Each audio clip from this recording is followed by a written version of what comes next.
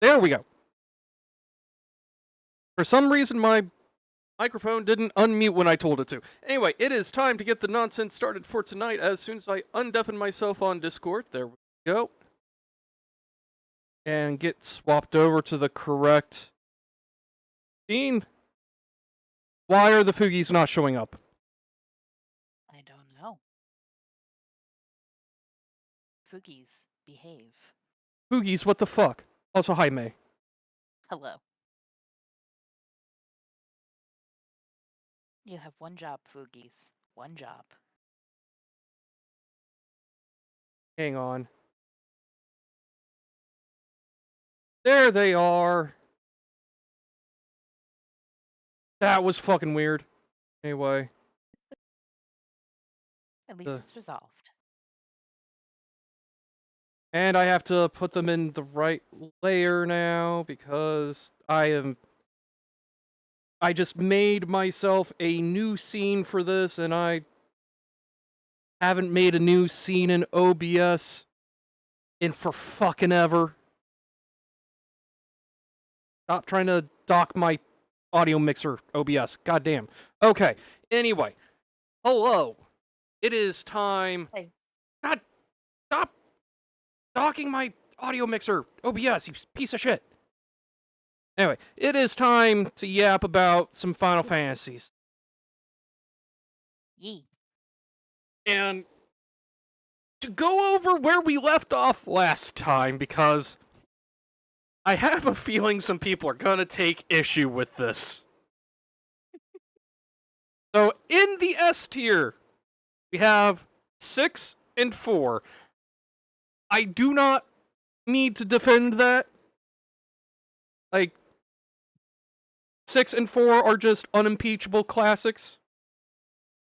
With A, we've got 10, 5, 3, and 7. Mm-hmm. I've got 10, 2, and 8 on B.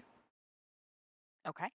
C is my baseline, because, you know, that's where I've got 1. So that's just the baseline.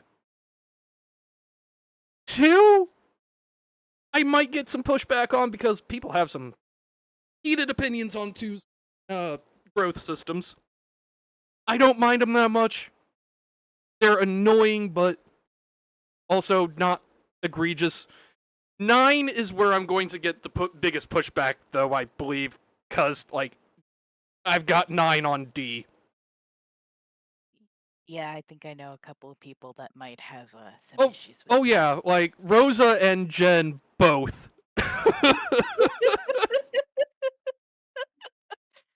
You're on your own for that one. I'm gonna sit here. Oh, I should get more coffee. I'm just gonna sit here and observe. So, kind of go back over my issues with 9. Half the party can be cut. Huge swaths of the story can be cut. It's so much filler. And fuck the AP system. Like, the AP system is neat in concept. Implementation is garbage. Like, when you are intentionally using weapons that you could have replaced 2 cities ago because you still need to learn fucking Fire 1, something has fucked up somewhere. And all the active time events, good God, the active time events, get them the fuck out of there. Like, you can have cutaways in cutscenes. That's fine. But there are so many goddamn active time events that I can't go 2 screens without being told, hey, cut away to this and that, everything else, and just grinds the pacing to a goddamn crawl. And I want to be clear. D is not my level of bad game. It is good game held back or significantly by other things. F is the only tier that I am considering bad games. We have so far avoided that.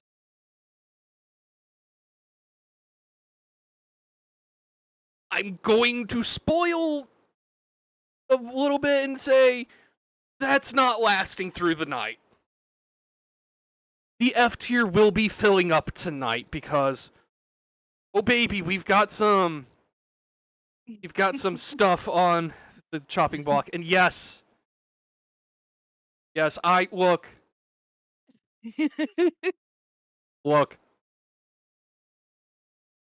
there's a lot I like about 9.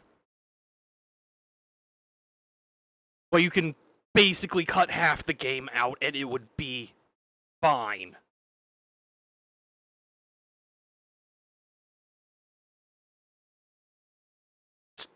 Just gonna leave it at that.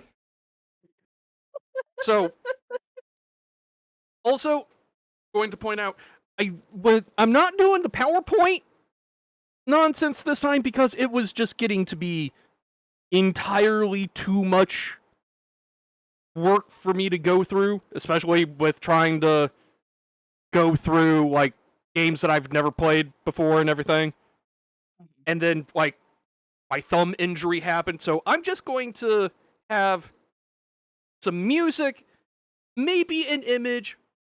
For some of the games that have trailers, we're going to do some trailer watches, stuff like that. And, like, again, D is not bad game. D is good game, just held back by things, in my opinion. F, I reiterate, is the only tier that I am going to consider bad. And even then, that's just my opinion.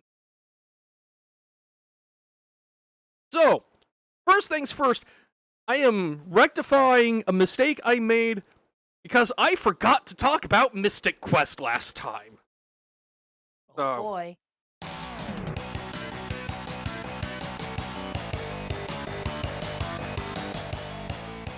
So, first off, Mystic Quest's music, fucking good. With that. It's got some very solid pixel art. Unfortunately, that's most of the good points out of the way. Like, for the unaware, Mystic Quest was the FF game Square put out as an entry-level RPG. Basically, like, the other FF games, like, it was up to 4, I believe. Like, this came out between 4 and 6, got localized. And Square was like, oh, obviously they're not catching on in the West because, people just aren't used to the genre and all the big numbers are, intimidating. So let's, for lack of a better word, dumb it down. The problem is they dumbed it down a bit too much. So, like, let me get some more, like, visual aids here going because, like, there are some very genuinely interesting things that the game does. Like, see if I can find a decent image.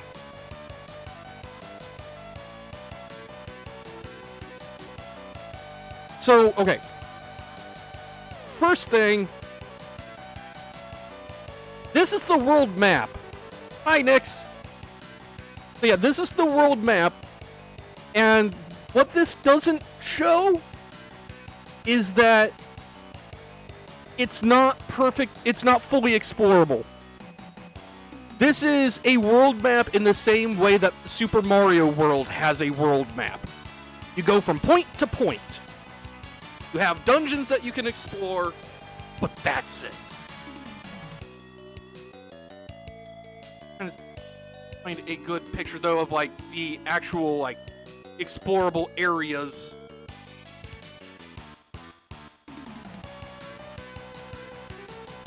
Like it's hard to describe without a visual aid.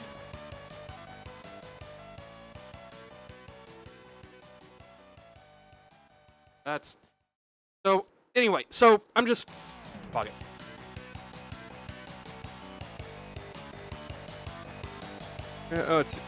So all of the encounters are on the map, and you can avoid them if you wish. And there is some like interesting strategy involved in the fights because like certain enemies are weak against certain weapons. For example, you come across a tree enemy, hit it with an axe, and it takes more damage. You know, stuff like that.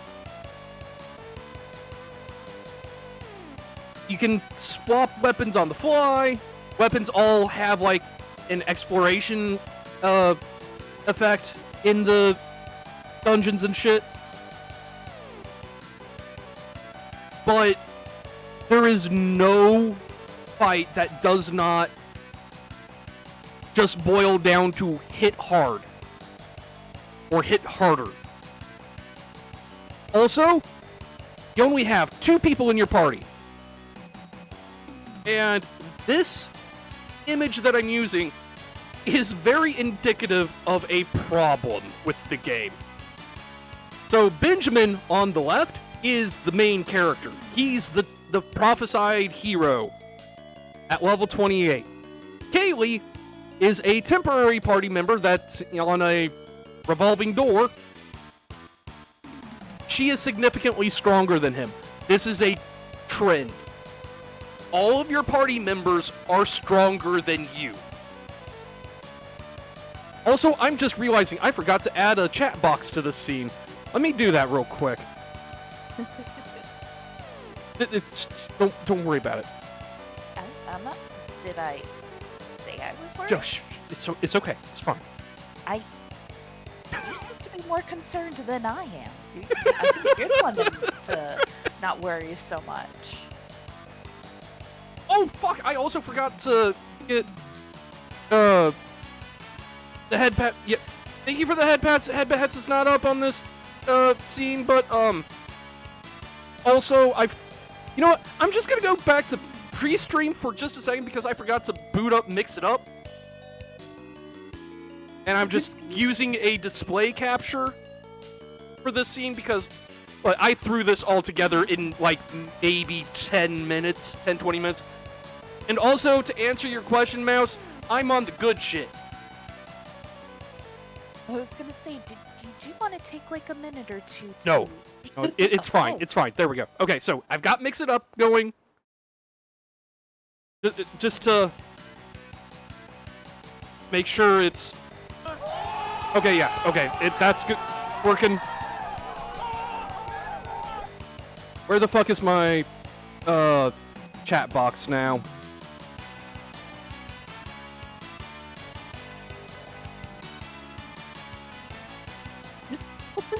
I'm just... God damn it, Sync. Where in the fuck? Okay. Studio mode, come here. I'm holding onto my desk. I'm holding on. Is that what you wanted to have happen? Yeah, something like that. Okay, holding. I'm holding my desk. Not that it was going anywhere, but it's... Okay, so that is a web source. Okay. So, browser source, add existing.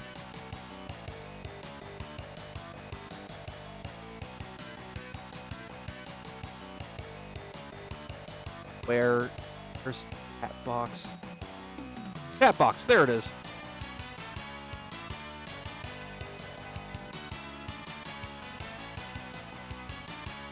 That's not what I... Oh, and we're traveling.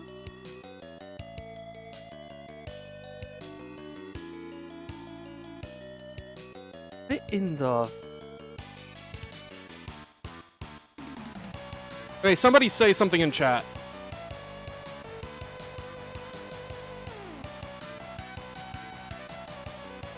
There we go. Okay.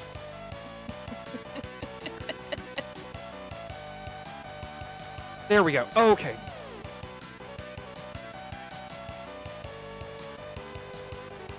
This is just stuff, and also I see my audio mixer got docked again.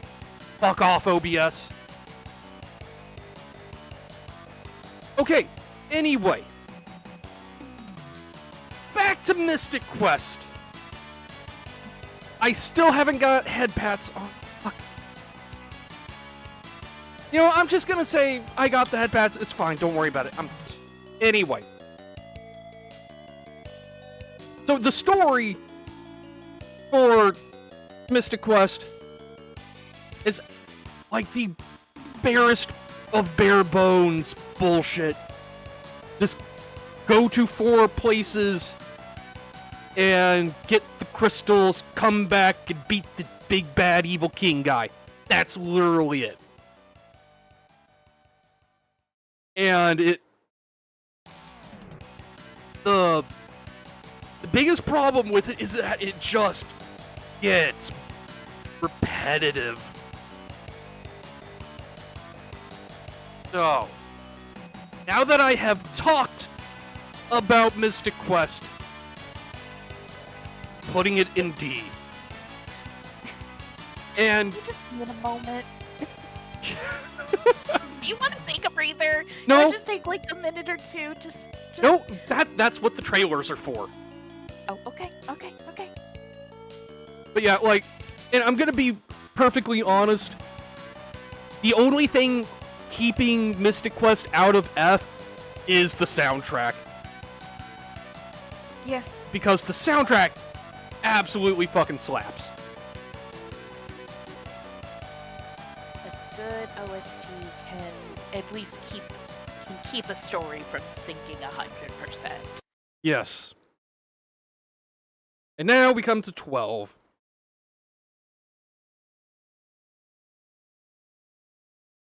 So, let's have a little trailer.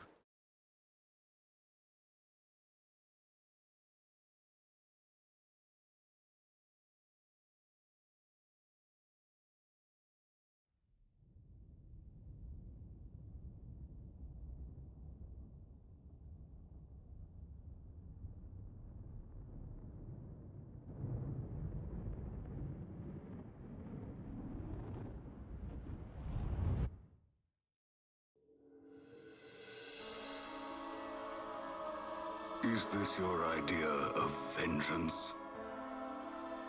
It is my idea of necessity. If we do not act now, it is not only our future you imperil. So, you would dirty your hands to keep his clean.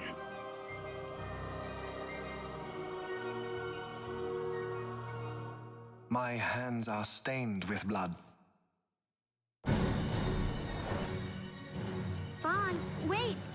What is it? I'm going to take back what's ours. Give back to Dalmasca.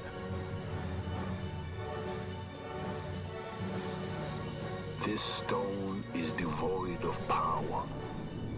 Empty, yet full of thirst. A terrible longing to drink the world dry. Quite a performance. Who are you? I play the leading man. Who else? Our ranks grow by the hour. And our troubles with them. Just get me there and I'll find Penelo myself. I don't respond well to orders. The Nethicite. The Empire must never hold it.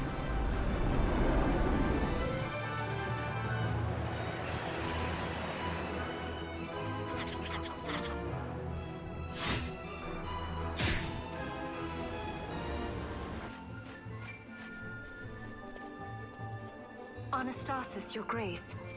I am a Lay Shelia. down your words.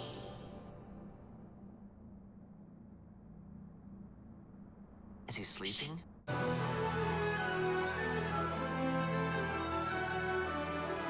I see the serpent coiled here before me. You speak too freely. Dalmasca?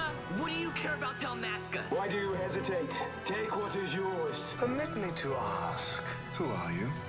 Sorry, can't be helped. Not unless you want to end up twisted, like the old man.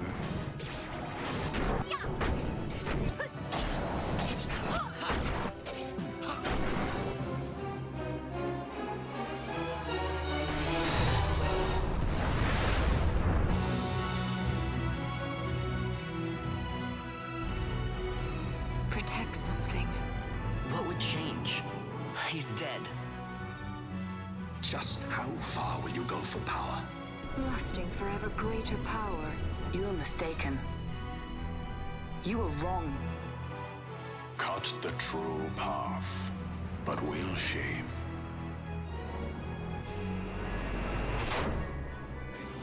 You must run as far as you can. That's what a sky pirate does. You fly. Don't you? I'm ready to find my purpose, to find some real answers. I wish I knew. I'll find them.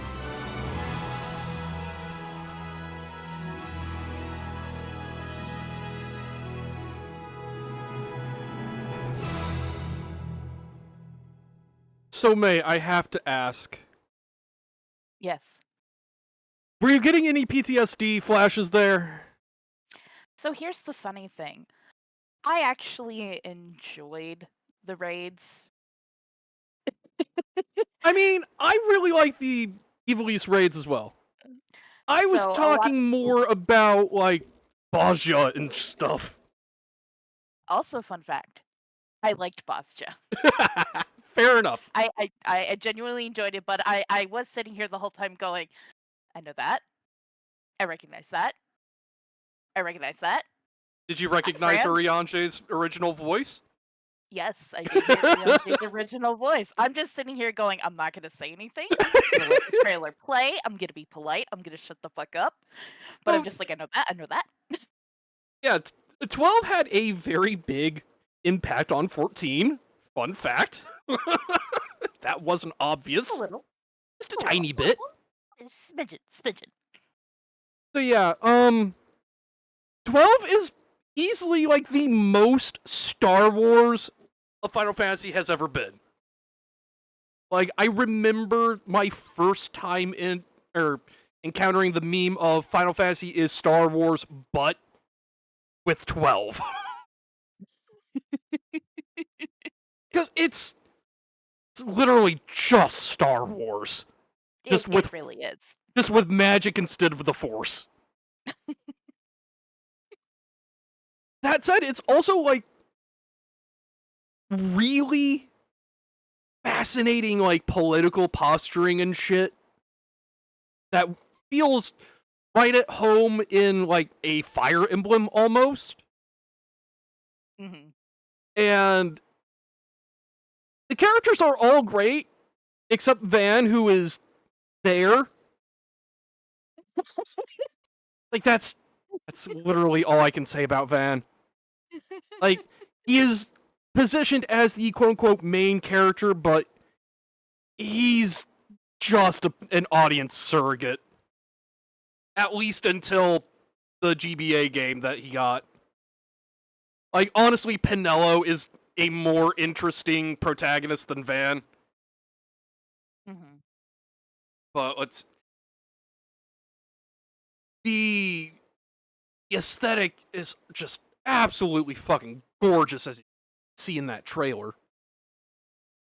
And the only thing that I can really say that, like, I've heard against 12 is that a lot of people did not jive with how the game played. And that's completely fair. Because, like, 12 tried to play like a single-player MMO.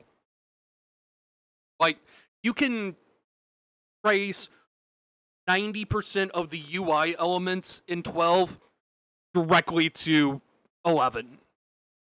Like, down to how, target indicators work as just like those big arching lines as you target shit. And the problem with doing hey, Final. Hello. I heard you talking about the gameplay of 12. I had to jump in, but I'm going to let you finish. Yeah, no, that's fair.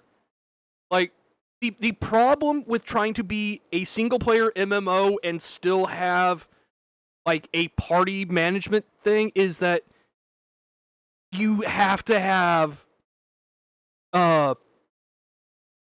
automation. And in that automation, like, they give you a lot of, like, really granular tools to, like, say, if this happens, cast this spell, or etc., etc. Problem is, when you get to that point, the game starts to play itself. So, what did you have to add, Final? Well, the Gambit system, I'll start with that one, was one of the things I actually did like just because, like, you had to toy around with it, otherwise you could end up screwing yourself, but I still find that a more engaging system than, the next game that's going to come up. Yes. But, yeah, that's what I like about it, but I think, like, some of the problems, like, the original in particular, because I know the updated edition, the Zodiac Age or whatever, fixed some of the issues. But this game, to me, was where it showed the ATB system at its worst.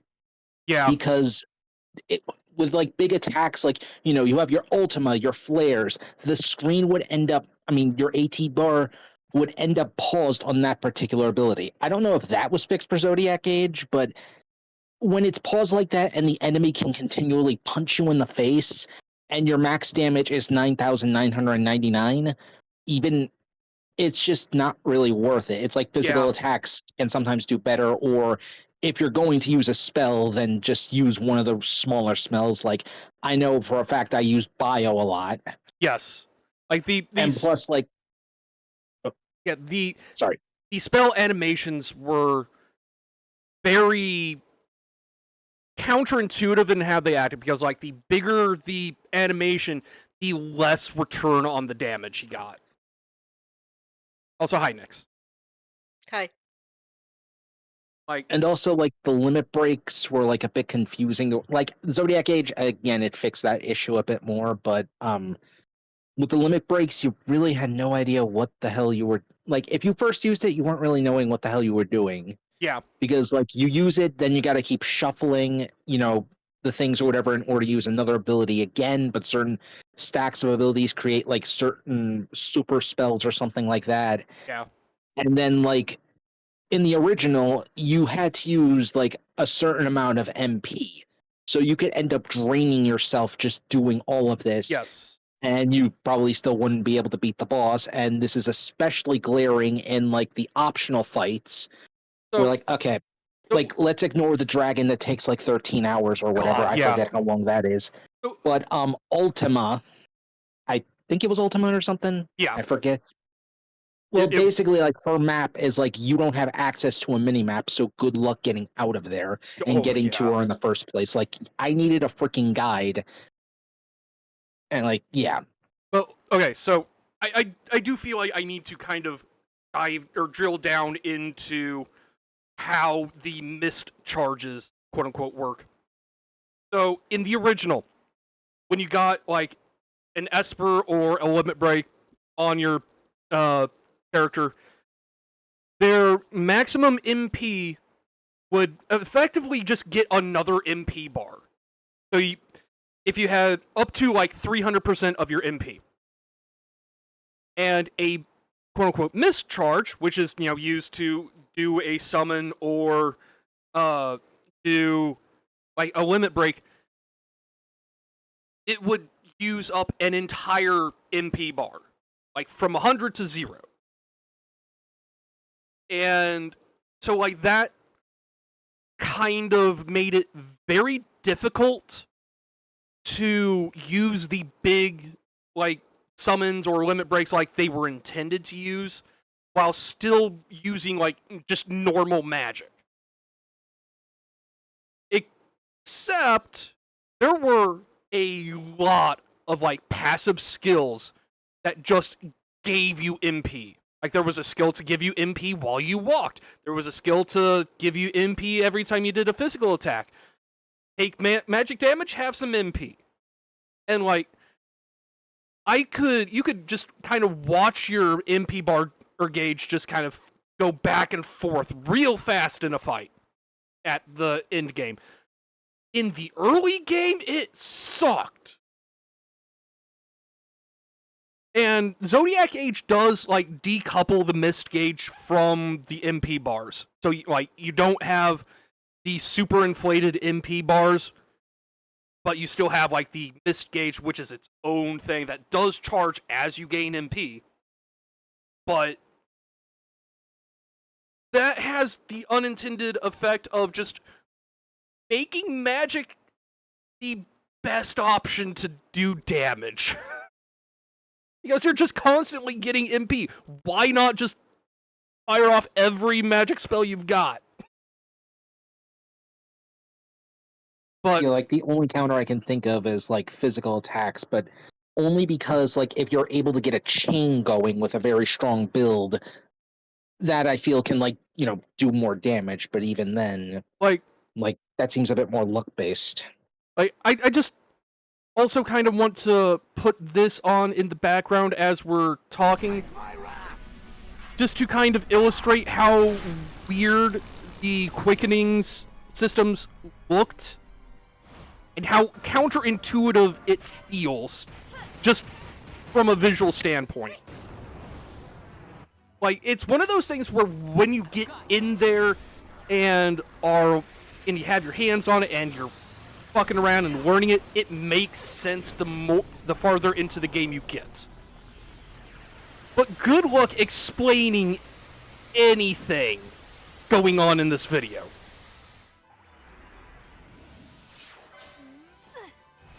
But like,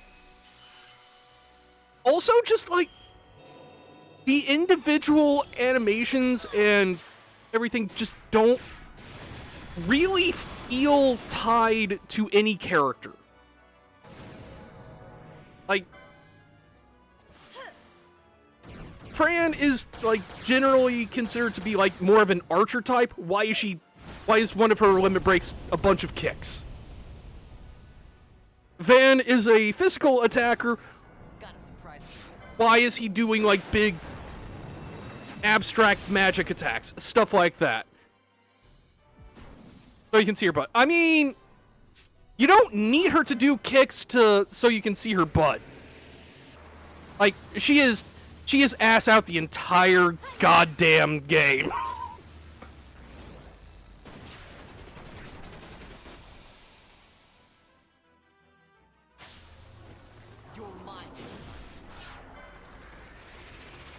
And then you get into like the repeats going out. And just like, the fuck is even happening here?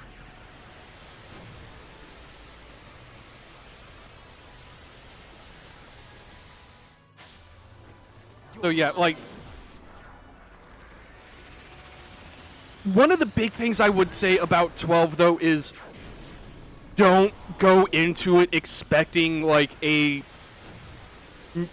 quote-unquote normal RPG experience. Approach 12 like a simulator game. And I think you'll have a lot better of an experience. Because that's basically what you're doing. You are managing an adventuring party in the third person almost. So what you're saying is Final Fantasy XII is Vampire Survivors. Got it. Not quite that, but it does kind of get there. Especially when you get up to Yzmat, who, for anyone unfamiliar, Yzmat is an optional super boss dragon with 13 million health. Oh, sorry. I almost blamed Atlas. Force of habit. And again, the hardest you can hit in one hit is 9,999. That just sounds tedious. At maximum level, with the best gear and the best damage, DPS, and absolutely like frame perfect inputs and everything, tool assisted speedrun strats, you are looking at 10 to 12 hours of a fight. That is cut down to about 6 hours in Zodiac Age because you can turn the game to go at 4 times speed. It is God. just so unnecessarily tanky. And also, you can tell who has played 12 when you get to the Ridorana Lighthouse raid in 14, because as soon as Yuzumat shows up there, people start having PTSD attacks. I heard a lot of caps lock in shout chat. Yup. A lot of caps lock. So yeah, And that's what the limit breaks look like in 12. So, like, go back to the tier list. I'm actually kind of torn on where I want to put 12. Because it is an incredible story. Like, it is one of the best, like, political thrillers I've ever encountered. I definitely think the combat does hold it back in a sense, just because, like, there's a lot of counterintuitive nonsense there, like the big spells not being worth it compared to, like, smaller, faster hitting stuff. But at the end of the day, it's better than 8. Yeah, that's fair. Fair enough. Also, like, you saved Mystic Quest from the F tier because of the music. Why not dock a perfectly good story because it's tedious to play? I almost forgot. 12 has an Ivalice soundtrack, so fully orchestrated and just absolutely gorgeous from wall to wall. And yeah, at least with Yuzumat, you can, like, actually leave the fight, save or whatever, and come back, and it will keep the damage. So, like, you don't have to do it in one sitting, at least. Oh, thank God. That said, you can also set up the gambits to just automate the entire fight, set down the controller, go do a shift at work or something, come back, and it'll still be going. So, like, pick your poison there. That's also the ultimate demonstration of the problem that you were talking about earlier in your review, where, like, the game is playing itself. Yes. This is like an idler game on a phone. Sort of. That said, like, you do have to, like, know how to set up the gambits, because, like, definitely. It is very much a very simplified programming language that it uses. It's very much if-then.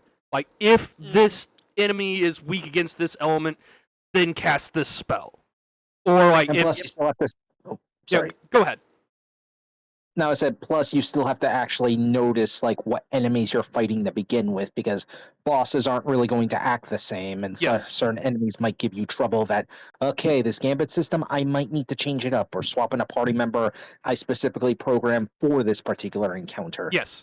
And, like, you do have a maximum amount of gambit slots, so, like, it's one of those things where you will have to have, like, specialized behaviors for special encounters or whatever, or certain areas depending on, like, elemental stuff and all.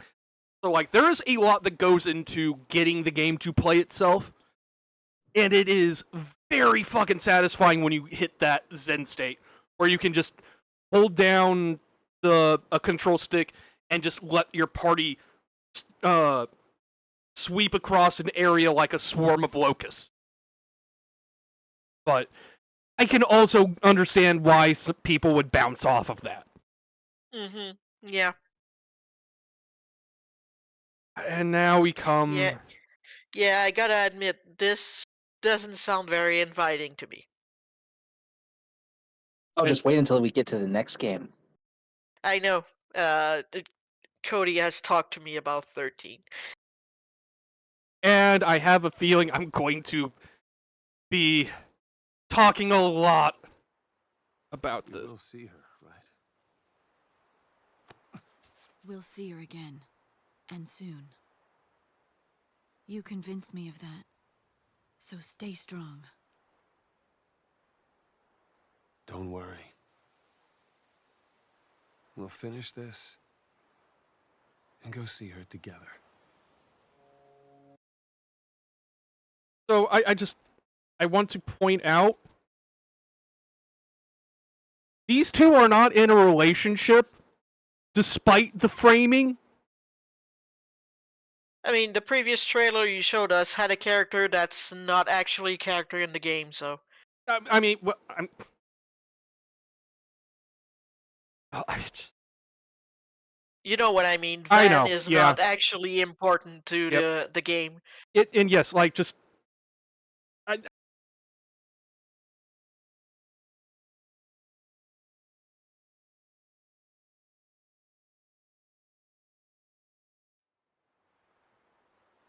We will see her, right? We'll see her again. And soon. You convinced me of that. So stay strong. Don't worry. We'll finish this and go see her together. Look. Branded by Pulse. I'm a Lassie. Enemy of Cocoon. Danger to us all. My parents died. I had to be strong for Sarah, so I thought I needed to forget my past. And I became Lightning. I thought that by changing my name, I could change who I was.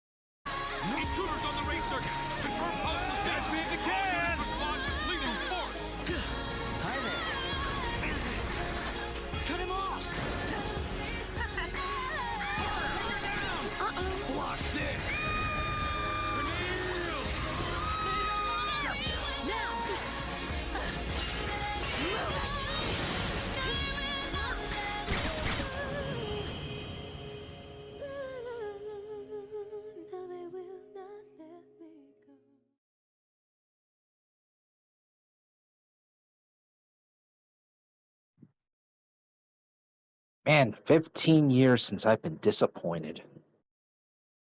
I'll be real.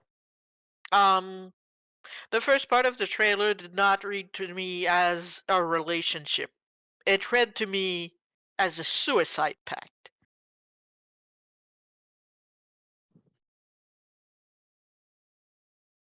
Yeah, I had a feeling it wasn't. Also, I don't know why my microphone got muted for a second there. Anyway, so let me get the positives out of the way first. It is a very pretty game to look at. Now that the positives are out of the way, I'm not even joking. Like, there is so much wrong with this game. I almost don't know where to start. Like, the first and most obvious thing is the linearity. Like, there have been so many jokes made about Final Fantasy XIII being Final Hallway Simulator. And they're not wrong. Literally, every map except for one is a singular line from start to finish with maybe a little offshoot that has a little treasure at the end. I was gonna joke that actually Backrooms is a better hallway simulator than this. I mean, yeah, kind of. But, like, to the point where even the progression is an illusion. Like, that is the biggest thing about 13. Everything is a goddamn illusion. Like, if I can find pictures of, like, areas. Like... Also, while you're... Oh, sorry. No, go ahead. I'm gonna be So while you're scrubbing looking this. for that, I got a brief story about when I first got 13, because it was the first game where my mind, you know how, like, the spider sense from Spider-Man? Oh, yeah. That was the first time I ever got it, and I hadn't even seen reviews yet. And Yeah. I was just like, But, I already pre-ordered it. I had the money ready. I figured, you know what? What's the worst that can happen? Then once I completed the game, I had no idea what the hell to feel. Yeah. Like, what's the worst that can happen is a very cursed phrase. Here, I'm just gonna let this play for a second while I try to find the play. Because, like, I noticed something about the trailer that is extremely telling.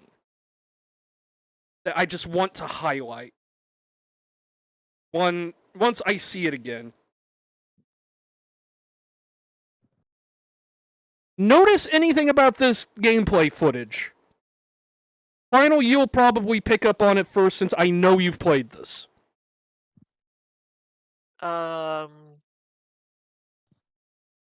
Honestly, I have no idea what I'm looking for. They removed the mini-map for the trailer. Ah.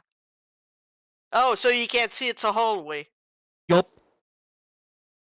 Because, like, without the mini-map showing where you can and can't go, it looks like a fairly fleshed out area. It looks open.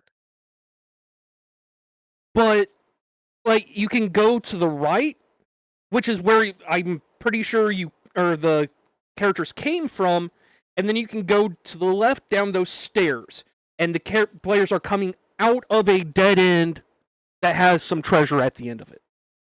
You cannot go anywhere else. It is it is trying to think of a decent allegory or metaphor or whatever the word is. So I can't explore the whatever. Is that a train? No, that's just...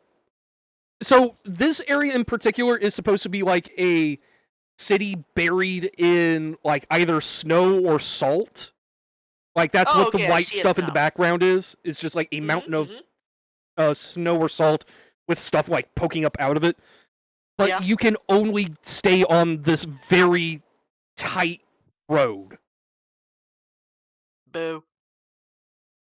And like you have the progression systems, which you have like multiple jobs that have multiple quote unquote branches.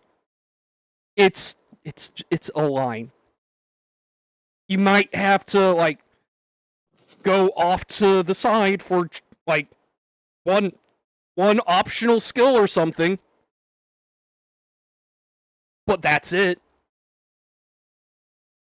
And you spend the vast majority of the game split up. Like, for the first... Like, I don't think you get a full party of 3 characters until after the 25-hour mark. And you don't get full access to all the jobs. Like, you get access to all the jobs, you just get the jobs that the game tells you you can have for a certain area. You don't get the freedom to mix and match and do your own shit with the battle system until the 40-hour mark. And even then, like, I mean, as you progress to the thing, you're going to hit a wall. That wall will not be broken down until you get further into the story. So you're limited in how strong you get each time. And plus, like with those extra jobs, certain characters will specialize in 3 jobs, and the other ones, they're not going to be as good. And even then, like, if you invest your time into them, it's kind of a waste because the stat gains are minimal, and it requires a massive grind. Yes. In order to actually progress on those things. So it's really not worth it except for maybe post-game content, or you're just that desperate to get stronger, but it's not really worth it. So, I also want to kind of get into how the battle system... Because this bar right here, that is your time gauge. That fills up while you have your turn, and you have various attacks that have different sized icons representing how much time each action takes. The actual time investment, like, does not compute. Like, the bigger the icon does not mean it's a longer attack animation. It is just a bigger cost on your gauge. That's it. And you can go hunting through all of the menus to pick out the individual attacks and everything that you want to do. And, like, min-max your turn and everything like that. But the battles move so fast that if you do that, you will be dead by the time you queue up your turn. And so the game has a workaround. The top option in every battle is the auto battle option. And in the combat tutorial at the beginning of the game, it says picking auto battle will always pick the most optimal choices that you can make for you. Just automatically queue them up. Is it actually the optimal choice? Yes. Pretty much. Which begs the question... I'm sorry. Yeah, which begs the question, what the fuck is the player doing in these battles? Jerking off? No. That being said, you probably could play this with one hand. Yes. Like, the only thing the player has to do in a battle is manage the jobs. Because, like, one thing that the job system does that is kind of neat is that you can select from, like, I want to say 3 or 4 preset paradigms, which is, like, where you can, like, just make the entire party swap jobs mid-battle. And, like, there is some tech to, like, using animation canceling to skip the cutscene that plays where everybody, does their little job change, and like to maximize, your stagger or whatever like that. Which the stagger we will come back to that, but unfortunately, that's the extent of the engagement with the actual battle system.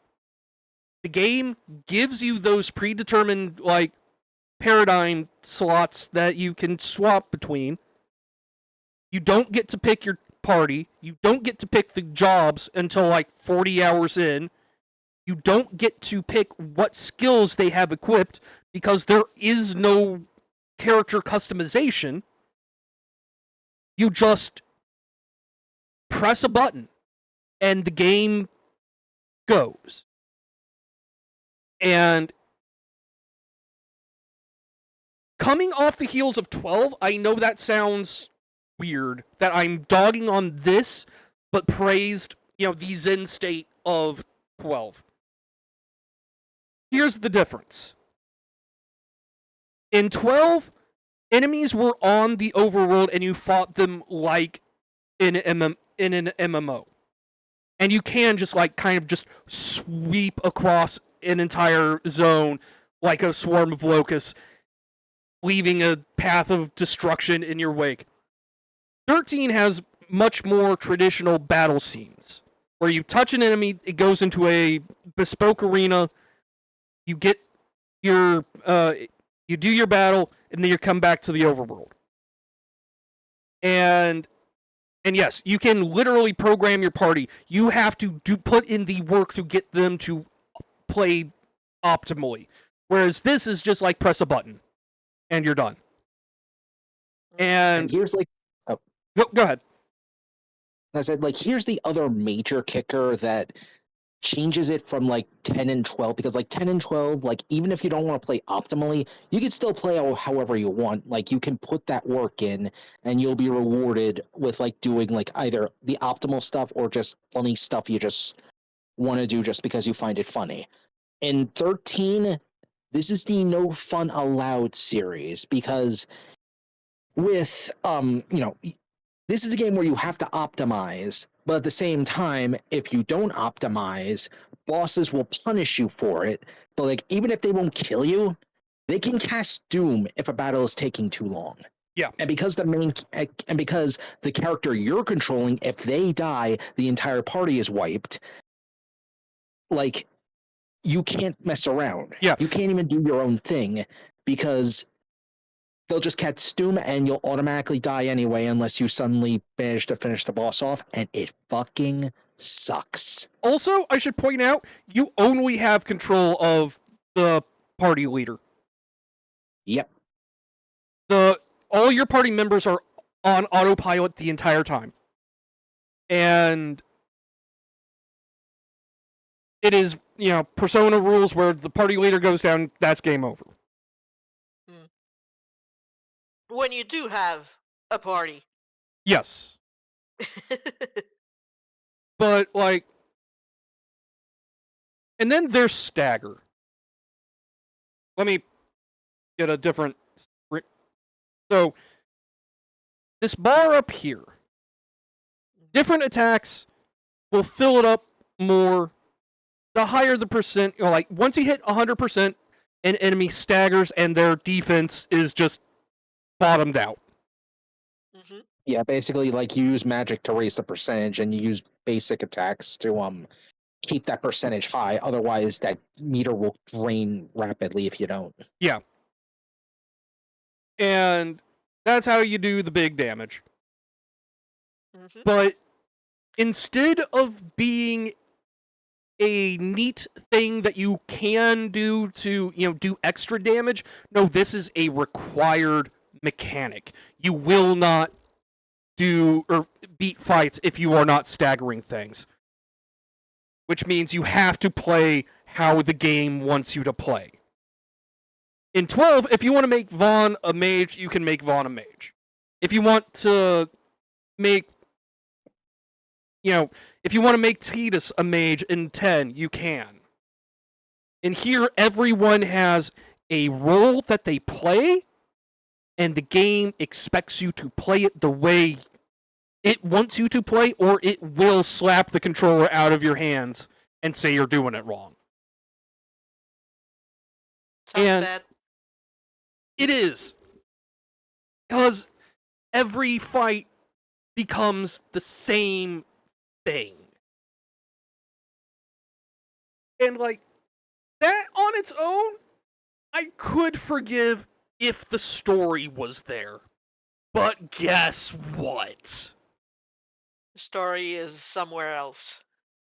So, one of the things that I love about Final Fantasy games is that they almost always have very compelling villains. Like, Garland wasn't all that compelling.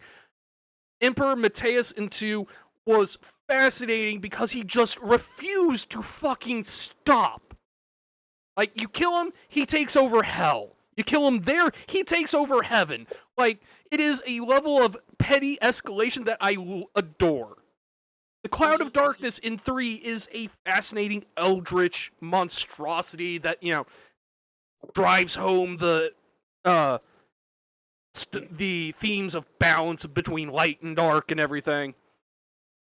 Even Zeromus in 4 is interesting in how hard of a juxtaposition he is compared to the society he's supposedly coming from. In 5, X-Death is just a goofy-ass tree that just plays into the Saturday morning cartoon vibes. And then you've got fucking Kafka, who is just chewing the scenery in every fucking scene he's in. Sephiroth is a goddamn masterclass in how PTSD manifests in people. Ultimecia is a treatise on loneliness and isolation. Kuja is one of the most human antagonists in the series in how he fears death. Like, I could go on. The final the villain of 13 is daddy issues.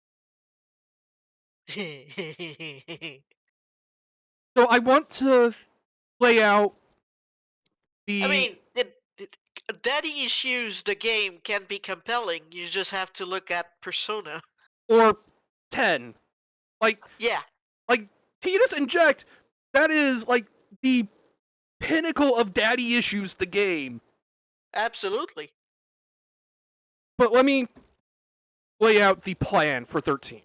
So the FAL-C, which they really needed to have different words for that. Like, you can say demigods, guys. Because that's all they are. They are demigods.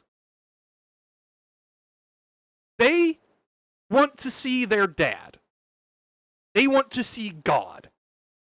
Everything they have tried has failed. So what they're gonna do, they're going to take an immeasurable amount of human lives and sacrifice them so that their dad will feel the disturbance in the Force and pay attention to them. They have the same... Makes sense so far. No, there is no so far. That's the plan. That's the beginning and end. Wow. Okay, that's not very much of a plan. And basically just setting the toy box on fire. Like, they have the mental... Like, they try to portray it as, 40 chess masters nonsense, but they have the mentality of a 5-year-old acting out because dad works too much. And here's the thing. You said 40 chess. I don't even think checkers is here. Yeah. And here's the thing. These demigods need mortals to do their bidding for reasons that are never adequately explained. They need the party to do what they want to get their plan off the ground. And so the party does it.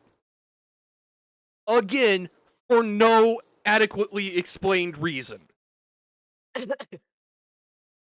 Like, there is a scene where the party is on, the quote-unquote hell on Earth that, everyone is, terrified of. This lawless planet that, monsters, and they're just kind of chilling there. They're like, we could stay here and have a fairly decent life. And then the Pope shows up and is like, no, we need you to go back to the other planet and start killing people. It's always the Pope, isn't it? And the party's response is, fuck you, we're going back to that planet to kill people. Well, specifically, it's that the main villain is the Pope, because of course it's the Pope. It's always the Pope. His plan is that he's the one who has to die in order for the big thing called Ragnarok to begin to kill everyone. So he's basically goading the party into like killing him. The problem is that it's not done in like a clever way, where the party is constantly angry. They can think of nothing but revenge and want to kill this guy. No, they have the clear-cut answer right there, and they keep going for it, despite all logic saying, we probably shouldn't kill him because if he dies, we're fucked. Yeah. Like, they know everything. They know the Pope's plan. And, like, I know, like, the Spoonie experiments, Batiste on a lot of things did not age too well because, like, he was playing a character, really leaned into the outrage. But there was one thing that will always stick out to me about his 13 review. When the enemy or the villain's plan can be thwarted by apathy, you have written a bad story.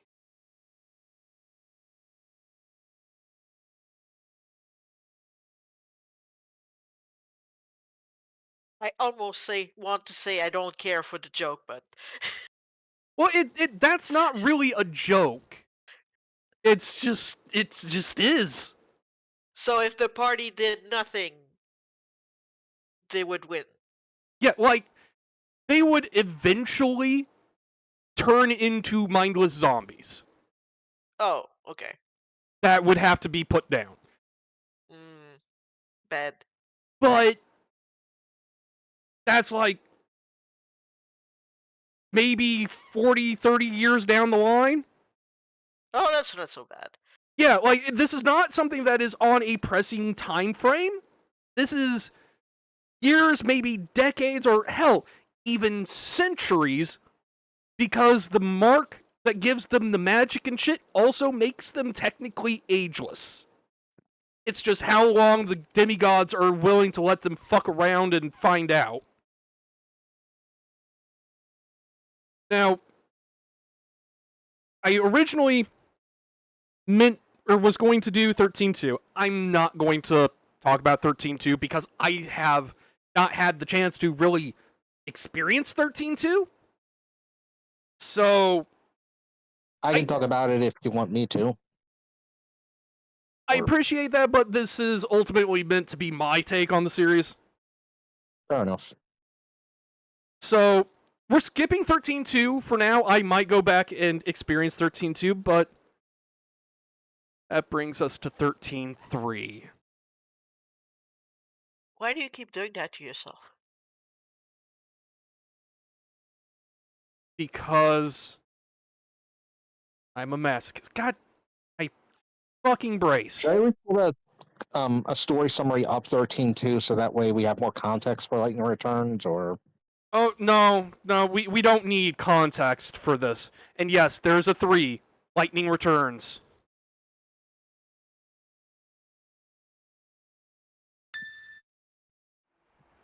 When I awoke from my dreamless sleep, I was just in time to witness the end of the world.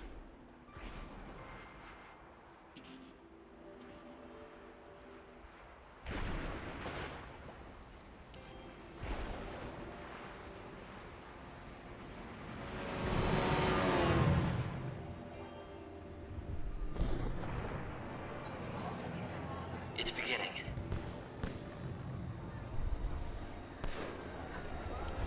Also, I'm belatedly realizing this is the opening cutscene and not a trailer, but fuck it. Last revelry to say farewell. The people here know that it's almost over. Yeah. Only 13 days to go.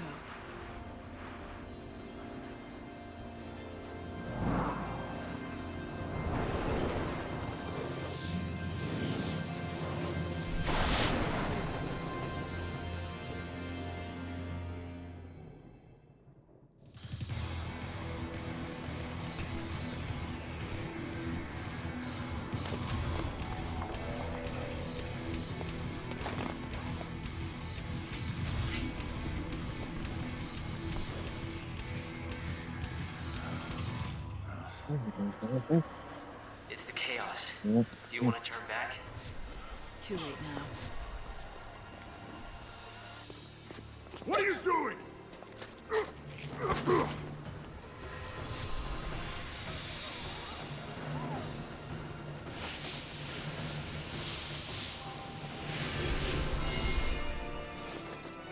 The Savior.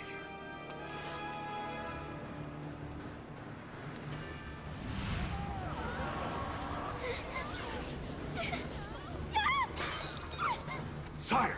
Got it.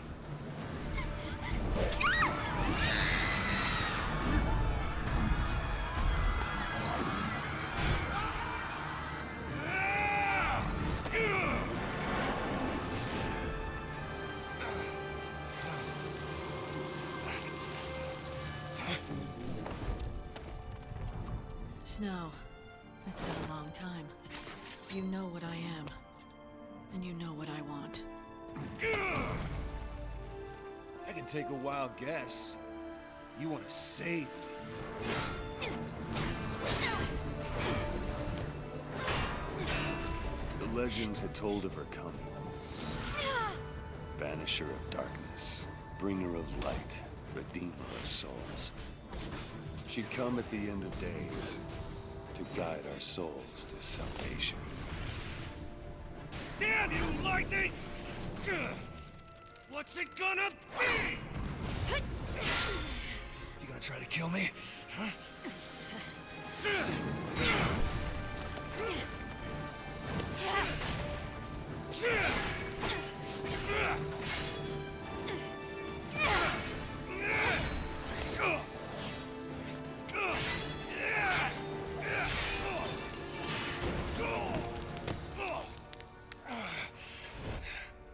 It's over. You're a regular angel of death, Light. So now what? This is the bit where you save my soul? I could help you, if that's what you want. Damn it! What kind of answer is that? Now that isn't going to work.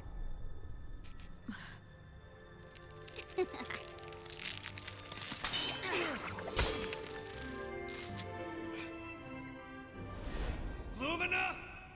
Now that's not right. You're not supposed to throw your life away.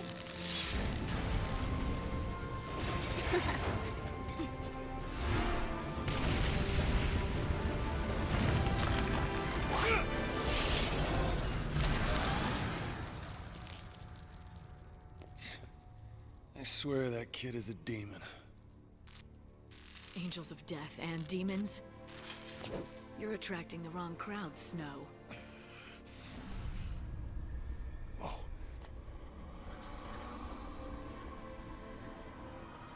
No one is gonna stop me. You hear? Not you, definitely not her. If I have to fight the Savior, then I will.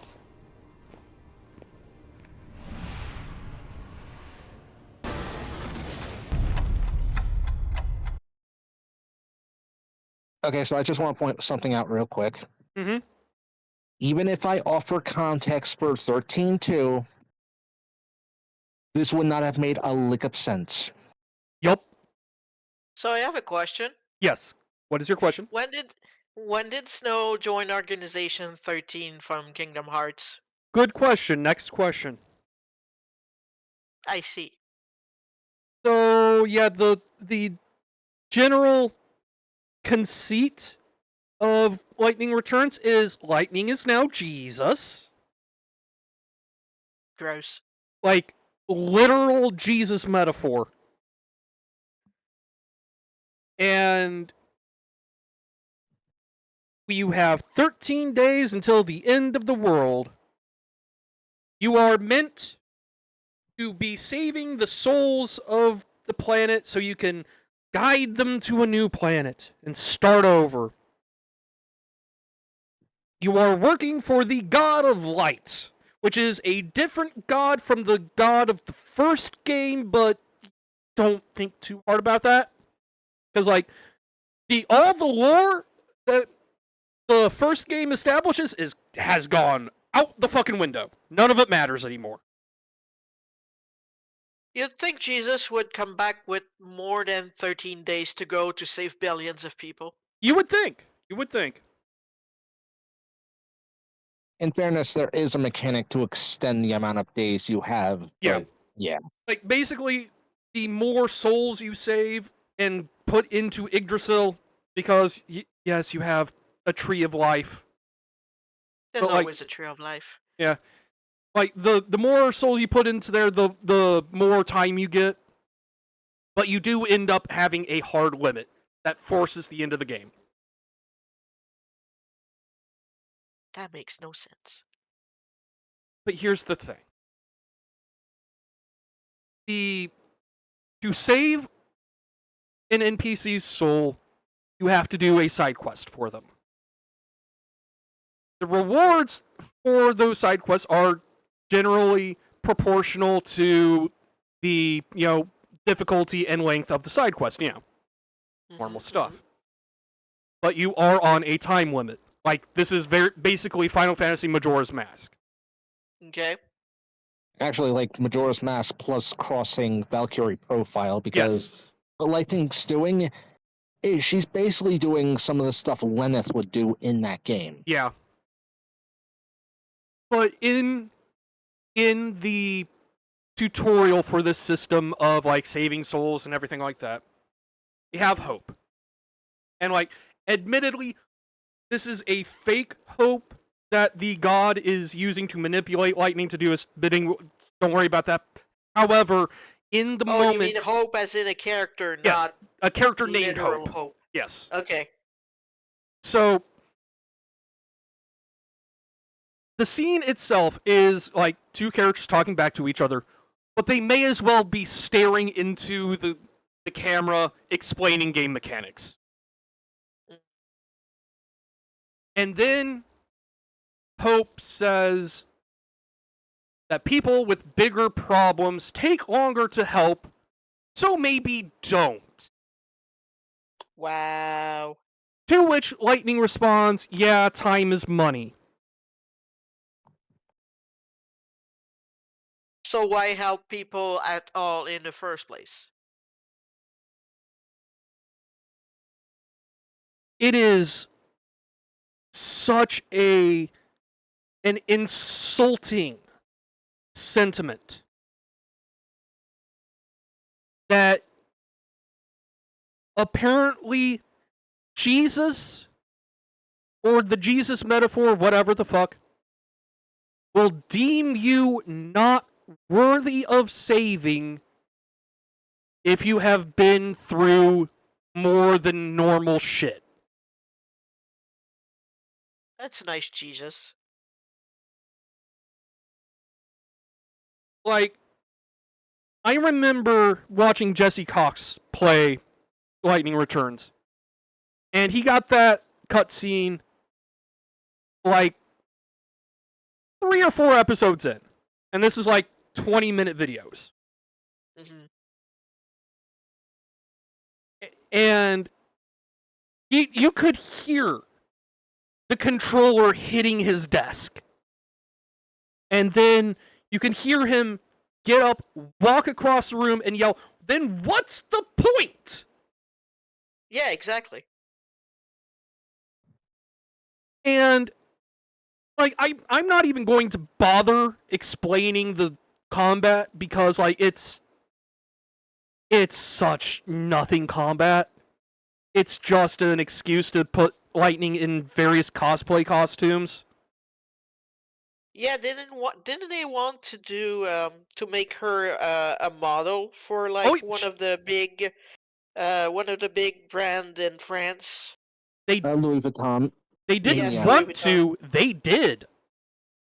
Oh, crap. But like it is such a gross and insulting sentiment that there are the worthy and the unworthy to be saved, baked into game mechanics. And like, if there were a tutorial box saying, hey, this side quest that you embarked on might be a little difficult on your first time through, maybe consider waiting until a second playthrough or New Game Plus. That I could have accepted, because that's not the game's characters itself telling you what their values and the themes of the game are. That's like Hand of God pulling back the curtain and it's like, hey, just so you know, this might cause some problems down the line. We don't want you to get into a place where you fuck yourself.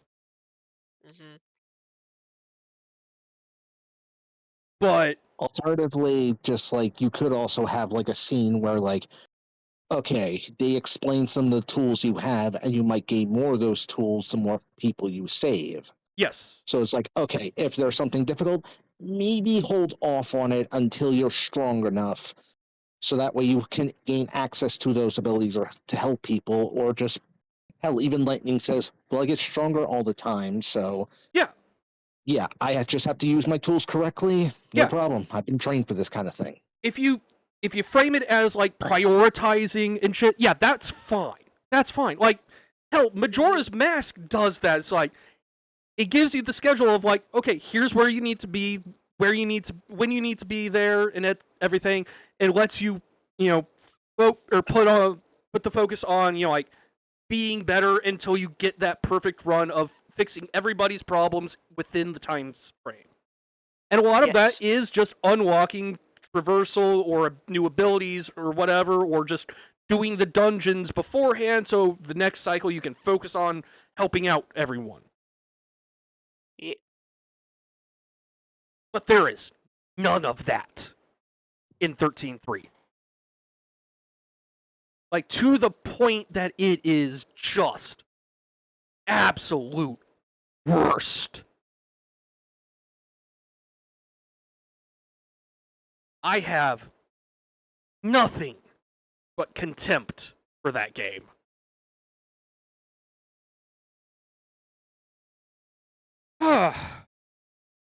Also, I might be totally wrong, because I don't actually play many Final Fantasies, if at all, but I thought one of the big themes of the Final Fantasy series was basically hope, and we're gonna go through this together.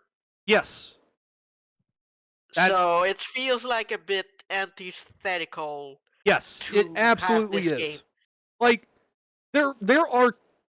So, bringing this back to Final Fantasy X, one of the big moments in 10 is an NPC saying, shit's fucked, this is your only option, do it or else. And the party is like, no, fuck you, we're doing our own thing, we're gonna do something better, fuck off. And they do it. And it's so iconic because of that. Yeah. Yeah, like, everything's fucked, but we're together and we're gonna get through this because fuck everybody else. It is one of those things where we are rejecting your false hope that will get more and more and more people killed down the line, and we are going to take a gamble on a permanent solution. We're gonna do the difficult shit because you don't want to do it. Exactly. Anyway, moving on to a better game. And this will be the point where I dive off. Oh wait, you're talking about 14 or? No, this is Dissidia. We got to get through Dissidia first. If I can find the original thing. That being said, it is getting late, so I will have to dip out. So good night, guys. Good night. Good night. Good night. Do the intro because, okay, this is the one.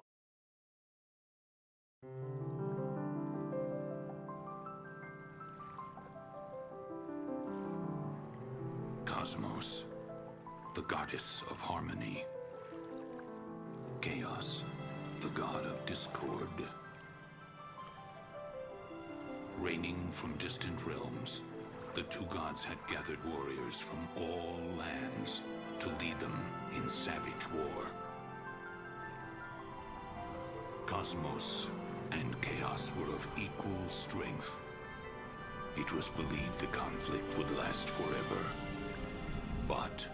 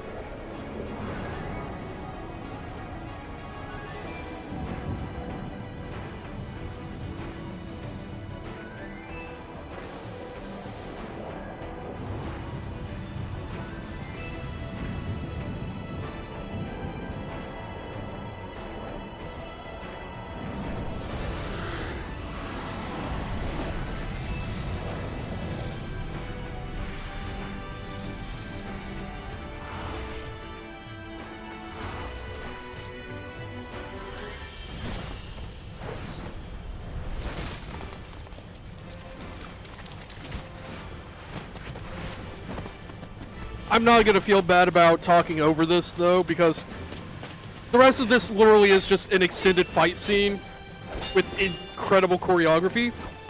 I wanted to point out that the villains are maybe a little too close to the exploding volcano. Nah, it's fine. Don't worry about it. So yeah, Don't worry about it.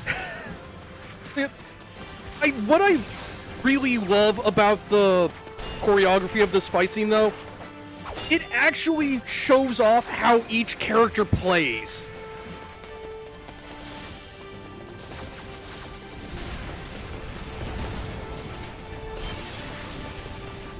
And like, each character is very unique from each other.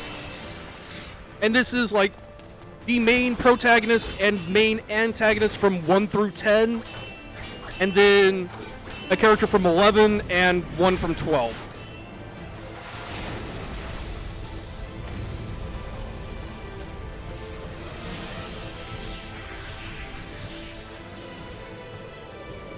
And despite what the cutscene here shows, this is a 1v1 arena fighter. Hey, it's your favorite guy. Yep. The dad issues of all time. Yep. But, like, it's a fairly simple fighter because, like, you know, this was PSP, so they didn't have a whole lot of real estate to work with. But what they did with the system, let you basically, like, customize everybody's moveset and everything. And with how unique everybody's playstyle is, it is just so much fucking fun. And for a little, arena fighter crossover thing.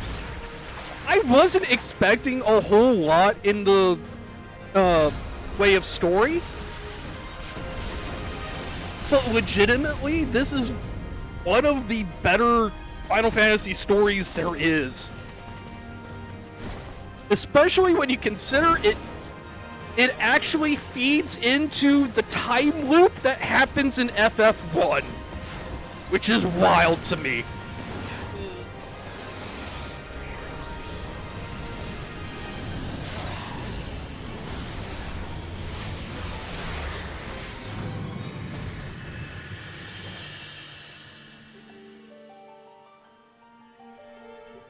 So yeah, just gonna leave it on that as our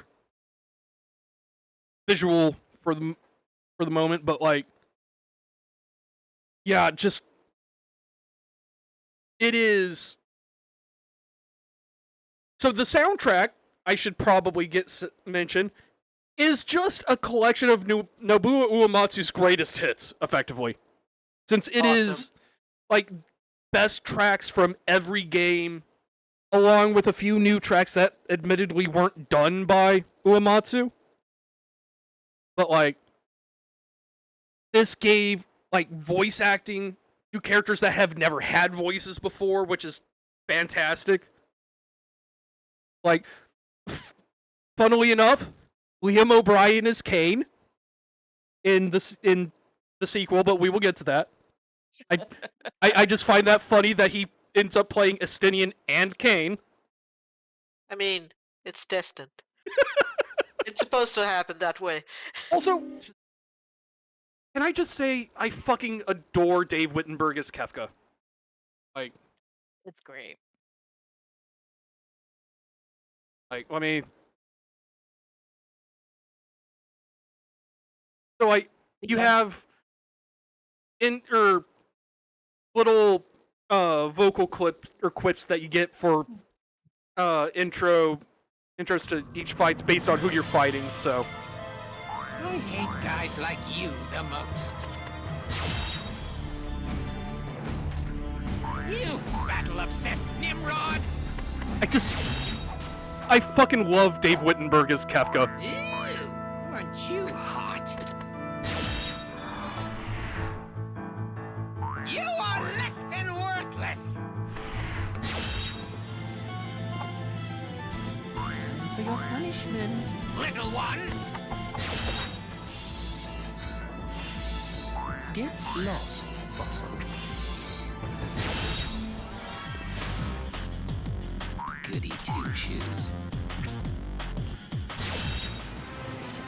Also, this is where Kefka's animations come from for the raid in 14. Yep. I recognize. Let me take that load off your shoulders. Chasing after that motherfucker as he bounces away. Destruction without death! Boring! Time to come home to Papa. Oh, who's that handsome devil? Oh, Jesus. The smell of inexperience. What is it that you want? I see a poser. Anyway, I'm gonna pause it there just because I find that one the funniest. The voice actor sounds like he's having a great time. Oh, he is so good in the role. Dave Wittenberg just fucking kills it. And the interactions between the characters are so good. For a crossover thing like this, you don't really expect much in the way of story, but there's a fucking love triangle for the villains where fucking I need to know. Where fucking Exdeath and Kefka are both vying for the attention of the Cloud of Darkness. Of course they are. Because Cloud of Darkness is the pinnacle of what X-Death wants. She is the void that he venerates.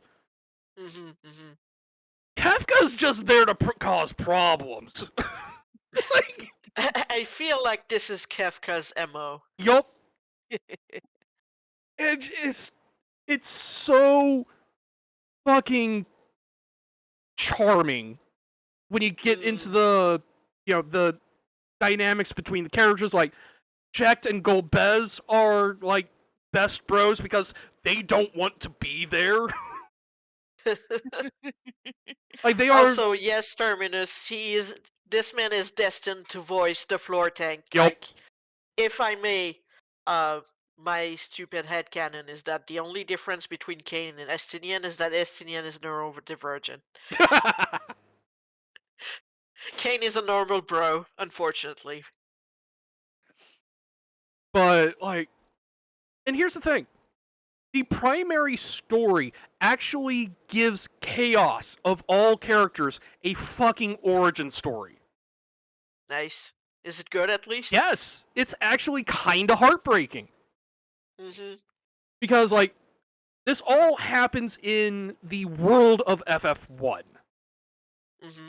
But, like, in the, like, extreme far future of FF1, there's, like, this super advanced society that is like doing magical biological weapons research for a certain or whatever. They create Chaos as a biological weapon, and like this is still just a baby though. So one of the researchers takes Chaos home to raise, until he grows into his powers and he can be put on the front lines and everything. And Chaos gets attached to the researcher's wife as his mom. Whoops. Like a kid, as you do. But, a good, 16, 17 years down the line, the army comes wanting to collect their weapon. Chaos doesn't want to go. Unfortunately. Yeah. Chaos doesn't want to go. And the researcher's wife is like, no, I'm not letting you take my son. And so she gets shot. Yep. And when you have a man-made god who doesn't really know how to control his godly powers, sees his mom get shot. Hi, Lewis. We're talking about we're talking about artificial gods and moms getting shot. How you doing? You came in at an interesting time. I think you traumatized Lewis with your topspin jokes. No, I didn't. I didn't traumatize anyone. I fucking enriched him with topspin. Right. Hope Mega Man 3 was good to you, or at least you spun to one. Because, we all know, topspin is the best weapon. Anyway, back to this. So, that's when Chaos just goes full god, destroys the world, and remakes in a golem in the image of his mom, and that's Cosmos. Whoops. And then an eldritch interdimensional dragon shows up and is like, hey, I'm gonna have some fun. You're gonna go to war with each other. And I'm just gonna watch. And that's so it is the dragon's fault. Yes. And that's the story of Dissidia. Jesus. It's way more than I was expecting. And yes, very wild considering what they did with Stranger of Paradise. Speaking of, there's actually a scene in Dissidia where they explain how Garland and Chaos got together. Like Garland together, or well, so in FF1, Garland, does the whole time loop thing and becomes chaos. Yeah.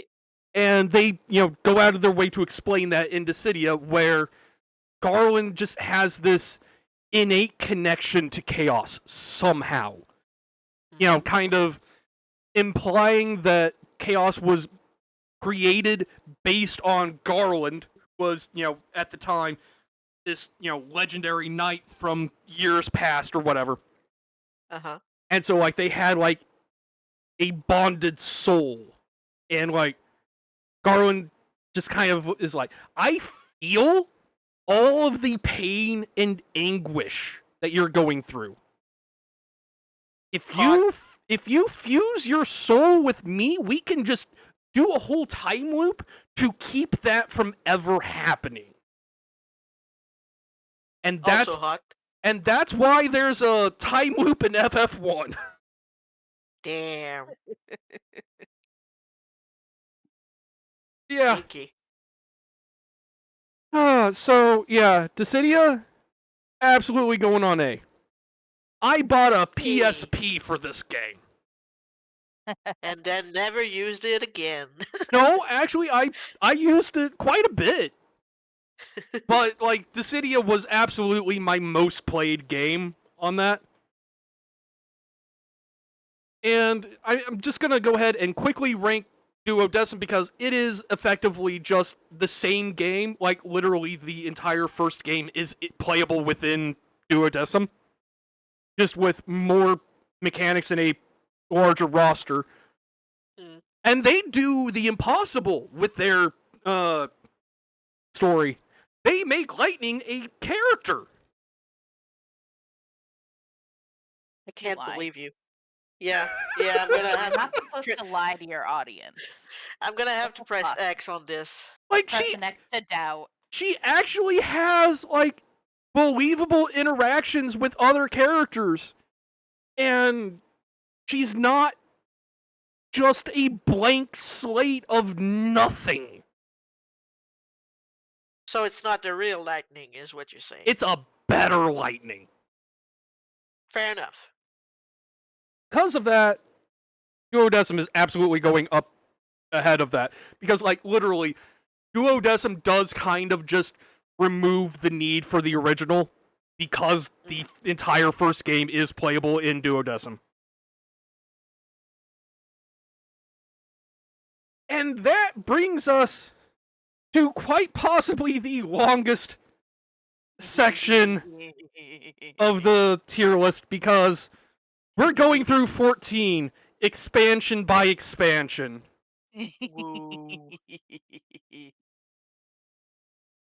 And we're starting with 1.0.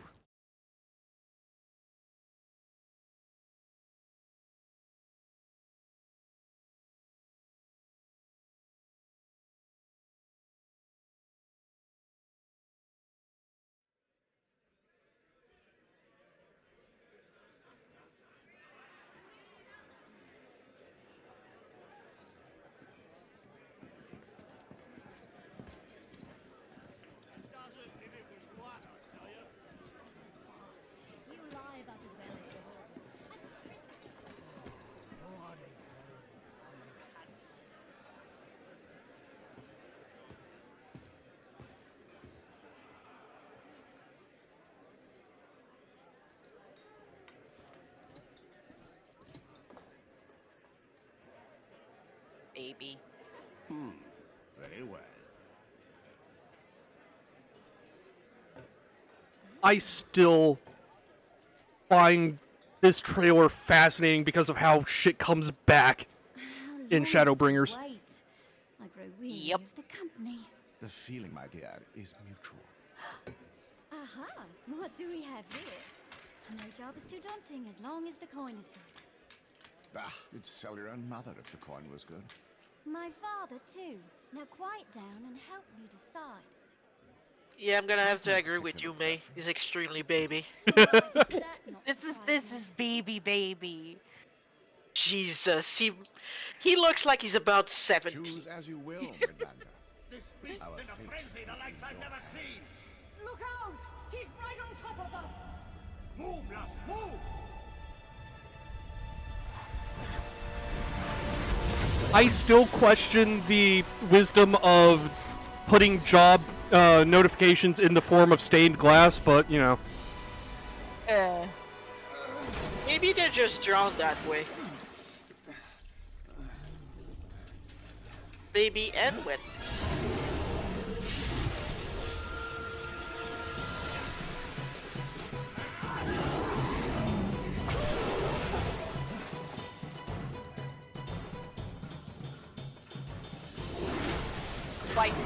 Wife. Okay. Sorry, I'm done. Are you sure? No. Wife, badass wife, let's go.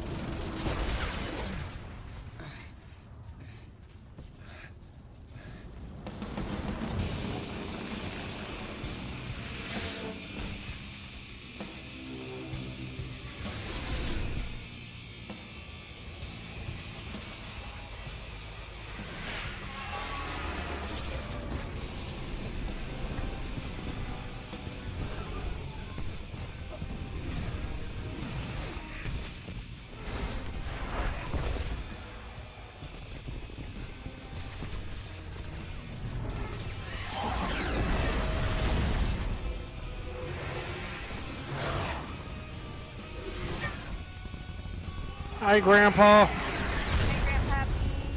Yeah. Actually, hold on. Hi, great grandpa. You old motherfucker. I mean, he's very old, but he's just that. Yeah. Yeah, this is true.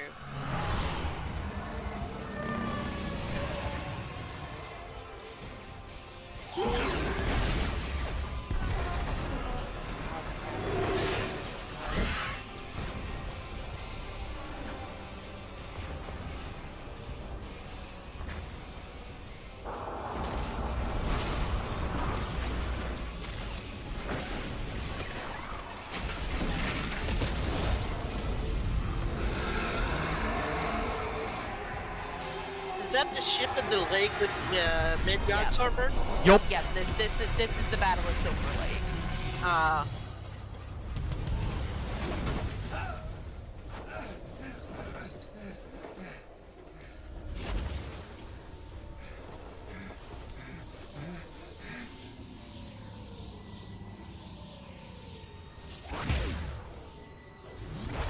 Love how this gets brought back.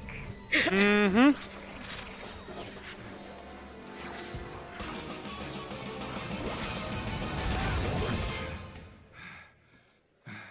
Look who's returned from his reverie. My good man. So nice of you to join us again.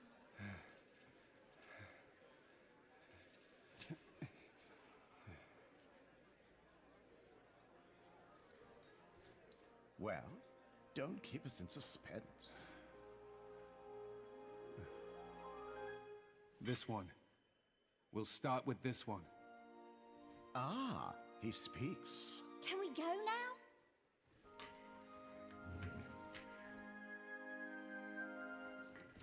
Let us give the bard something to sing.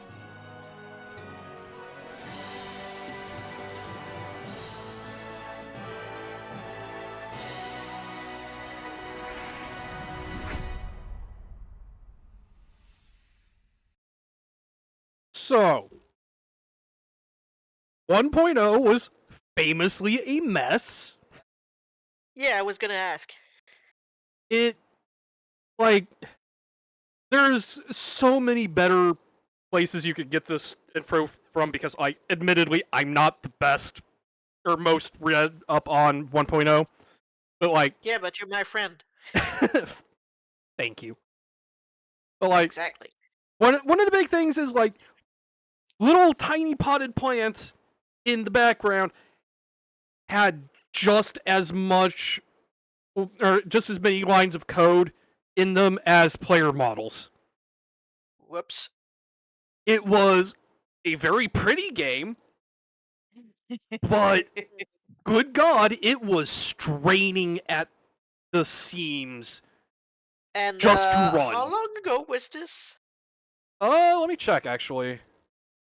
If you're wanting a good overview, like explanation breakdown of what happened with 1.0 and all, I would recommend watching the No Clip documentary. Yes. That's been like the best source for it. Also, just look at a map at original Gridania. Oh and God, you will yeah, shit like a brick. yeah. So it was discontinued in 2010. So that gives you an idea of just how old 1.0 was. Like 0.0. So they were trying to make a computer for like from like 2006 just run this. Yes. Somehow. Like yeah, I can understand why this not failed, but like this is a very low res map, but like look at all those crisscrossing paths. Yikes. Like, it was a spider web to try and navigate. But yeah, like you couldn't jump. It took a good like 30 seconds just to change your equipment because of like latency to servers and shit.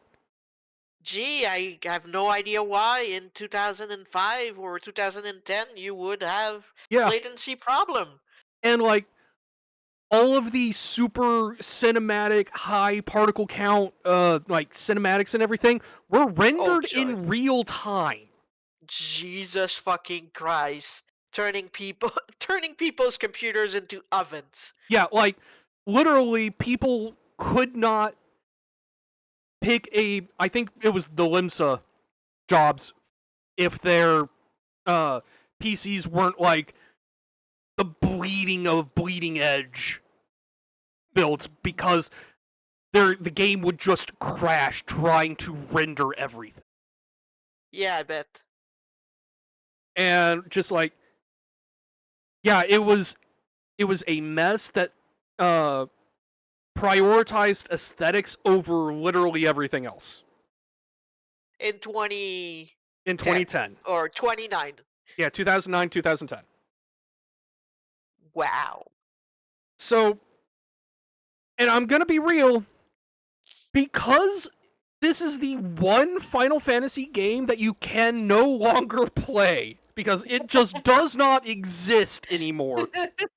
I mean, it's a good thing, probably.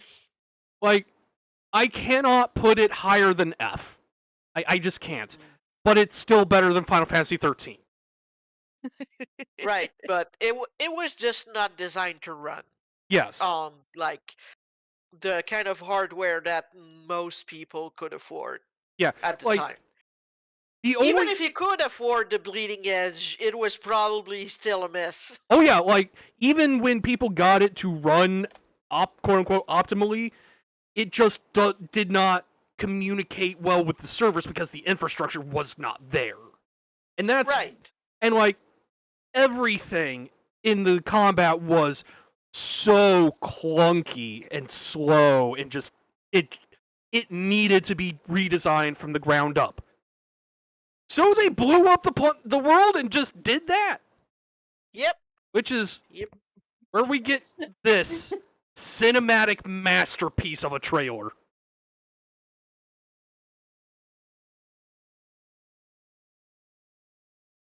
Like, I should also point out that if you were playing on the final day of 1.0 being up, when the servers go down, this is the ending cutscene you get, effectively. So, like, just imagine you're just hanging out with your friends, just watching this giant orb in the sky get bigger and bigger, and just fucking around, basically at the end of the world, and then this. But way less smooth, probably.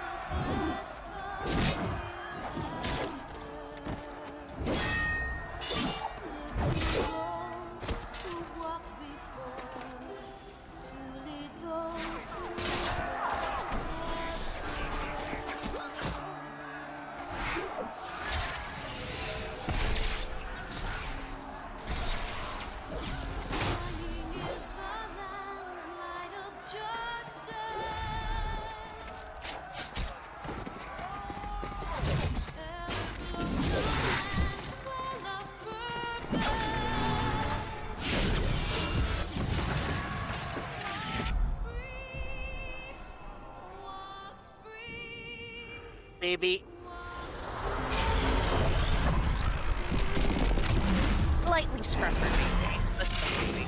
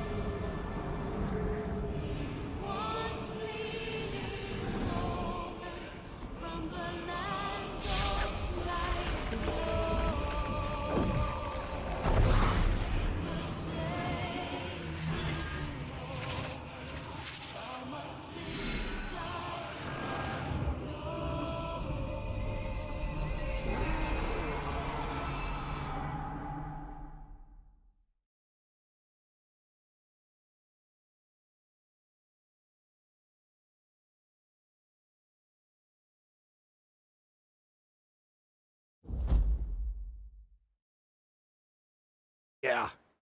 So you're gonna have to tell me the name of that song. Answers. Like, it is probably... You should have left it at that. Yeah, like, it is one of the most important songs of 14. Like, look, I'm very neurodivergent. You would have had to explain the joke to me. So, yeah, so, like, Realm Reborn just fixed most, if not all, of the problems with 1.0. It has its own problems, but 1.0's problems aren't that. Yeah, like, I hope at least they fixed, like, the massive optimization problem. Oh, yeah. Like, ARR actually runs. Like, I ran ARR on my old fucking laptop. Mm. And I was watching the descending cutscene and I had a terrifying moment of thinking, imagine being on dial-up for this. Or the very early DSL. So yeah, like, I will say, like, I don't think you could play the entire cutscene before the server went dark. Yeah. Well, I mean, so that's the funny thing. The servers went dark first.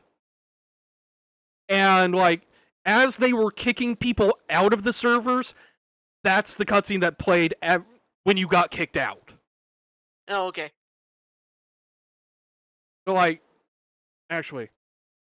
Yeah, the cutscene was probably playing from a different server.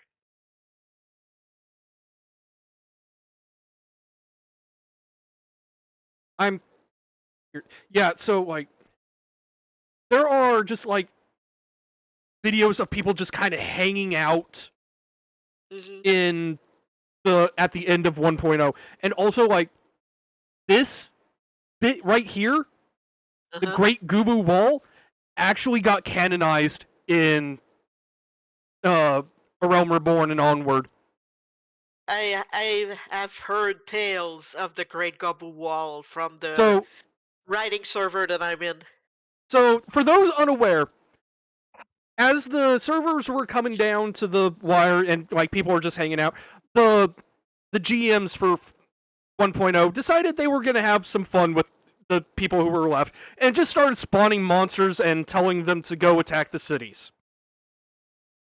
But one of the problems with 1.0 is that everyone had collision. Like, you could not walk through another player. So, what people did at Ul'dah was just, they got on their Gubu mounts and went shoulder to shoulder, and because when you're on your mount, monsters don't, like, automatically aggro to you, the monsters were trying to get past them, but there was not enough space to get past them, so they just kind of started milling about them. Wow, because there was collision. Yup. They couldn't walk through the mounts. Exactly. To the point where, like, where Yoshi P saw that and was like, you know what? That's good enough. That's getting written into the lore. Awesome. But yeah, Also, I realized I should have done a thing. What's that? There we go. So, yeah, the biggest problem, though, that A Realm Reborn gets or comes up is its pacing. And, like, I'm gonna be real, it's dry. It's slow, it's dry, and honestly, I don't see a lot of wiggle room in how they could have done it differently, because, dear God, there is a lot of world building going on. Like, to the point where 99% of A Realm Reborn is just reintroducing the way the world works. And so, like, they have all of 1.0's world building that they have to reintroduce, while also setting up their own, plot and plot hooks and then trying to execute on what they did get to wedge in there before the credits hit. And it's a lot. And I absolutely get where people, kind of bounce off of that. The thing is, like, you need that foundation for everything that comes after.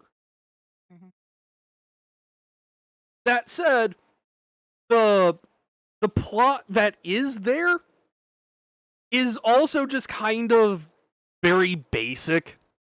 Let's be real. So, like, I hesitate to put it any higher than C. Because like, it is very much the baseline for 14. I feel like. Yep, it is. Yeah. I mean, a game can be fun. A game can be a good basis for a series or a game, but it can also have problems. Yes. And like, admittedly, once you get past, or once you hit credits on ARR, the patch content gets significantly better. Like, it actually has room to breathe and be its own story. Right. But banquet trauma. Yeah. It wouldn't be 14 without the trauma. Yeah. Looks at later expansions. Which brings us to yes. Yeah. The horniest trailer ever created. Listen, that one moment, that one split moment with the glove. That one fleeting moment, you might say. Cody. Yes. I'm listening. Bad dog. Cody played a video. Bad dog. Ow.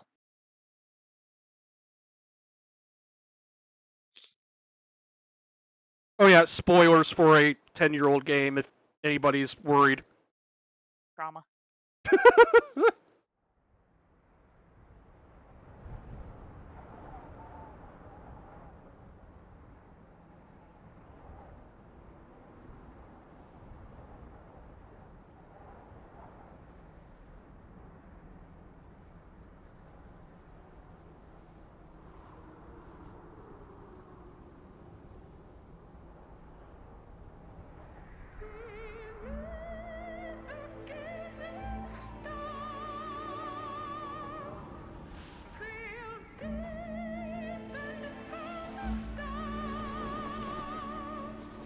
This is just me walking to school. In the winter.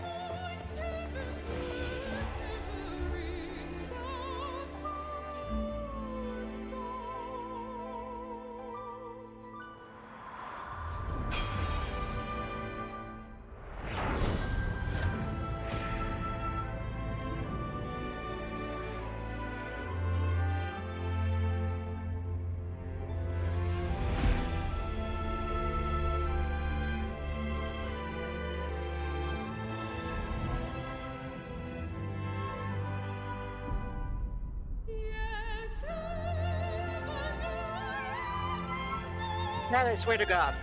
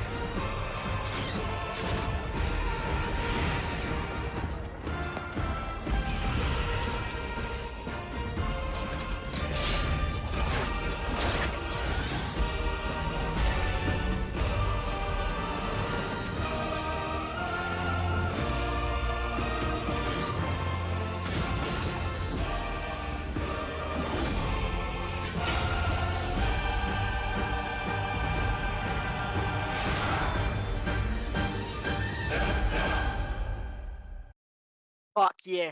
So, The just on horniest an trailer ever. just on an aesthetic level with the trailer, I fucking love how they animate the gauntlets like snapping into place and shit.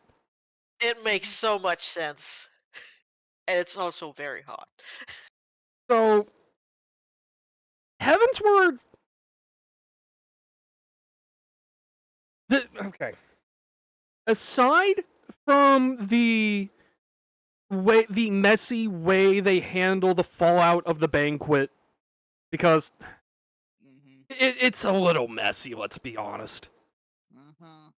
I mean, it still is part of the first. Yeah, like it the is first part of the game.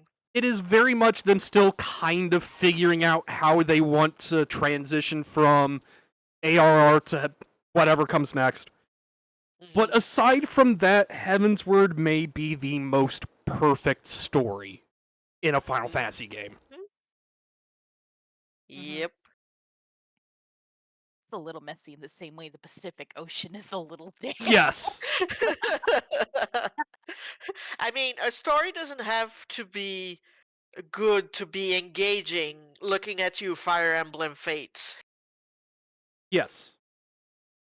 But like ultimately the fallout from the banquet is a minor footnote in the overall story. So I can kind of forgive that. And like it was an impressive idea what they were going for, like just locking out one of the major cities for everyone is kind of a big deal that just logistically would not work the way the game is set up. So I get they set that up and we're like, oh shit, we kind of need to walk this back immediately so that people can still access their trainers and shit. Yeah. But like, so like that was going to be a stumbling block. Aside from that, though, I think it is quite possibly the most perfect story in a Final Fantasy game. Second to 6, because like, let's be real, nothing is topping 6 for me. That being said, I figure I should do my due diligence and bring up the two criticisms I hear the most. Alright, hold on. And that is, and like, again, we are going deep into spoilers for this game, so if you've not played 14 and want to, this is your exit ramp. Spoilers from here on out. So, Spoil me, baby. So the first major criticism I hear a lot of people bring up is that Horshafon's death was manipulative. And weird. All I have to say is, yes, welcome to storytelling. Yeah, exactly. Like the whole point of making you care about characters is making you care when they die. Yeah. And like it's hard to make a character that everyone is going to jive with. Yep. And like, if Horshaphant wasn't a character you attached to, yeah, I can see, the a smile better suits a hero scene falling flat. That said, I do think that what a lot of people just kind of have trouble reconciling is that in FF14, you are not playing yourself. You are not a self-insert. The Warrior of Light has a personality beyond the player. Yep. And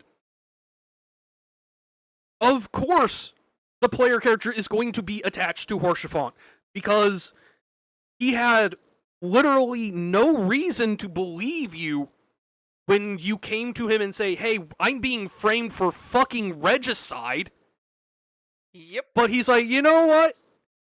Here, have some tea. I'm going to get this all sorted out. You've been nothing but nice to me. You've helped out before. Let me see what I can do. Mm-hmm. And like he was the first one back on your side, and he stood by you and went above and beyond what he needed to do to just like he is effectively a middle manager stepping into a Da Vinci Code level conspiracy, not because he has any real stakes in it, because like either way his job is going to be the same effectively, but because you're his friend, he is sticking his neck out for you. Yep. Horsefant is just a good person. Yeah. The one thing oh, sorry. No, go ahead. Go ahead. The one thing I will say, I adore Horsefant. I think what I've noticed a lot of friends that I've talked about this about the game in general, I would love if the devs would stop bringing him up every expansion. I think that's just more of a you're just kind of like okay. So I get where that criticism is coming from, but I disagree.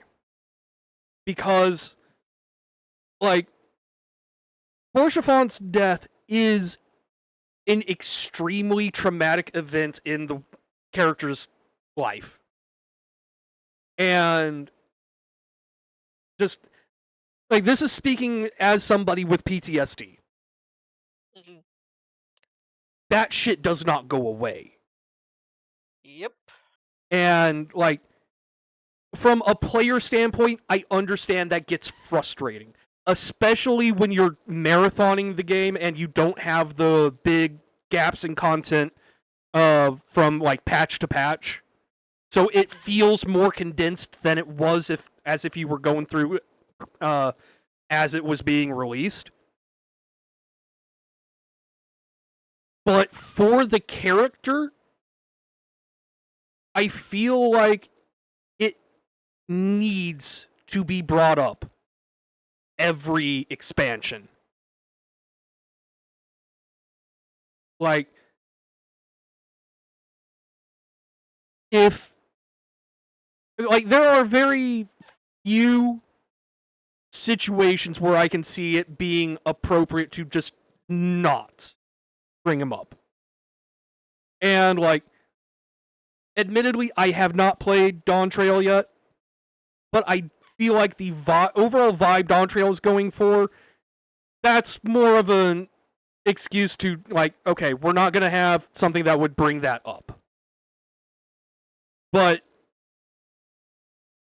considering the stakes of every other expansion, it makes sense for the character to bring that memory back up every time. Because he was the first that they were not able to save.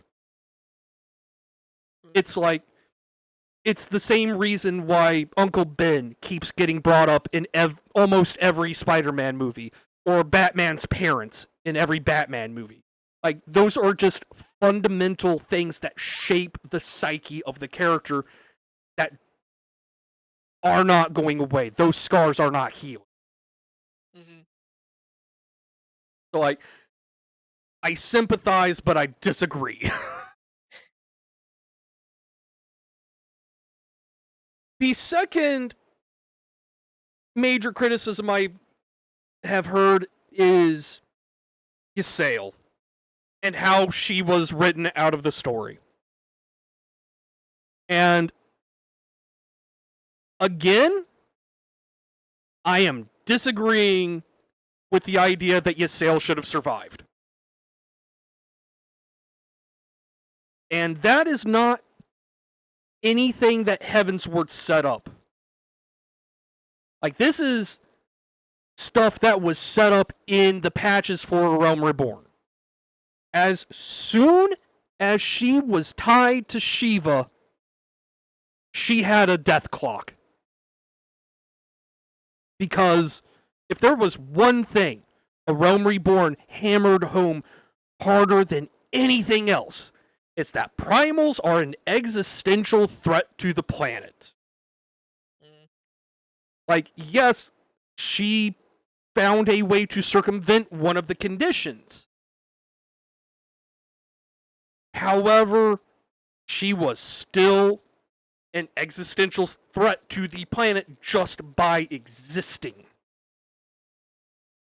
And at that point, you have two options on how you deal with that character. One is you take that power set away. And in a setup like an MMO or whatever, that means she goes back to level 1, effectively. Because she has no combat skills outside of becoming Shiva. She is going to have to start at square one and relearn anything to make her relevant to the story again. And at that point, she's always going to be in the player character's shadow. So, at best, she's standing on the sidelines. And for a character as strong and strong-willed as Ysael, relegating her to the sidelines is tragic to the point of being a fate worse than death. Because her relevance would be gone entirely, but she's still limping along trying to interject. So, having her go out in a blaze of glory is the best outcome. Because you take the potential, existential threat that, other people could potentially manipulate into being an existential threat again off the table, and you let the character exit the story with their dignity intact. Okay, Blizzard of Glory. Same difference. You know what I mean. Now, is it... Cold Blaze. Yeah. Now, is it kinda shitty that, like, the one major female character that Heavensward has ends up dead? Yes.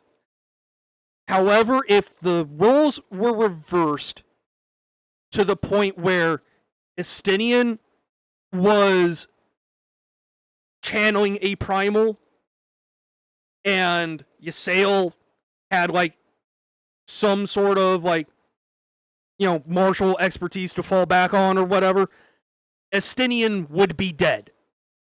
Should be dead. I'm surprised, actually, Estinian survived Heavensward. Not gonna lie. Estinian should have died. I'm sorry, I'm actually going to interject. No, go ahead. Estinian should have died because he got possessed by Nidhogg. The fact that he survived, but Ysael has not, when Ysael could have contributed to so much of the story, she does not have to have been relegated to a secondary, to be like a background character. There was so much they could have done with her and Estinian together with the recuperation of the Dragon Song War. That would have been a perfect set of experiences and focus. But unfortunately, I'm muting myself. I'm sorry. I'm going to mute myself now. See, May, there's a reason I invited you into this conversation. Like, this is the spicy opinion that I invited you on here to give me shit for. I want this. This is not so much giving shit. It's the fact that to say they couldn't have done anything with Ysael is hot garbage. Okay, so look at the Dragon Song Ultimate. Dragon Song Ultimate, she was there as a thaumaturge. She was still able to fight. The reason she's not a black mage is because a black mage is a forbidden art, so she was not getting this. So that was relegated to that very specific set of mages in Ul'dah. So here's the thing. Even, like, I'm not saying they couldn't have done anything with the character, but Ysayle also has a lot of baggage when it comes to her place in the political setting. Like, yes, Aymeric would have, given her a lot of grace if she had survived and, like, tried to navigate that. However, a lot of people died because of her. And a lot of people died because of Aymeric. Yes. The difference is that Aymeric is a noble. Yep. And, like, yes, that is very shitty, but hey, that's politics. No, bullshit. That also gets brought up. Because of Aymeric, a lot of people had also died. And it's not that he gets forgiven. There have been multiple assassination attempts on it. Yeah. So him being a noble means jack shit. There's and like the fact that his father.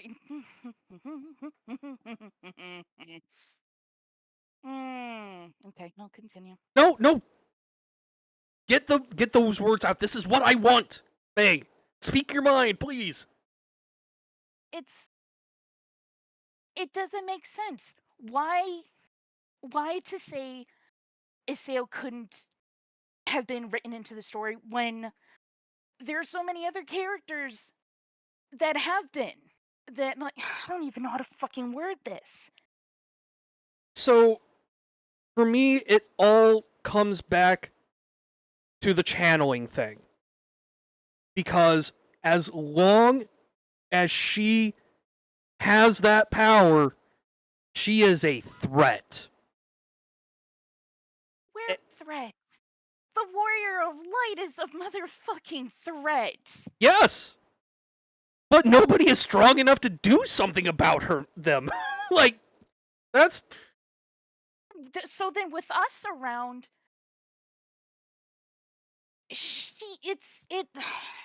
Let me put it this way. Are you going to tell me that Emmett would not have tried to use her against us later on? Yeah, he would have tried. If Grahad had fucked up and brought her over, yeah, he would have tried, which also would have been another great bout of storytelling. Ren, mommy's having an existential crisis right now. Do not be on my desk. But at some point, like, from a game development standpoint, how many times are we going to fight Shiva? We don't have to fight Shiva. Like you said, they could have taken that ability from her, and then she could have developed outside. Yeah, she would have had to essentially start from level 1. But that is why, for the longest time, we didn't have fucking Estinian around. Ysayle could have been the same. Could have been come back later into the story after having developed her abilities, as I'm going to again pull from the ultimate as a thaumaturge. Would have it automatically been a thaumaturge? Who knows? They could have done whatever the fuck they wanted with the storytelling. I'm calling bullshit that Ysayle needed to die because there's so much they could have done with her. And I think that would have made Estinian more interesting.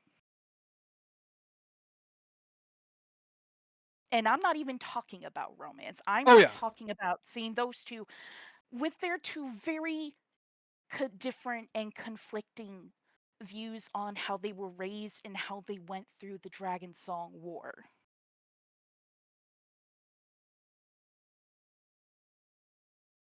But okay, I've said my piece. I respect your opinion. That is fine. I'm just saying I disagree. I'm gonna chug my drink. Don't choke. So I'm aware Nidhogg wasn't a primal, but the fact that this was a normal Elezen having to absorb the ether of an what the fuck were they great dragons called? Worms. Of a great worm. There we go. That is pretty much up there with a primal in terms of power. Not the same, but it's pretty equal. Yes. The difference for me comes in the mechanics. Because primals are pulling ether out of the planet. The eyes of the dragons just gradually accumulate over the centuries and whatever. Yes, that is the main difference. I So, do understand that. Like, while, like, to me, like, primals are just burning a barrel of fossil fuels, whereas, like, the dragon's eyes are a rechargeable battery. So, and yes, there's also the whole thing that because Ysael was a primal, how many of the heretics were there by choice? And I understand that. Which, again, would have... Sorry.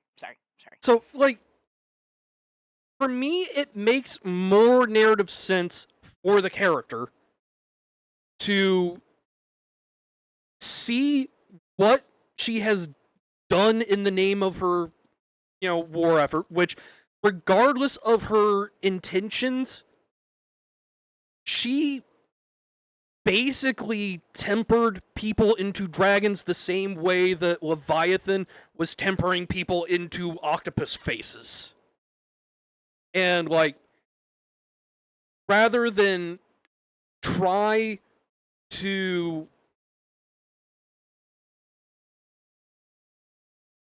I don't want to say undo the damage done, because there is no undoing that. But instead of trying to seek any kind of redemption to keep true to her ideals and just go out on her own terms, makes more sense to me for the character. Because it is a recognition of, I have fucked up to the point of no return.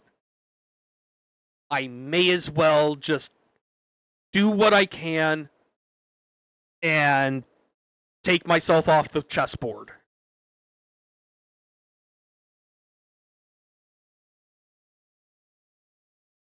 And, like,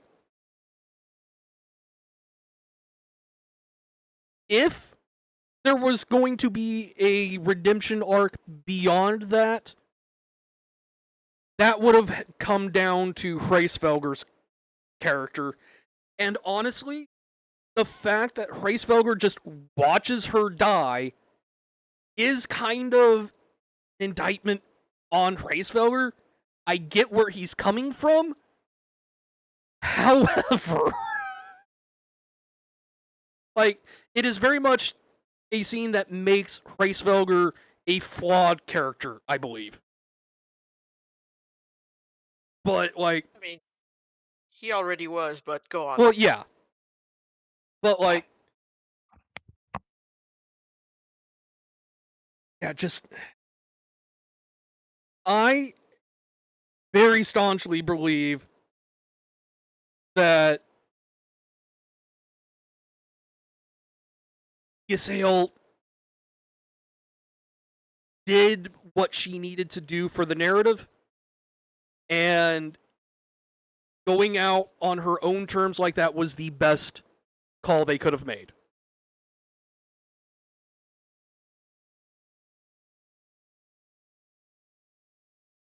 So, as far as ranking, Heaven's Word up into S. Oh yeah, absolutely. Yep. Like, I'm biased. Yes. I'm super biased, and that's your fault. So, like, just the fight with Thornton at the end of the MSQ would have put the expansion up into A at the very least. Like, that is the perfect culmination of cinematic bullshit and storytelling through gameplay. Like, just that whole Knights of the Round fight is so fucking good. Anyway. That brings us to Stormblood.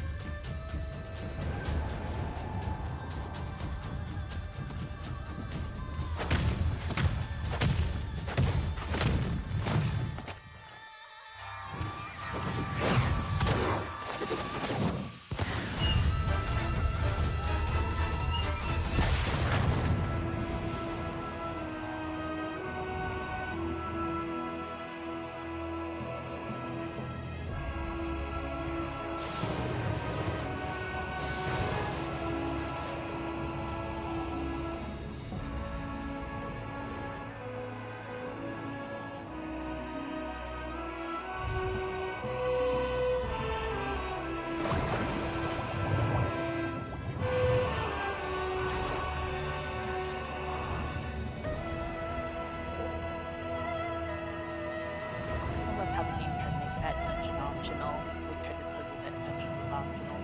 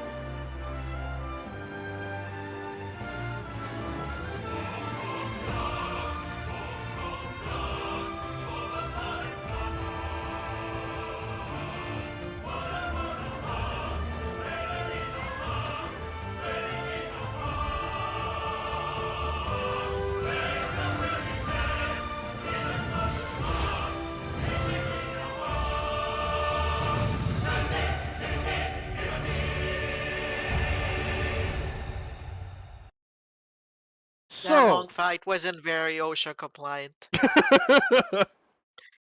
So, I'm gonna start this off. I'm just gonna go ahead and rank it and then justify my placement later.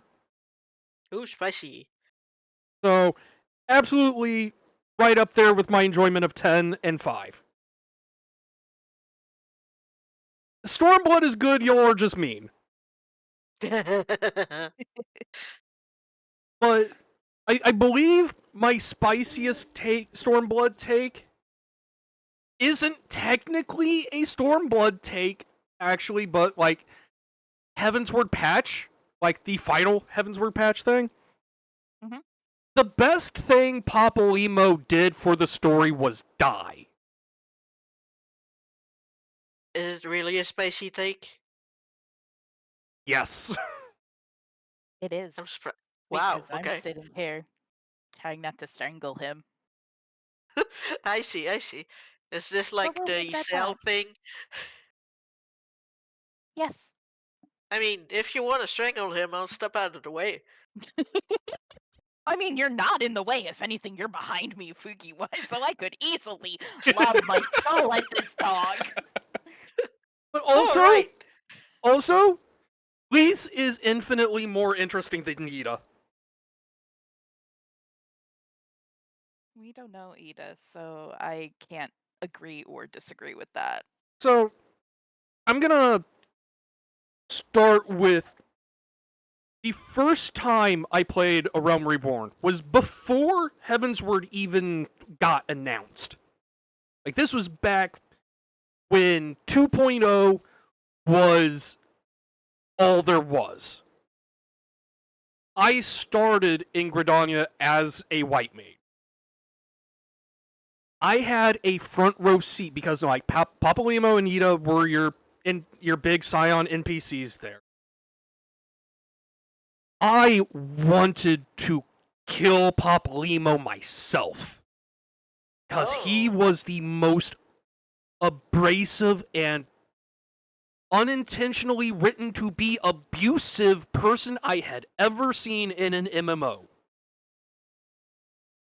Every word out of his mouth was putting Ida down, effectively, when he wasn't just spouting random magical bullshit.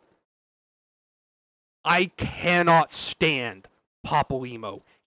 Should not have been in the game at all, I believe. The best thing he did was die so I could stop hearing him. Like, there is a reason that when I came back, back when Shadowbringers was the new expansion, I went with Arcanimist. Because, like, I already knew I liked Summoner, but that's just aesthetics. Like, I wanted to be a healer. I refused to go and start a character in Gridania to be a white mage because I didn't want to deal with Papalymo's bullshit. I went back and leveled Evoker after I was out of, Limsa because I wouldn't have to deal with him that way. It was writing that affected me to the point that it shaped how I came back to the game, and I cannot let that go.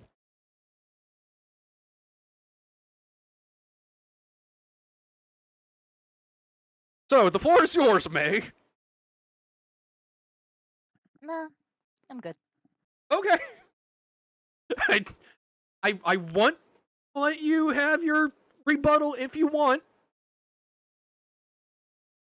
Not for this. Okay. It's one of those, I respect your opinions, and I understand, so I'm keeping to myself on that one. Oh, you're not dying on this one, Hill? No, Sail is the more important hill that I will fucking die on. Thank you very much. I mean, understandable. I'm gonna have some very strong opinions about later expansions. Yeah. Also, as far as new characters go, Xenos is the best. Fuck you, fight me. I'm getting ready to fight you right now. Fighting, doggo. Yes. I'm very sorry, May. I'm gonna have to fight with Cody. My against friend, you. my enemy. No, fuck you. Not my friend. Get off. Okay, listen. Stormblood Xenos. Fine. He just keeps coming back. Unwanted. And you know, okay, Cody, did I tell you actually, I told you about my hang up with Endwalker, right? No, actually.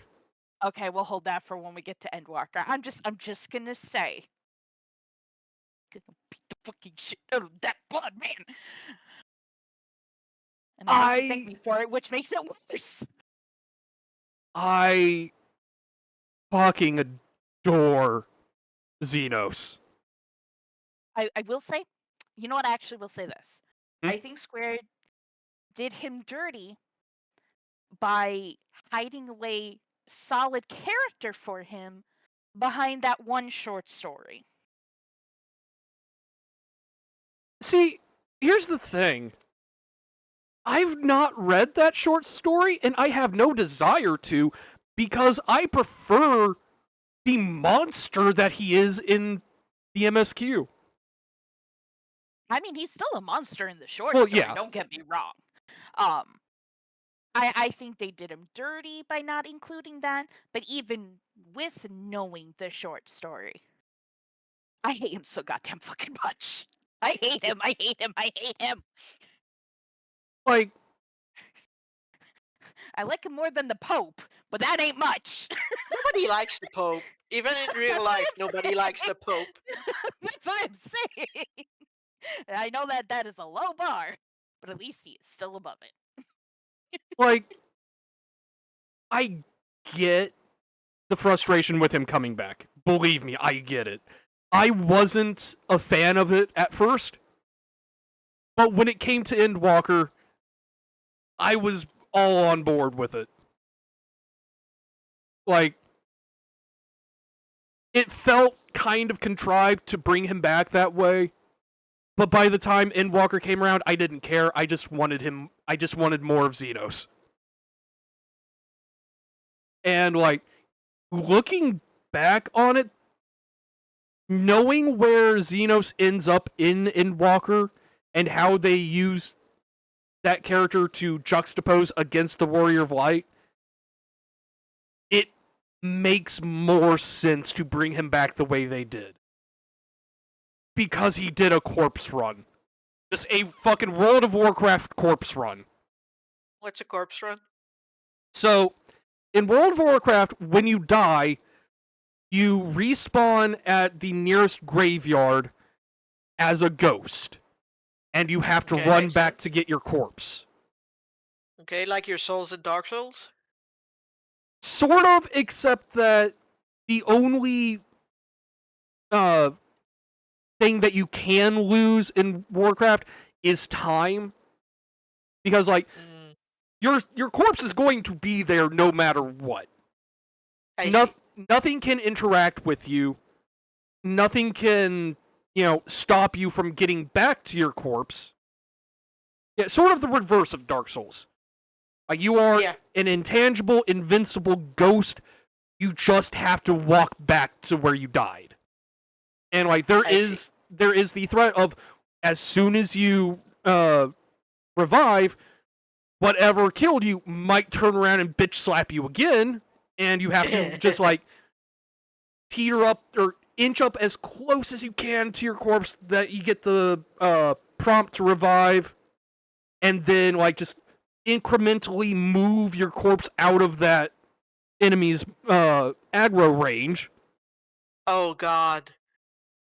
Oh god, that sounds so, like, fucking tedious. It is, and there's a reason why that's not a thing in 14. Yeah, I can see why. I wouldn't want that in any game I'm playing. Like, that was meant to be, the incentive to have a healer that knows a resurrection spell. Because, like, a healer can just resurrect you and, cut that walking out. However, Yes. Like, it's just far easier to just revive back in town or whatever and, like, warp from there. But, like, Xenos just is a Warcraft player transplanted into the world of 14. That's all he is. And I kind of adore that. In that it brings that kind of mentality of min-maxing and PvP and everything from Warcraft that 14 really kind of went out of its way to avoid and uses it as a narrative plot point. Because, like, got it. Warcraft players don't really give a damn about the plot. They're just there to grind and PvP and everything for the most part. At least back when I was playing. And to see that put into a story character in Stormblood is fucking fascinating to me. Mm-hmm. And reframes that conflict at the end of Endwalker in such a fascinating way that I just adore. So Xenos is like one of my favorite 14 characters. Mm-hmm.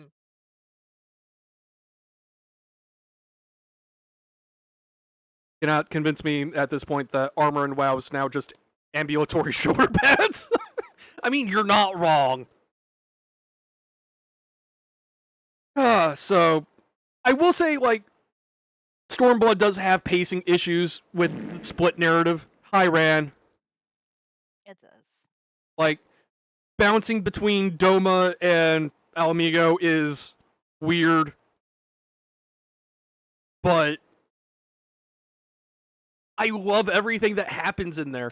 They could have been arranged a bit better for maximum cohesion. But what the plot points that are there are just fantastic. Mm-hmm. Stormblood is good. Everyone else is just mean. It's not Heavensward, but nothing was going to be Heavensward. Just like 8 isn't 7, but nothing was going to be 7 again. Mm-hmm. Despite every tactic that Square is trying to do.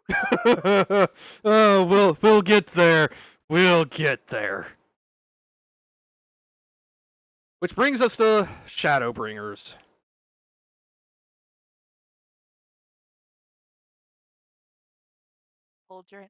Don't forget to hold the handrail for Alpha now. Oh, yes. Do it for Alpha now. I don't want to do anything for Alphino.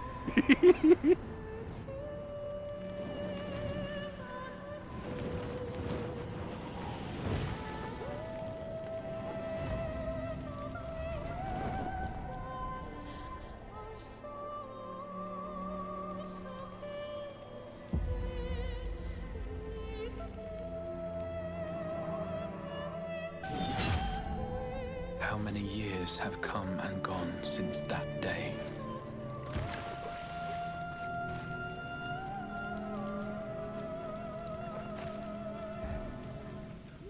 How That's many pretty years hot. have I waited for this moment?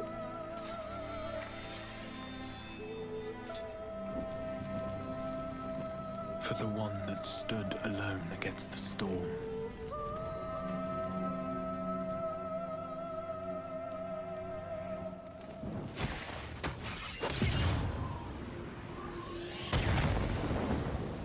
For the one they called.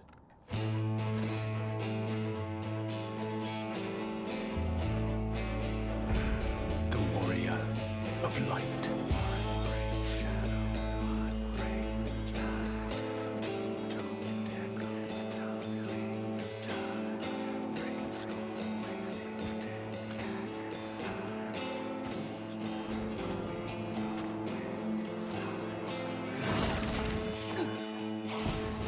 I'm gnawing on the lyrics of this song, don't I?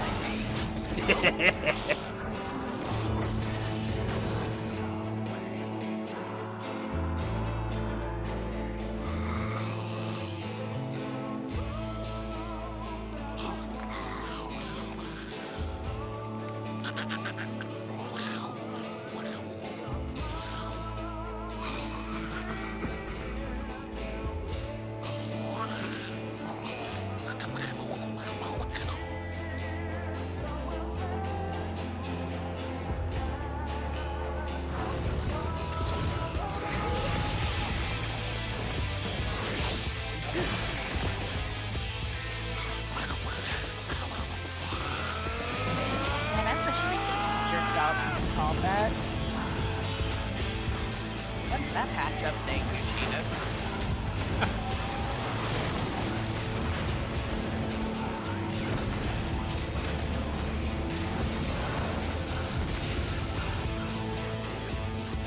What sayest thou, Master Matoya?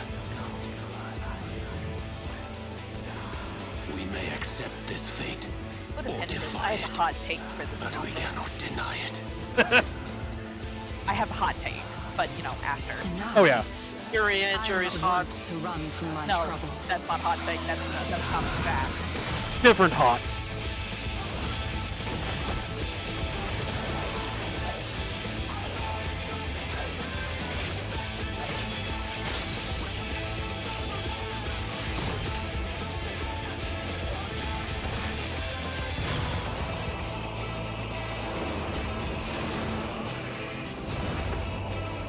Until our friend returns, I will hold the line.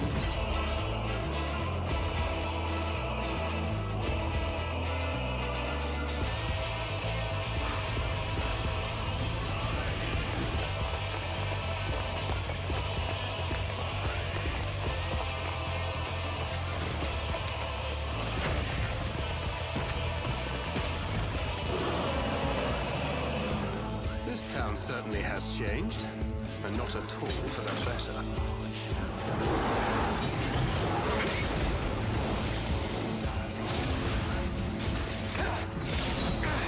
Oh, look, it's Walmart Dante.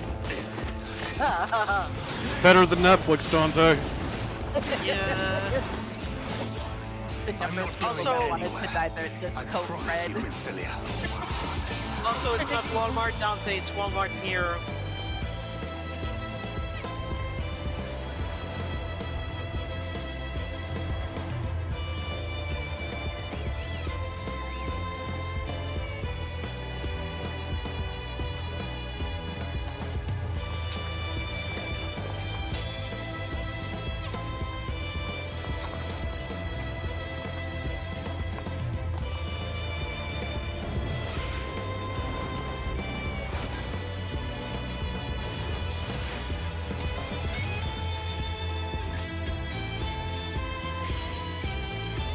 This tragedy, greater even than the seventh umbral calamity, must Here comes be the worst undone. summoner in the world.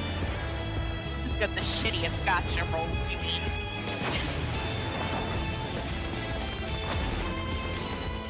If history must be unwritten, let it be unwritten.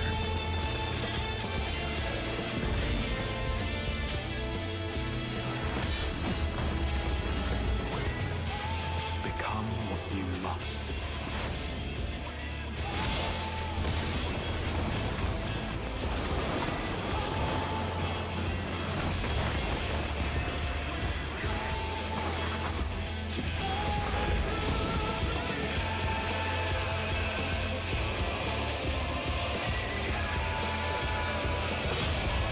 Become the warrior of darkness.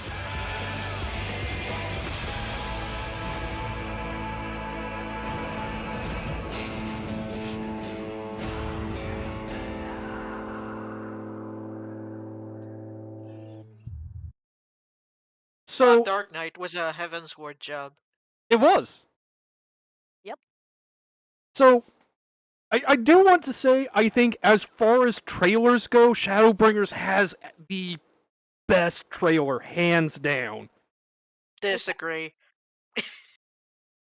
Like, the other trailers were good tours of the new areas and everything, but Shadowbringers succeeds as a trailer on its own, I feel like, better than the others. Not to say that the others are bad, by any means. What, Okay. You mean it's the Tom Holland trailer isn't the best one? I have not seen the Tom Holland trailer. What are you talking about? The Tom Holland commercial for when he's talking about training to become a Dark Knight. Oh my god. You haven't. Hold on. You have not seen that commercial. Just do F14 Tom Holland. Right there. Top search. I'm terrified. Oh, it's so good. It's so cringe. I mean, the SCN one was just extremely cringe. I gotta get prepared. You don't need to train, you just play the game. Why are you doing this? For Shadowbringers, dude. I'm training to be the warrior of darkness. I must become the darkness. You must become a better roommate. Hey, you don't need that sword, man. You're not the warrior of darkness. Yes, I am. Look at my sword. You're from West London. That's the really nice part of London. Relax, man. You all right? Yeah, well, you know, not gonna be the warrior of darkness, so. It's not about trying to be the ultimate Final Fantasy master. It's what's in here that matters. And what's in there is a gamer. You can do this. You got this. You think so? It's video games, yeah. I never really thought about it like that. Yeah, this is buttons. Let's just go and play. Yeah. You can become the warrior of darkness. Final Fantasy XIV Shadowbringers. Pre-order today. Available July 2nd. No. All that training, all those push-ups, and you die 20 seconds into the game. Thought we said we were gonna be more positive about this. I love, unironically, I love that commercial so much. Oh my god! I think I cringed into a black hole. That's so silly. You have gone this whole time not knowing about that commercial ever. Yes! I am so glad I could introduce you to this. Oh my god. It is the single best ad for this game ever. Yes, yes it is. Like that's so It's so cringe. It's so cringe, good. it's so silly, it's so wholesome, but like also that is my first time hearing Tom Holland with his natural accent. Right? And it fits so well knowing that this is the guy who plays Spider-Man. It's Yes. He's such a fucking nerd. Holy shit. Any other actor would have been like, "Oh, this is so phoned in." But no. Yeah. It's Tom fucking Holland. I believe it. Okay, so you said you had a hot take about something in the trailer, May. Yes. Maybe not so much a hot take, but I think it would have been an interesting story point when at the time we didn't have Shadowbringers yet. They were, releasing the updated trailers like every other month. So a lot of people are theory crafting, trying to figure out what the fuck is going on with the story. I really had wanted it to be that when Urianger is calling Ishtola Master Matoya in the trailer, I had been hoping that for some reason that was actually Master Matoya.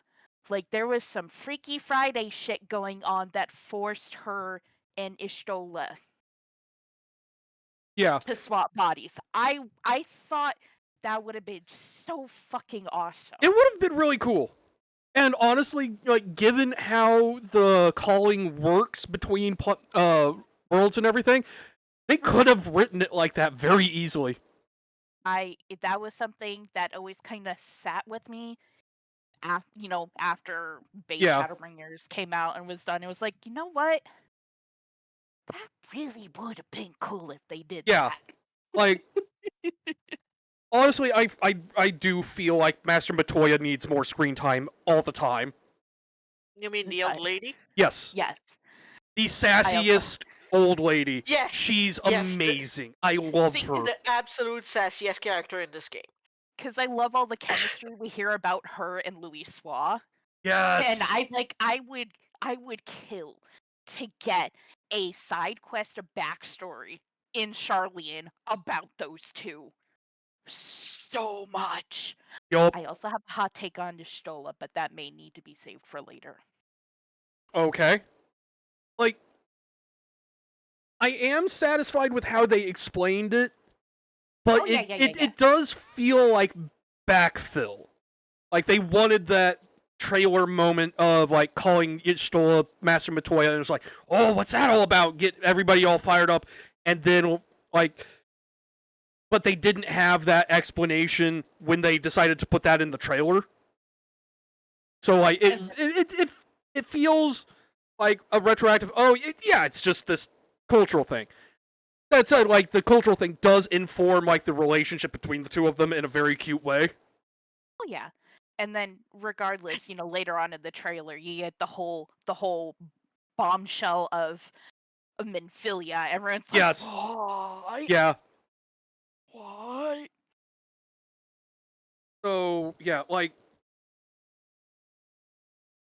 when I said like when I said Heavensward might be the most perfect story in a Final Fantasy game, Shadowbringers is the best written, if you ask me.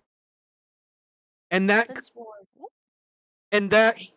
comes down to the character writing specifically. Like Heavensward is the grand political epic stuff. Shadowbringers is so much more intimate.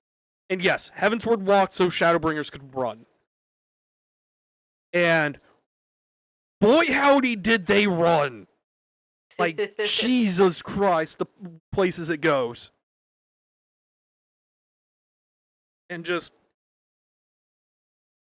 Emmett is one of the best written villains in fiction. Hold on, let me get my plushie of him. You have a plushie of him? I mean, Oh wait, I have a plushie of Estinian. I mean, this throw is rocks. This is May we're talking about. Like, I would be very worried if May didn't have a plushie of Emmett. Let's be real. Not only do I have a plushie of Emmett, I have multiple acrylic standees of him, and I have a body pillow of him. Nice. None of that is surprising to me. Live your fucking best life. Yes. Embrace that rat bastard of a man. I love my scrunkly garbage man of a rat of a man. Don't change him. I don't want to fix him. I want to make him worse. If that's even possible. I don't think you can make him worse. Yeah, it is one of the best meditations on grief that I have ever seen. And I'm a Yoko Taro fan. Speaking of the Nier raids. Which honestly, calling them yes, you can punch Emmett into a closet. That is encouraged. Oh yeah. No. Go for it. I highly 110% encourage this. The bastard needs to be beaten the shit out of. That's fine. Yeah. And then I'm just We gonna need give to his... We need to gang up and push him into a locker. Oh yeah, absolutely. Do it. Fucking do it. I'm not gonna defend that asshole. I'm gonna love him, but I'm not gonna defend him. Yeah. And also just as a Yoko Taro fan and snob, it is kind of a misnomer to call the Nier raids because they are far more Drakengard themes. Yep. The one raid definitely gonna give you PTSD if you hear bells at any point during Christmas. God. I will say, out of everything in the Nier raids, I think what upset me the most was what ended up happening with not Devila and not Popola. Because that is the what dwarves? that's what Anog and Konag are. They're just Yeah. Devila and Popola. And like, I'm gonna be perfectly honest, I get that. That was the intended response. Yeah. Yeah, unfortunately, when you're upset at Yoko Taro, that's because you're doing what Yoko Taro wants you to do. Yes. Yeah, no, I get that. I 100% understand that. I'm just... When you have a favorite character that's also a Lalafell, and Lalafells tend to get shit on a lot by a good chunk of the fan base, it just feels like an extra kick. Yeah. Like, I know I went off on Papa Limo. I love the other Lalafels though. Like, Oh yeah. they're Chaos Gremlin potatoes, and I love them. Yeah. Nanamo is my baby. Yes. I protect. My wool started in Ulda. She protect. That is the one thing I have against Stormblood. It took away Nanamo's moving throne because Raubon is over in Alamigo now. That is so mean to call him that. Come on.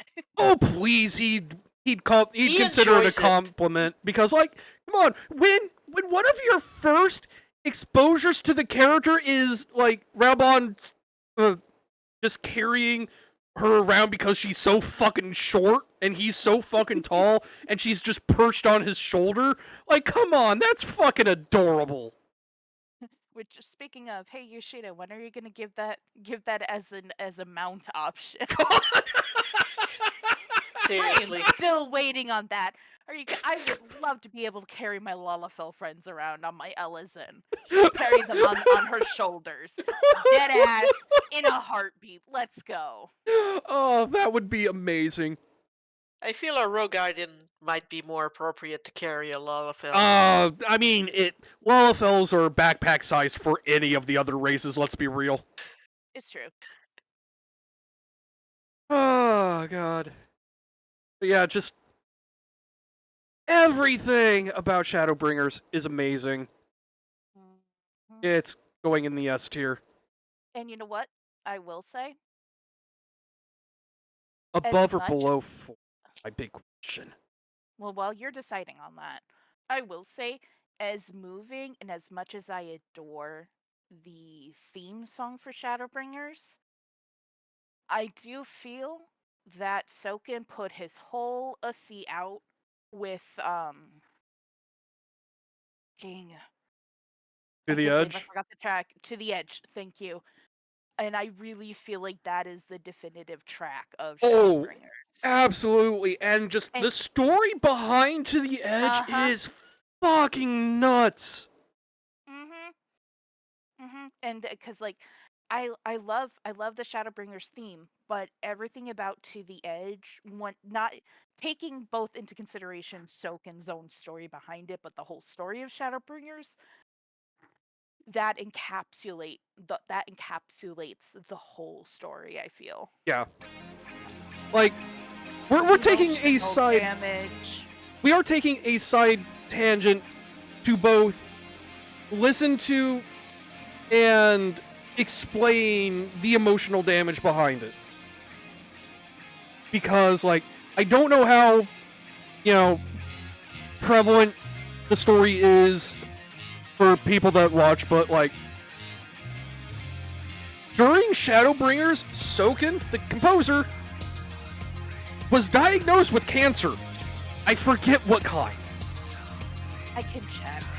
But, like, it was serious enough that he didn't know if he was going to survive to see the end of Shadowbringers' development. And he told Yoshi P, because you kind of have to when, the director is involved, but, like, it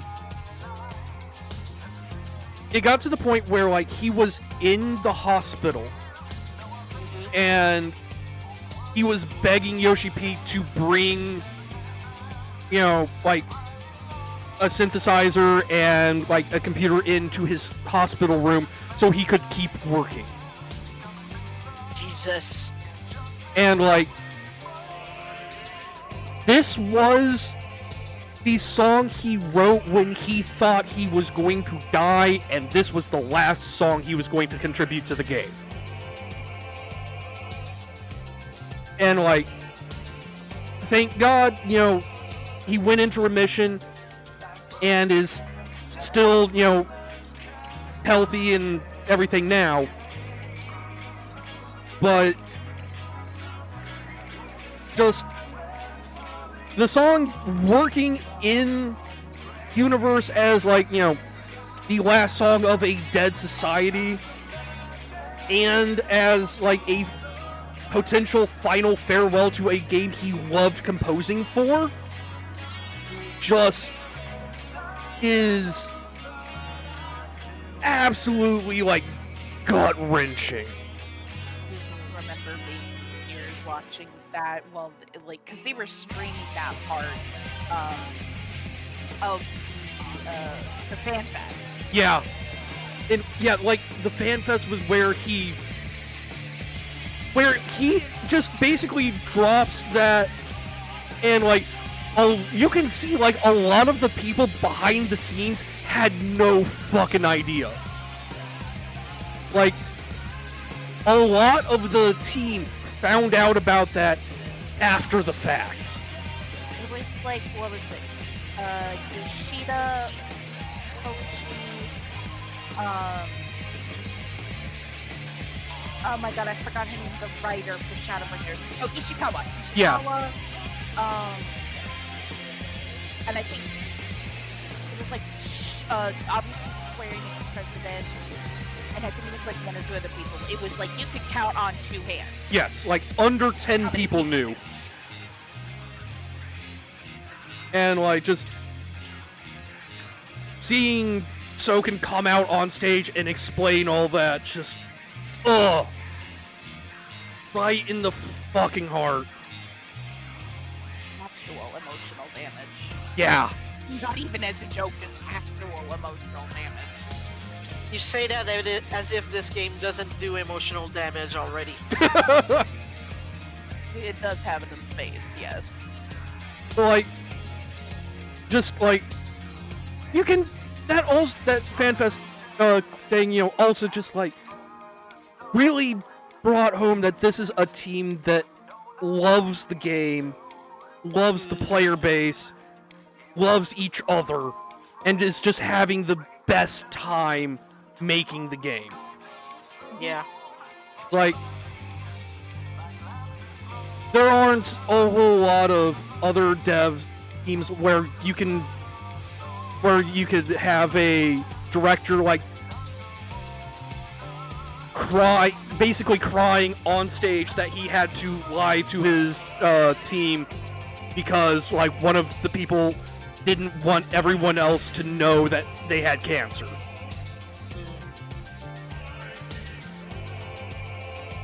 But yeah, just anyway.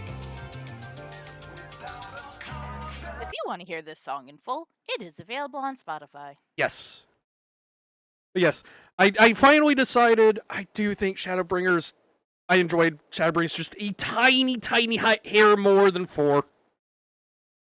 And you know what? That's not like, oh, sorry. Yeah, go ahead. It's like, that's like by a hair's width, so it's Yeah. like, it's nothing to sneeze at. You're not degrading 4. Oh yeah. Like, everything in the S tier is stuff that I would consider like the best experiences of my life. And so we come to Endwalkers. It is so getting really hard to manipulate a mouse with this fucking brace from the posture I'm at. Oh, I'm sorry. No, it's less an oof moment and more I need to sit up better. Oh, okay. This is where I should have a posture check. Yeah. So yeah. I'm going to do that during the trailer. Okay. Yep.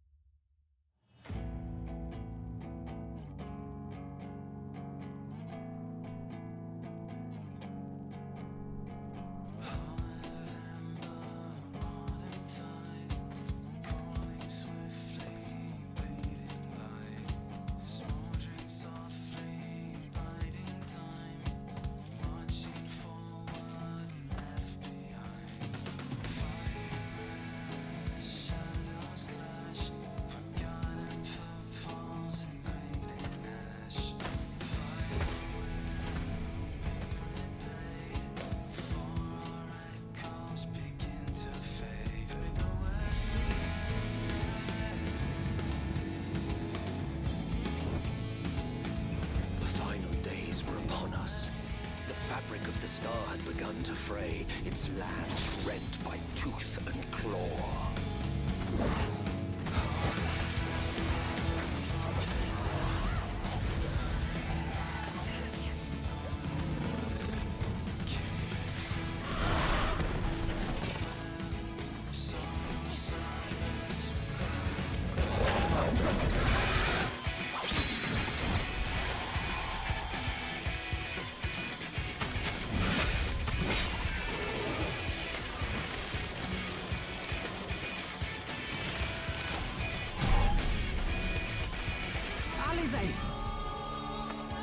Are you all right? I can look after myself, you know. And I've had enough of this rot. Come on!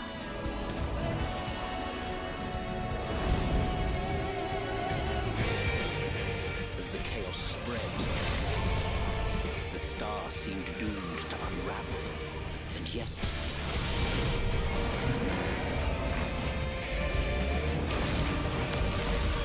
there were those who stood in defiance of that fate.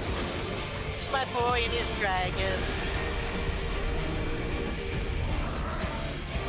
The hour is come, Tritra.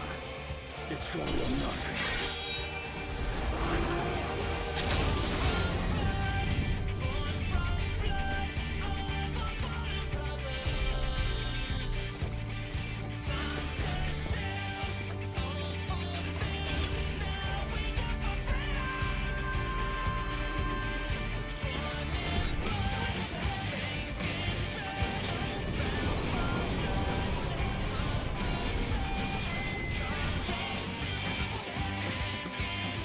Stage is set, but will our hero punch him. deign to play their Punch part? that little shit out. You'll have to beat me to punching him.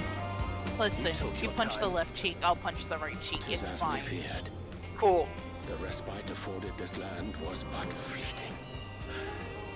The end draweth nigh.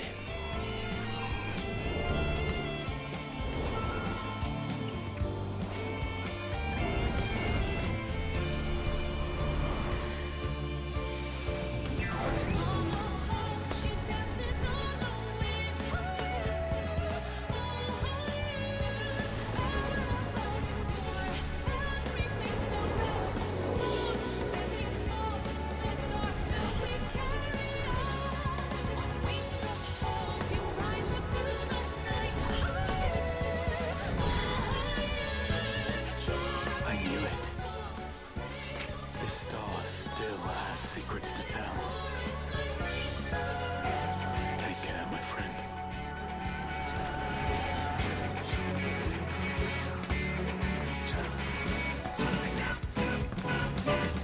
So, Charlian would keep its counsel while the world is lost to ruin. It would. Come what may, we shall live on. We must. Do as you must, then. But we Scions will fight. Until the heavens fall. Until our last breath.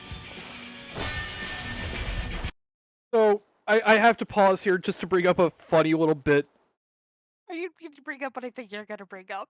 Later on, there's a shot of Y'shtola turning 180 degrees and marching off. Where is she marching off to? She's going to make like a cat and just jump on the desk. Either that or just walk right into the desk and faceplant. Like, I mean, it would really piss off the forum if she stepped on their desks as she walked And that's away. why she would do it. absolutely. And like, that's just a very minor point, but I've always found that really funny.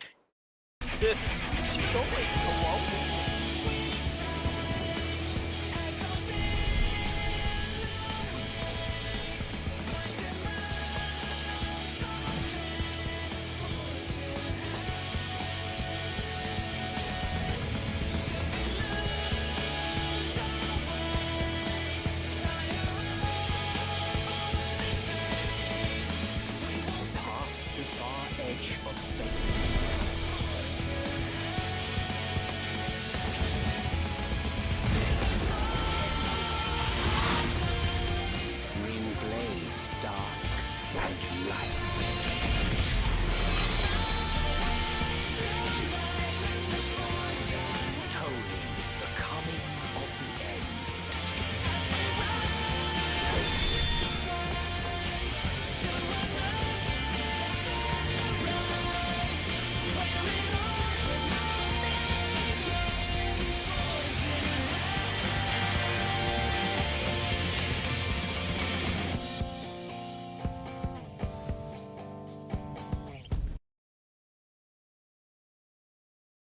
So,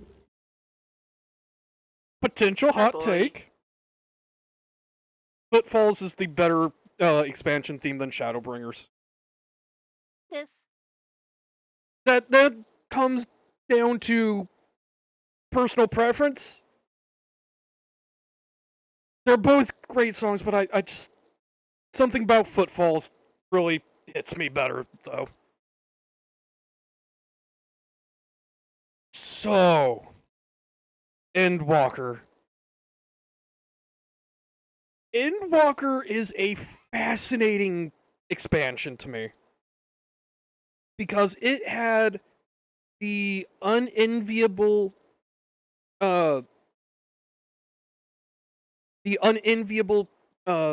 directive of ending an MMO storyline. Because, like, what they wanted to do with Endwalker's story is just, if there were no other expansions, this would be a satisfying ending. And that is so fucking hard to do with MMOs. Yeah. In my opinion, they stuck the landing. Like, I won't say it was perfect getting there. There were definitely some places that I feel like could have been tightened up or anything, but overall, absolutely stuck the landing. Like, it's... In a lot of ways, Endwalker does a lot of the same, like, twists and turns that I love about The Last Jedi. And that's basically putting Zodiark, who has been built up as the absolute end goal of the MMO, like, a couple hours into the expansion. And the vast majority of it is dealing with what's really happening behind the scenes. Mm-hmm. And, like, there definitely was something else that they started ARR with that they just decided, you know what, this isn't working, we're going to pivot. And you can kind of feel the scars of that pivot, but what it pivots to is, I think, better than what they were going for originally. Because, like, the way Zodiark was built up in ARR was very, very basic, big, bad, evil god. That was just pure evil, for evil's sake. And you can kind of feel the pivot back in Shadowbringers, because you could not tell the story they wanted to tell with Shadowbringers if Zodiark was just your basic bitch evil god. So they had to steer away from that to make the Ascians more sympathetic. And to their credit, the Pandemonium Raid series really does go back and address that pivot, especially with La Brea. Yes, the bread boy. Yup. Toxic, the most toxic wife that we needed. But supporting women's wrong.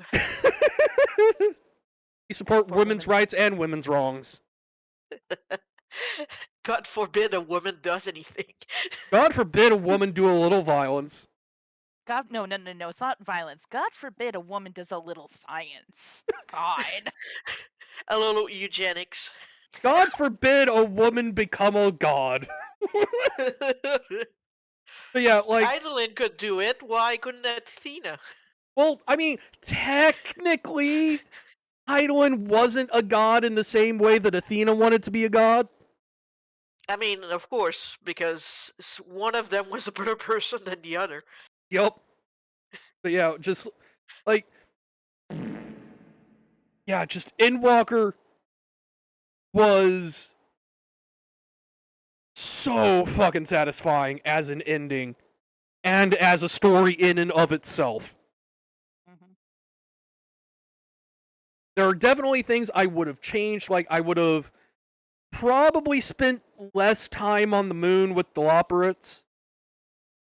We're Because, spending more than enough time with them right now. yeah. On trail, I'm gonna be honest. Like, honestly, I feel like the Loperates should have been set up primarily for future stuff. Like, they're a fun, like, distraction from the mounting tension, but I do feel like that initial meeting with them goes on a bit longer than it really should have. It was also a little jarring because we went from, oh my god, we are now emotionally processing the fact that the very first trial of the expansion, this level 83 trial, was Zodiark. Yup. What's going on? That's a bunny. And, like, it's like, especially, like, after, for the cutscene after that trial, where, like, you see the world go to shit, all of a sudden, bunny. Like, Hello? Like, we definitely needed that diversion to kind of diffuse the tension, but we didn't need that much of it.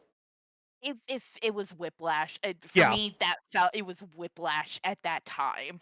Like, it needed to be eased into a bit better, and it needed to be a little shorter before getting back to, like, the Fallout and everything. That, ultimately, though, is a very, very, very, very minor point.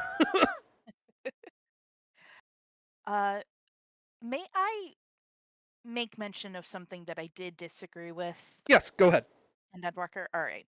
Let me preface this. You already know that I dislike Xenos. Yes. I do understand his relevance in the story. I'm not knocking that. And we did need that PvP 1v1 that we got at the end. I'm not saying take that away. Yeah. That everything that we did with Xenos was needed. My biggest gripe with the end of Endwalker.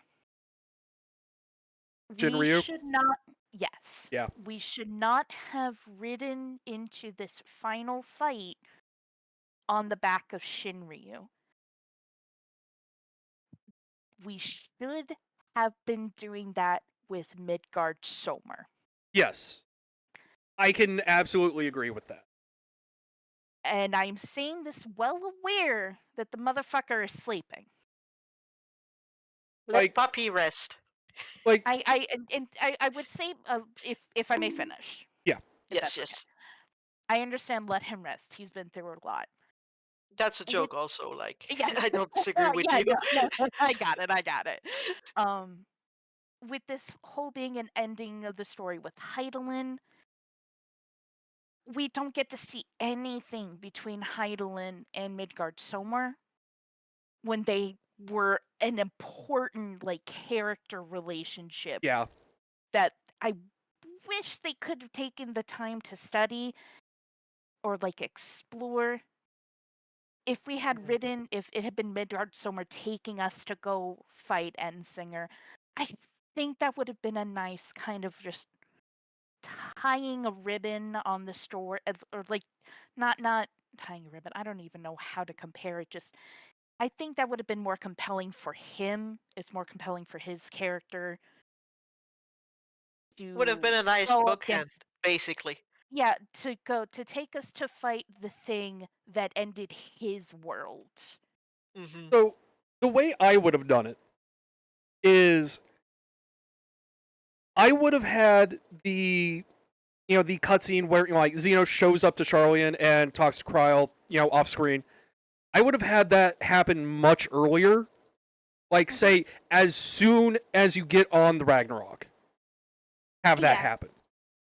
And then just have the explanation be like that Kryl and Xenos go back to Mordota, and Xenos gives up the Shinryu form to wake Midgard-Stormer up and bring him back to the prime of his, not life, but basically fuse Midgard and Shinryu into one being, with the express caveat being this is putting Midgard-Stormer on a timer.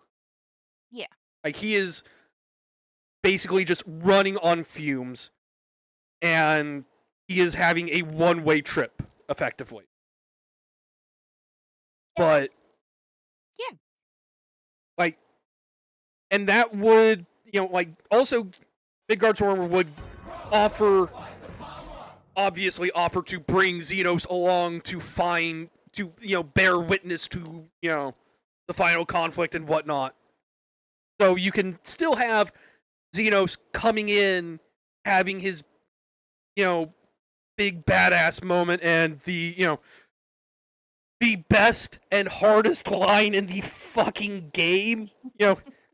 I take it this is your quarry. Why does it yet live? I thought you were above such banal things as despair. Wait, you're letting depression kick your ass? Hello? Am I chopped liver? And I would have paid. Spoken like a man who's never had to fight depression. And I would have paid good money to have the start of the trial, have Xenos there right next to you, and then put his scythe away, walk back to the back of the arena, cross his arms behind his head, and lean back and oh no, I'm just here to watch. This is your quarry, you fight it. We'll resolve things later, don't worry. That I think would have been a stronger, or been a more compelling for the final trial. Yes, I love Xenos. I love that moment of writing Shinryu in. I absolutely agree it should have been Midgard-Stormer. That was just kind of my big gripe. My other big gripe is how we handled the Void stuff in post-patch, but that's a whole other thing. I'm actually curious. What are your problems there? Because I'm struggling to think how I would have done that different. I think for me it's more of a personal feeling that we have characters that are important to the Void storyline. We have Silva, we have Unakalhai.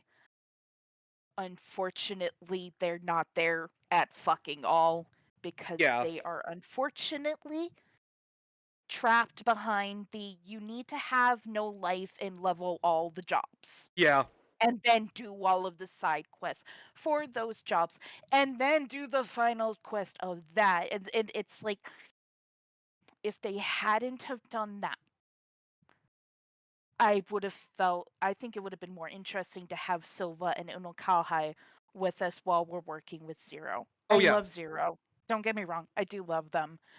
It just feels like you kind of had to set up, and then we're just gonna bye kids.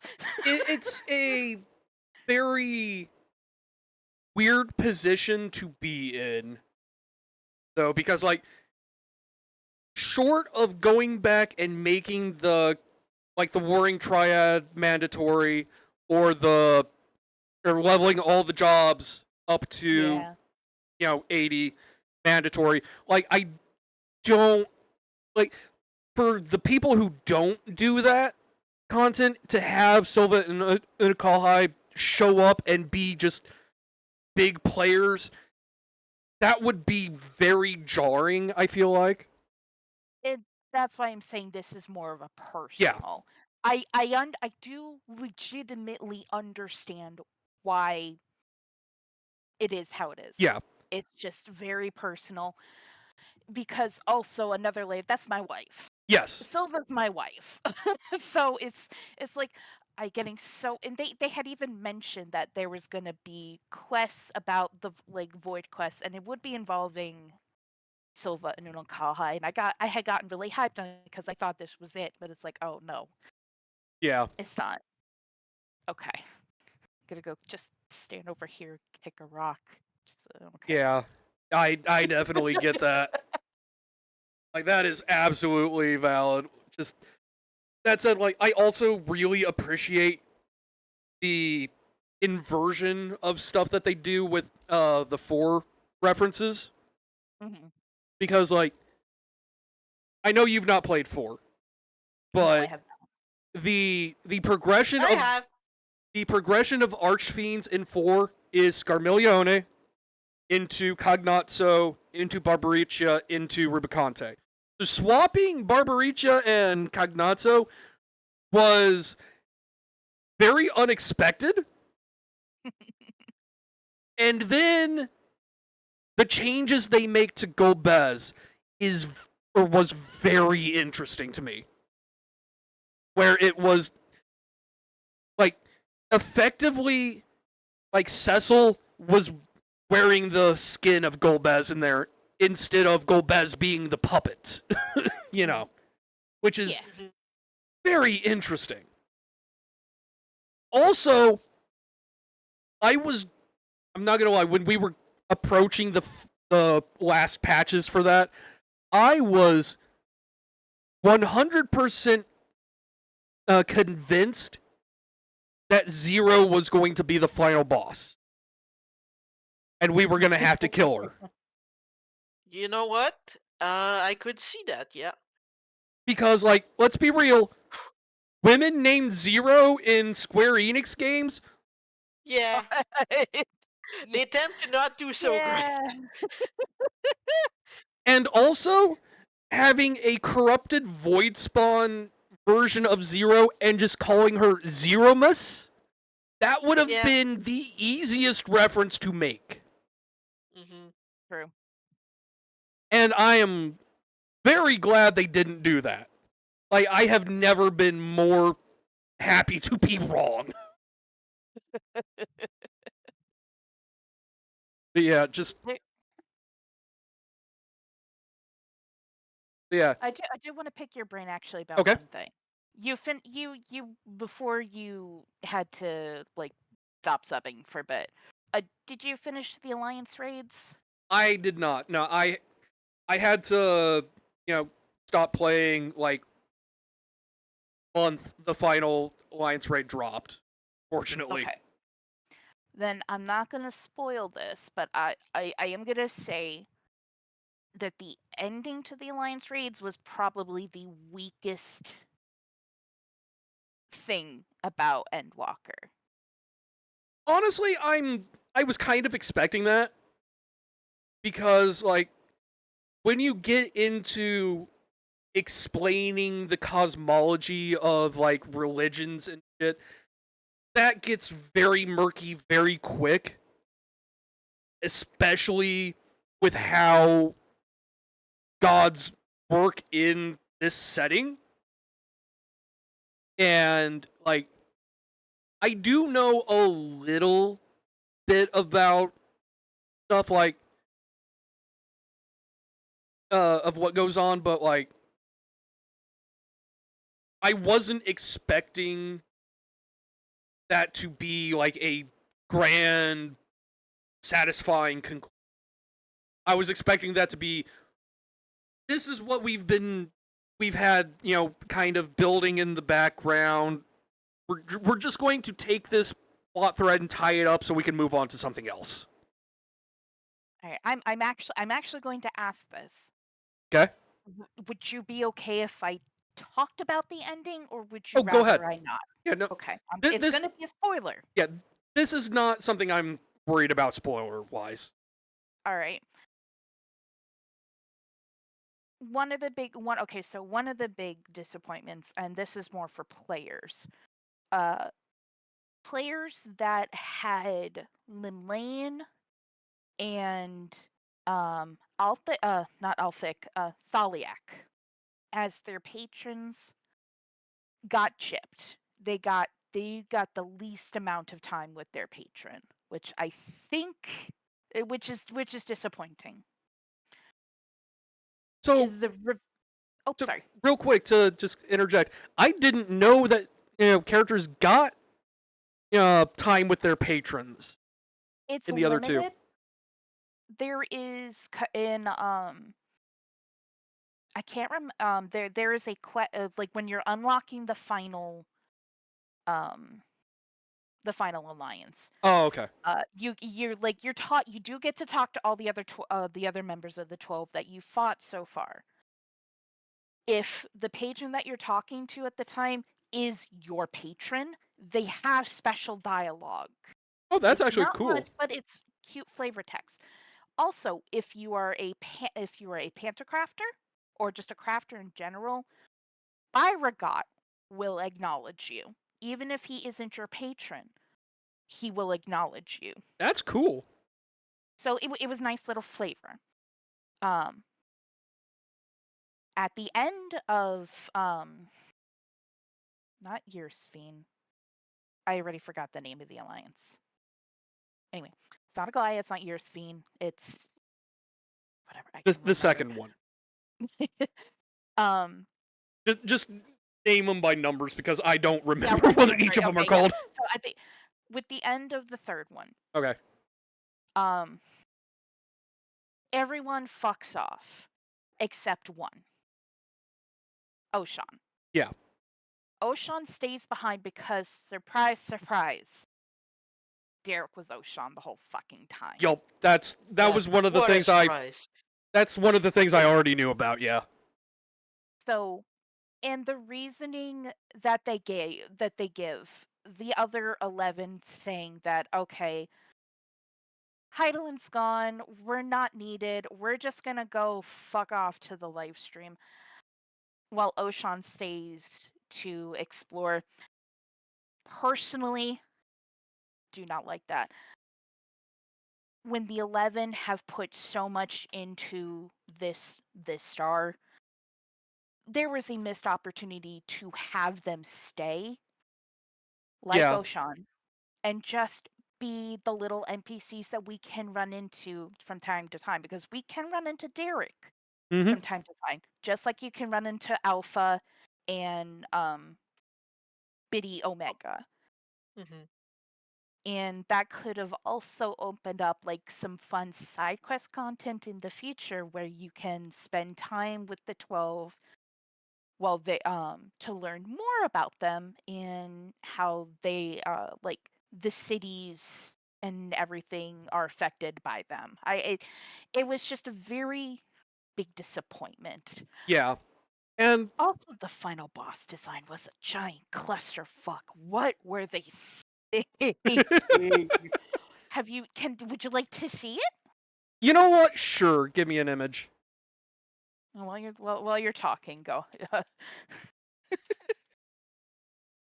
Hey, just real quick, change to a different scene so I can safely pull up Discord and not show any DMs and move it off of my the display that I've got captured. Oh, all the super secret info that I've been sending you and DMs, it's the fine. FBI secrets. Well, it's more I don't want to accidentally click on something and, somebody has sent me, a not safe for work thing or something. You know what? That's fair. There's a lot of porn in this game. Let's be real. The Yep, mods okay. do a lot of. There we go. Yep, and I sent Cody a lot of it. That's the wrong scene. There we go. Okay, now we're back. And now I can have Discord where I can see it without, showing off DMs or something. All right. This is boss number 12 because, the first 3 are Thaliak, Limlane, and Oshan, and the fights were fun, by the way. Don't get me wrong. Those were fun fights. This is the final boss. They combined all 12 together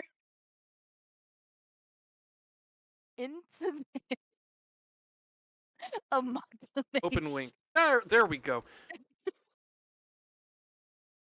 So, missed opportunity to make a great father. Hold on. Something I need to go real quick. No, this is so bad. This is so bad. It's extremely busy. That's why it's so bad. But there's actually a thing that I immediately thought of when I saw that design. Uh-huh. What, Ren? What'd I do now? Oh my god. See, that's a better design. It's less busy. So, you want to know the fun thing about this? Is that in order to play this card, you have to also play 3 gods. You are just like sacrificing 3 gods to get the god. So, like, the fact that these two actually kind of look alike is fucking hilarious to me. I'm still trying to figure out where the brass spike halo comes from, because I can identify every other fucking element on this design to which of the 12. The brass ring I just can't figure out. But you mean this part? Yeah. Yeah, that whole ring thing. Yeah. I don't know which god that came from, but yeah, just the alliance raids was the weakest point of this Narf. expansion. Hello, Hi, Ren. Ren. You are tiny. Hello, Ren. Let me enlarge you. What's There we up, go. Ren? Okay. Nix, I'm coming in here just to say, do not inflict the Great Father on anyone else. What the fuck?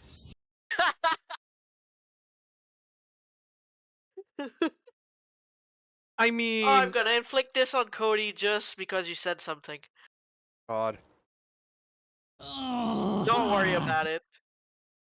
Okay. I'm gonna do it off stream though. Okay. Okay. So, Christ. Endwalker. Gonna put it right there. It always felt like a part 2 to Shadowbringers. It did. If that makes sense, because there was just so much of Shadowbringers in it, it just felt like a continuation. Yeah.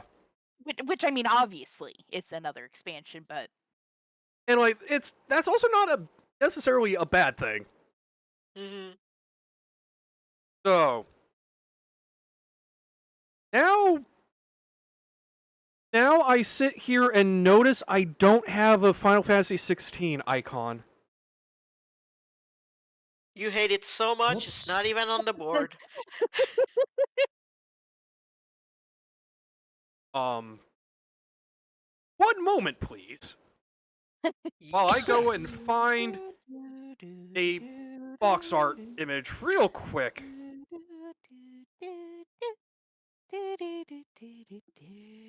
That's 27, not 16. Okay. Mirror images. What that's you said image. I thought you said come here, Emmett.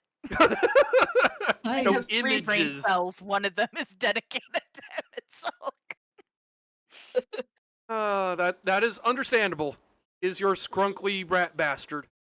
He is.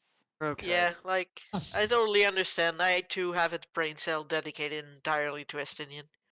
That over there. A squunkly bastard that needs to be shoved in a locker a few times. Okay.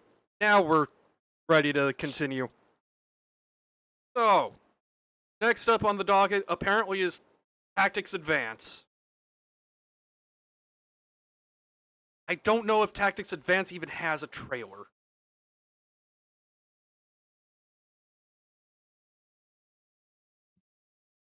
Oh, it does have one. Oh, it does. How about that? I'm amazed it's still even uploaded. Oh, that's the Japanese trailer. Hold up. Some people are really into archiving stuff, so. Okay, here we go. This is apparently from an E3, so.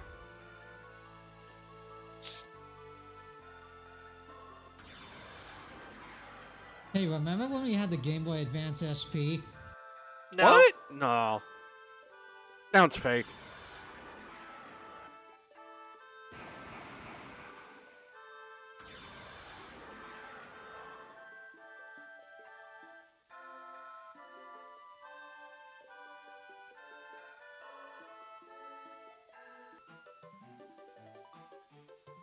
This is a far more bare bones trailer than I was expecting. Not gonna lie. Yeah, especially compared to the JP trailer, which had full-on voice acting in it. Yup. So, I'm just gonna start talking, but... Yeah. Tactics Advance is... Oh, that's it. Wow.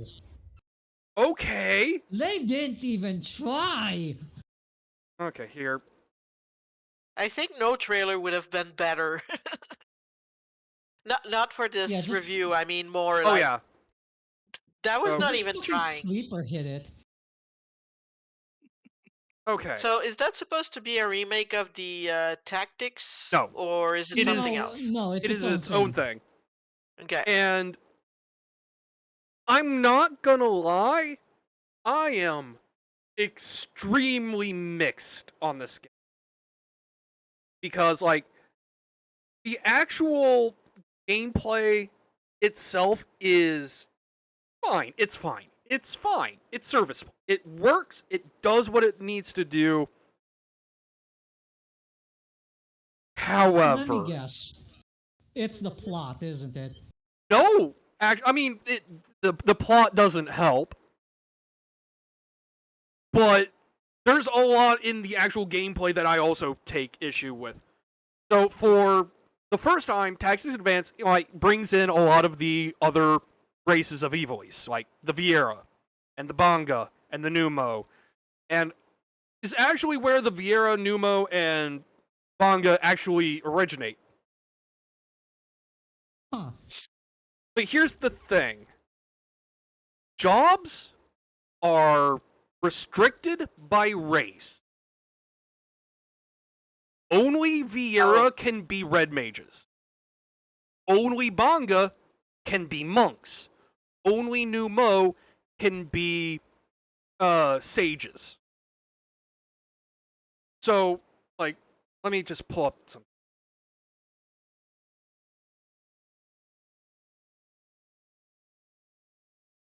So, the job tree for the original Tactics looks like this. You have 2 jobs, everyone has access to it, and everything, builds back into those, or from those 2 jobs. Mm-hmm.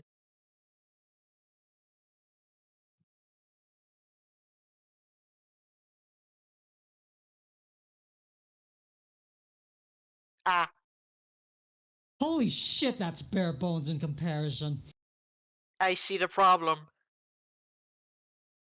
Moogles have 3, or each of the non-human race, or humans have 3 starters, but not much beyond that.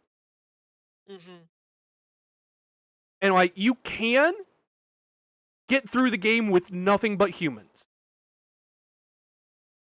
But, like, especially look at the Banga. They get 2 options. They only have to put a single level into both options, and they have all their jobs unlocked immediately. Wow. What So, the fuck? you get access, like, you do get access to everything very quickly.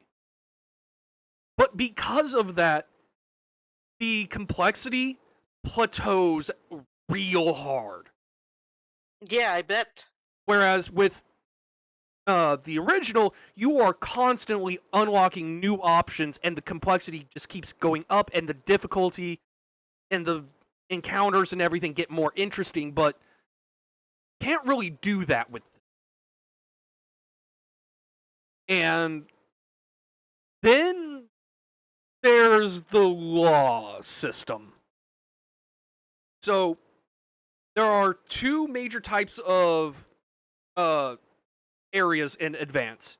You have the quote unquote civilized areas that have their judges as law enforcing, arbiters and everything. And then you have the Yags, which are lawless wasteland. When you have a battle in one of the, quote unquote civilized areas, a judge shows up. When a judge is on the map, permadeath is turned off. Like, don't have to worry about, reviving people before they turn into a crystal or anything like in the original tactics. That comes with the caveat of the judge will just decide arbitrarily an action is forbidden. This can be any kind of action, from using items to using healing magic to using swords. That sounds like a great way to get really fucked. And, you can defy those laws. You get, I want to say, 2 infractions. It's very much like a reference more to, soccer, where you get, a yellow card for breaking the rule once, and then, and then you get a red card, and then your character is taken to jail. And yes, you can have multiple forbidden actions per fight. Gross. So this job tree is so flat because you need access to literally every option on there just to avoid getting fucked over by the rules. Ugh. Now, Not great. Now Not great. The Jags don't have the judges, and they don't have the rules. You are cut loose, and you can do whatever the fuck you want. That's also where permadeath happens, though. Yeah. I think I would take the chance of permadeath. Yeah, the Jags are actually some of the most fun fights because there are no restrictions. There's that pressure of permadeath, but also you can save before a fight and just reload if somebody dies. So, and then there's the story. And the story had an idea. An interesting idea.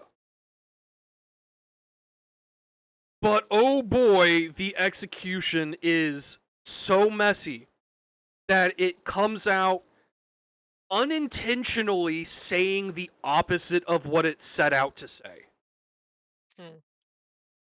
So, the big thing is that the Ivalice that Tactics Advance happens in is in a storybook. You have this group of orphan kids who find a magic book, start reading from it, and they're transported isekai style into Ivalice. And the main character wants to get back to the real world and resume his life. Understandable so far, right? Reject fantasy, live in reality, be a more, cohesive person like that. And then you start encountering those kids that you started the game out with. And they're doing good in this new world. In fact, they're doing better in this world. Yeah, that sounds like a... But it all culminates in the primary antagonist, Mute. In the real world, he is crippled to the point of being wheelchair bound and barely being able to move his upper body at all. Like, he is paralyzed effectively from the shoulders down. In Ivalice, he's the prince. He is righting this world so that all his friends are doing better and everybody is happy and there's no like political strife or anything like that. And you have to tell him, no, you're not allowed to be happy. Go back to the shitty world. Yeah. Yeah. Yeah. Not to say that a person who using a wheelchair can have a happy life, but see, that's the thing. That unintentionally, the game portrays it as escapism is the only thing that the disabled people have going for them. And that's bad. Escapism that's very bad. And like it's very ableist even. What it's the fuck? it's like I want to stress this is a very unintentional thing. Like they try. They probably didn't think that far though. Yeah. And they should have. And I'm going to be perfectly honest, I don't know how much of this is the translation. Oh, yeah. And yes, like, Mute also brought back his mom. So, like, it is very much a toxic escapism thing. The way it's executed through, the main character March is so disconnected to what they're trying to do. Like, I can see a version of this story where it's like, hey, it's okay to, spend time with these, make-believe worlds and all, but we have to live in the real world sort of deal. Mm. But the way March comes at it is so non-compassionate and so self-centered that it unintentionally circles back and says the opposite of what it tried to say. Mm-hmm. And talk about tone deaf. It's so frustrating.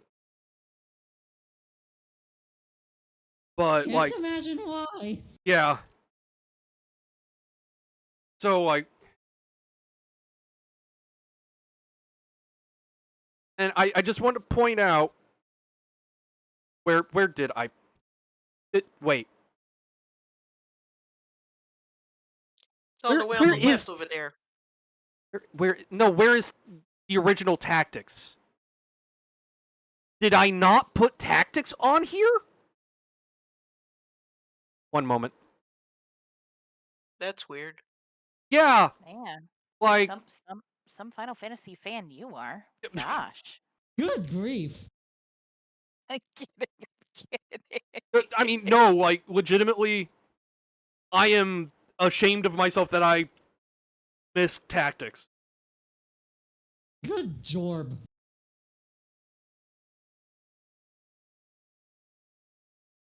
I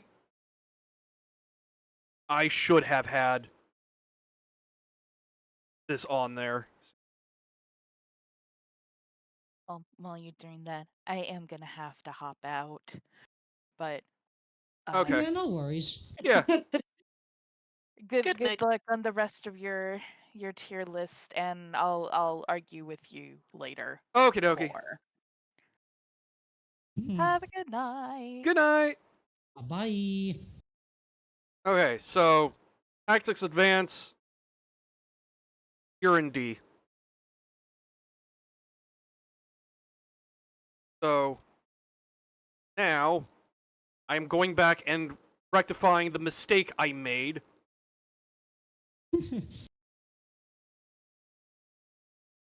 No, what? Actually.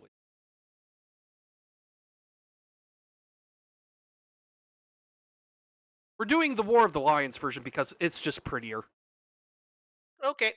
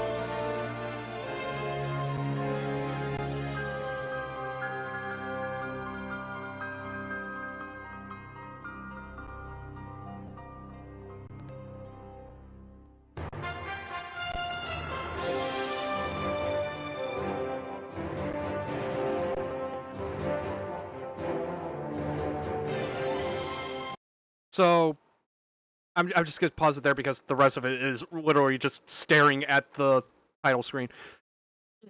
Mm-hmm.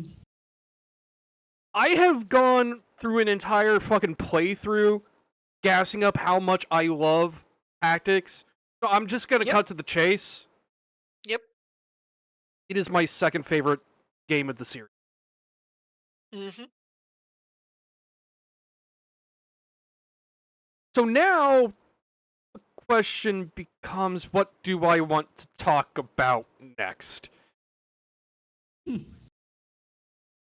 Because we're getting to we're getting to some real stinkers here. Yeah, I was gonna say, there's a lot of options to just rip off the Band-Aid for. Talk about Dirge of Cerberus. Okay, so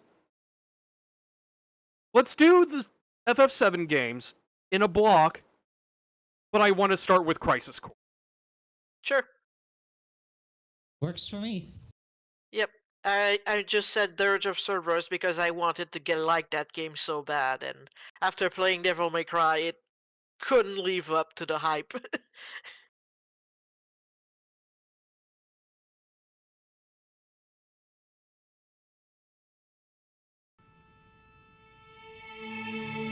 Wait, I'm just noticing that's only 50 seconds. Let's do the 1 minute version. Mm.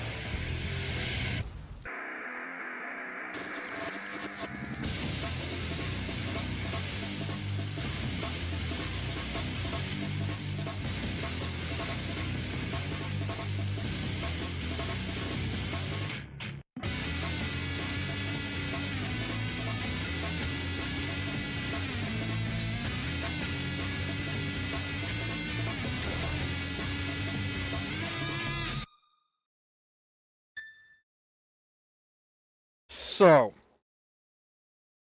Crisis Core is a prequel to 7. Mm-hmm. And as a prequel, it had some very interesting shoes to fill. And I'm not going to say it does it perfectly, because, like, you can't do anything with Sephiroth there, because Sephiroth has to survive into 7. Yep. You can't That's do the problem with all prequels, basically. Yeah. You already know who lives and who dies. Like, and the additions to whatever comes before have to be done in such a way that it doesn't feel weird when they don't show up in the next game. Mm-hmm. And to a degree, I do think Crisis Core succeeds. And a lot of that comes down to its ending. Because, like, for the unaware, Crisis Core follows Zack, who is the guy that Cloud is pretending to be at the start of 7. And one of the, biggest cutscenes in 7 is Zack taking a comatose Cloud to Midgar in order to see his girlfriend, who happens to be Aerith. Mm-hmm. And when they get, like, within spitting distance of Midgar, Zack gets gunned down, and Cloud is left for dead. Yep. Crisis Core takes that cutscene, which was in 7, which is, like, maybe 30 seconds, and turns it into this very, very personal 20-minute endurance marathon. Because, like, embrace your dreams as soldier. Yeah. Yep. And, like, so in the trailer, it shows, like, this, slot machine mechanic that has all the summons and everything. What it doesn't have or show is that as you meet characters and, like Zack becomes friends with them, they get added to the slot machine. With the first person being Sephiroth. And when you roll that person on the slot machine, you do their like limit breaks effectively. And that final sequence, because like when you get to the point, like Zack is like, there's a lot of guys up ahead. I'm going to hide Cloud here, and I'm going to go clear them out. Zack steps into the battlefield, and it's not just a couple guys. Yeah. Like Seven had. It's a fucking army. Like tanks and helicopters included. I mean, even starting with 7, they really, really, really hyped up the soldiers as basically one-man army that could do anything. So yeah, it would take an army to stop Zack. Yes. And like you just start cutting through guys. It's basically a Muso game at that point.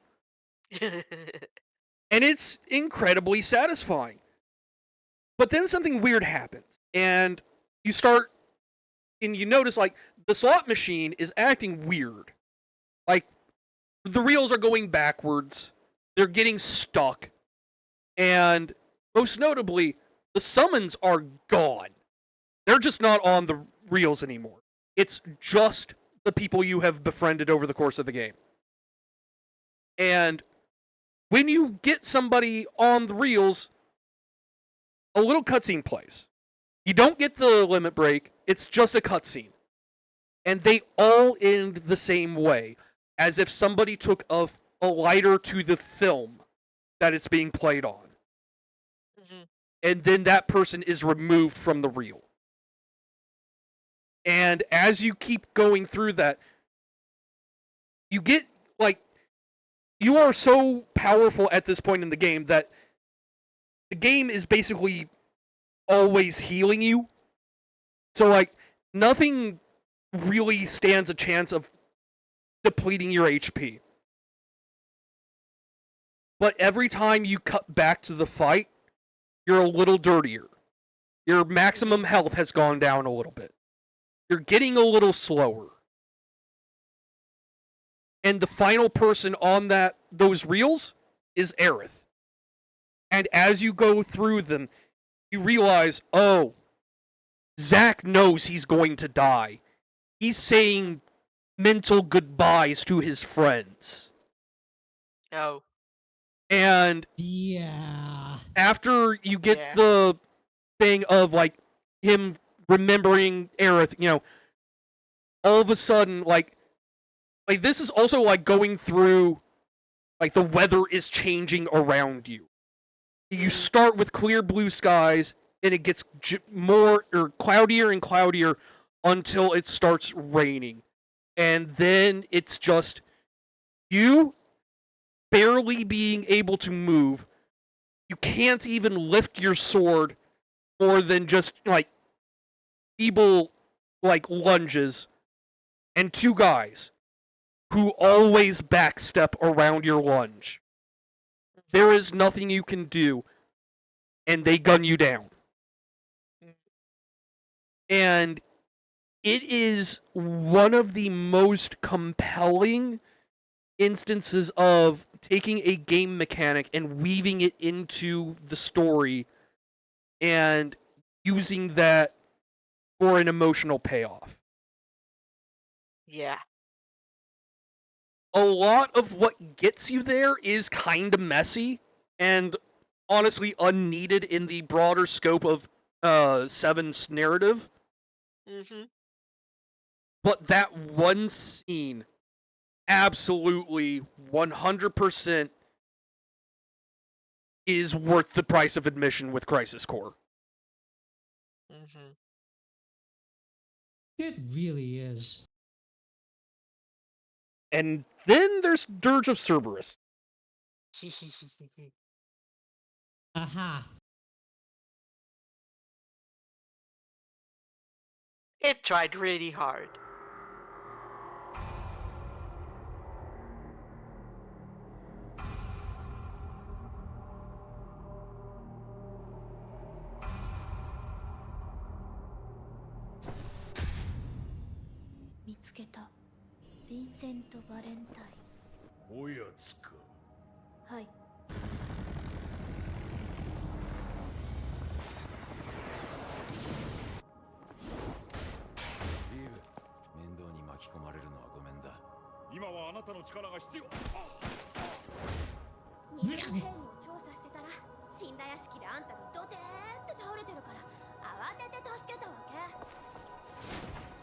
WRO か。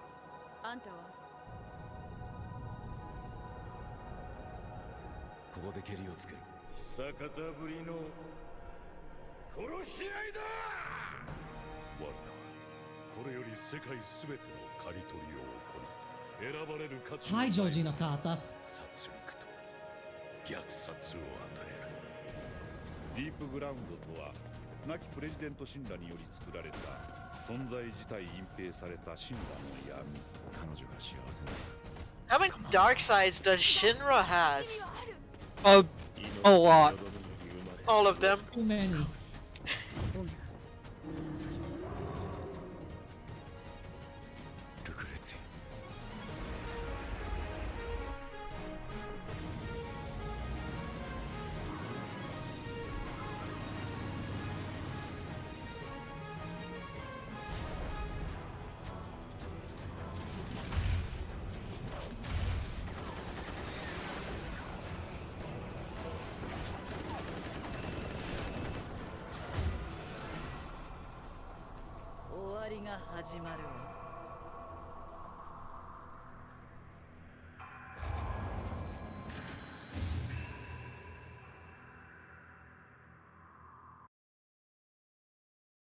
So, there's a lot to say about Dirge of Cerberus.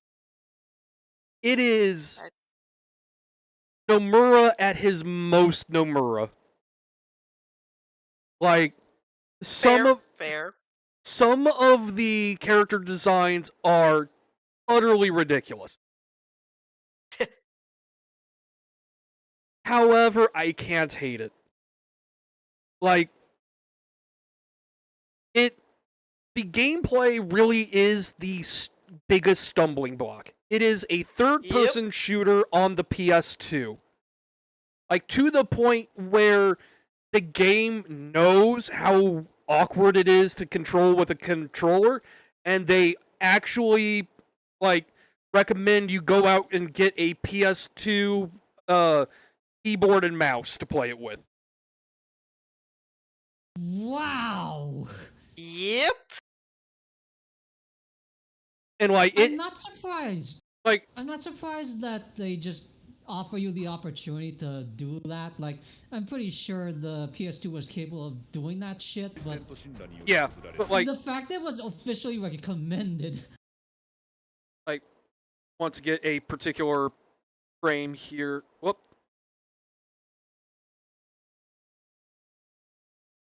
So, you see how big that reticle is? That's your auto-aim reticle. That is how close you need to be to looking at something in order to hit it. Not fire at it, hit it. Because, like... Jesus. Because, like, you actually see it, like, change into a smaller reticle and lock onto something right here. And then go back. Like... It has the strongest auto-aim I have ever seen in a shooter. And it needed it. Yeah, because it's so awkward. Yeah, like, it is the stiffest shooter I have ever played. But, like, it's also, like, so far over the top that a lot of it reads as farce. Yep. Like, especially at the end. Like, Mm-hmm. there's... Before your final boss, there's a cutscene where, like, the final boss is this dude with, 2 katanas that you're going up against with a gun. And, like, there's a cutscene of him, like, teleporting behind you and stabbing you with both swords. And then the camera just pans away from you, focuses on him for a second, he closes his eyes, opens them, and smirks, all as the camera is still panning to reveal you behind him with your gun pointed at the back of his head. I'm thinking of the scene in Blaze when they made fun of that. Yes, like, it Just is... teleporting behind your adversary. It is... I'm behind you. No, I'm behind you. No, I'm behind you. It is some Cold Steel the Edge Hedge level nonsense, and I fucking adore how stupid it gets. It gets extremely stupid at the end. My god. That said, the story they're trying to tell with that is one I feel like is, like, in the grand scope of things, fitting with the world of FF7. Because, like, it is one guy being like, okay, this world sucks, we're killing everyone and starting again. Like, it is very much the creative flipping a table and starting a new project sort of deal. Mm-hmm. And, like, 7 is very much a meditation on grief and loss and moving on. Dirge of Cerberus is putting those lessons to the test. Like, that is where where you have to reaffirm this is a world worth fighting for, sort of deal. Mm-hmm. Too bad they tell it like that. It is extremely dumb, but extremely funny. Yep. Why? Like, it's too stupid to be taken seriously. Yes. I have to put it right between 7 and Dissidia. Like, I can't help but love it. Mm-hmm. It's not a stupid you get mad at. It's a stupid you're just laughing your ass off because you can't believe this shit.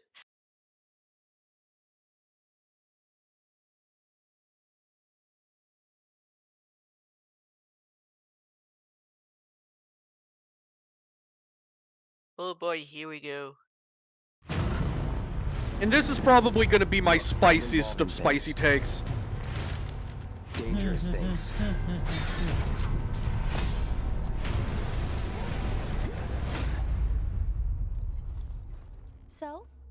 So keep your distance.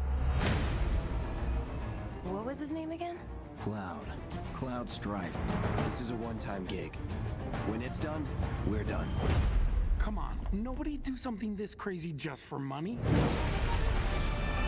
You gonna stand there and pretend you can't hear the planet crying out in pain?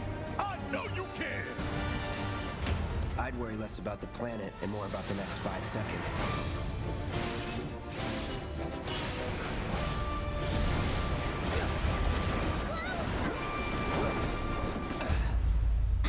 Okay, that was pretty cool. You weren't thinking of leaving Midgar anytime soon, were you? Well, seems this old friend of mine's in a tight spot. A long time ago I made a promise, so... I'm really glad to have you back, Cloud. Really glad.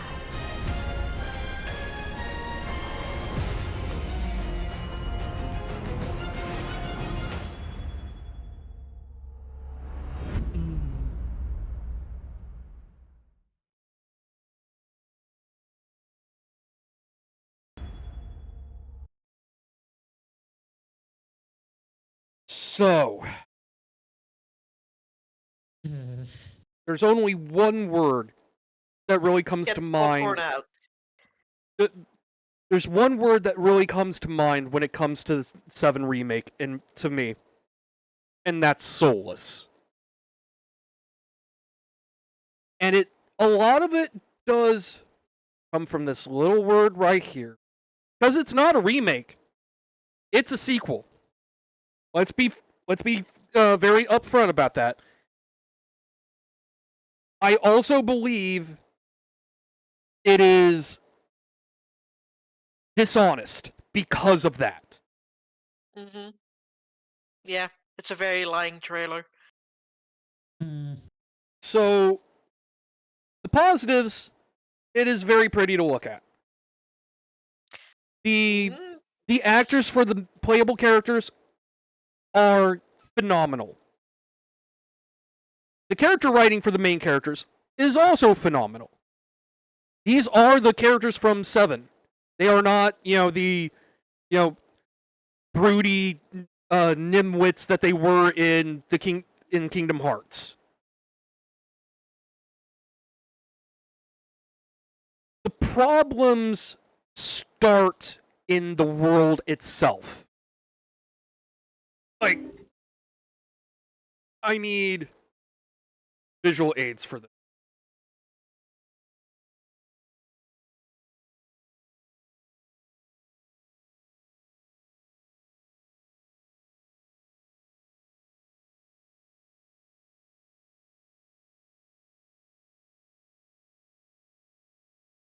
Anyone who has played the original 7 can spot what's wrong with this picture.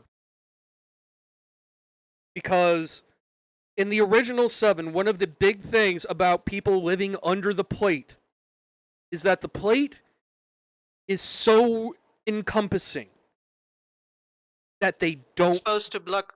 Yeah, it's Why supposed is to block there a all the sunlight. sky? Yeah. Yeah. Why is there a sky? Why is it so bright? They don't get natural light under the plate. Because there are mountains around Midgar that block the sun anytime it would have gotten low enough to be under the plate. Yep.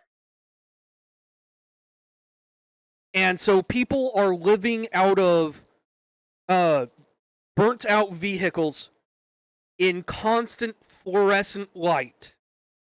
It is, by all definitions, a form of sensory deprivation that they are living with and living in spite of. Yep.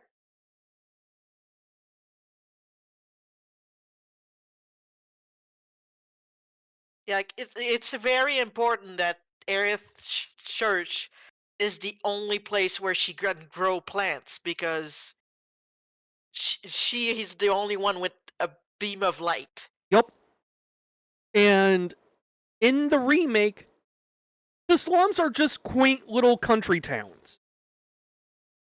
Yikes. Hmm. Like, there's vegetation everywhere. Yeah. Like, it's fine. They're fine. It's fine. They're doing fine under there, guys. I mean, it's a slum still, but it's not in complete darkness with neon light lighting the way 24/7. This particular image, I could recreate probably with a 2-hour drive from where I am. Yeah. Yeah. Like, this looks like something out of Illinois. This does not look like a run-down slum in a corporate dystopia. Nope, and it certainly doesn't look cyberpunk. And then there's a pervasive fear of gray in the remake. So, FF7 opens up with the bombing run, which is, you go into a Mako reactor, you blow it the fuck up. As you do. In the remake, it plays out extremely differently. Like, it starts the same. You go in, you set the bomb, you get the fuck out of Dodge. Do you get the But- boss fight? You do get the boss fight, but then like you get out of dodge. That all plays out the same. But then a cutscene happens that killed any and all enthusiasm I had for the game. Because it cuts back to the reactor where the bomb is. Like through a security camera. The bomb explodes, and the machinery it was on is wrecked. But it doesn't cause any kind of like chain reaction to make the whole building go up in flames like it does in the original. And what was the point then? And then it zooms out to reveal President Shinra watching security feeds. He then looks over at his smartphone on his desk and taps a button. It then goes back to inside the building, and all the security robots start going berserk. And that is what causes the chain reaction that gets the whole thing to blow up and cause like an actual problem for the city. An actual domestic terrorism. Yeah. Wow. Because God forbid we have characters willing to go to what a lot of people would consider an extreme in their quest to, in their cause that they find is just. This is just reminding you of the whole Han shot first fucking debacle, except on a much bigger scale. It's absolutely that, yeah. Also, God forbid we get one small victory at the beginning. I mean, like, the way the bomb was explained, ahead of time, taking out that machine would have taken out the reactor. Mm-hmm. Yeah, that's the point. That's why you put the bomb there. Yeah, the reactor was offline, but it didn't do the big explosion or anything like that. Mm-hmm. And it's got such a fear of shades of gray that it has to portray Cloud as an unambiguously good guy. Whereas the shades of gray and the extremism and everything like that was part of the drawing point for 7. Because, until you get out of Midgar, Barrett's bullshit about, the world's dying and stuff could be very well be written off as just Barrett is a conspiracy theorist nut job. That's reading alien invasions into the decoder ring or whatever. Yeah, because of Shinra, he lost his job, so he's extra mad and he's fallen into conspiracy theories. Yeah, it isn't until you get out of Midgar and you realize just, Barrett was right. This world is getting fucked. Mm-hmm. And, that recontextualizes everything in a positive way, but you still have to sit there and kind of reconcile of, am I on the right side here? Is this okay? And I feel like the remake lost the idea that this is a cyberpunk. First of all, there's a lot of ecotourism terrorism in it. Yeah. But it's a cyberpunk, and the whole point of a cyberpunk is that you are the little man against the gigantic global corporation.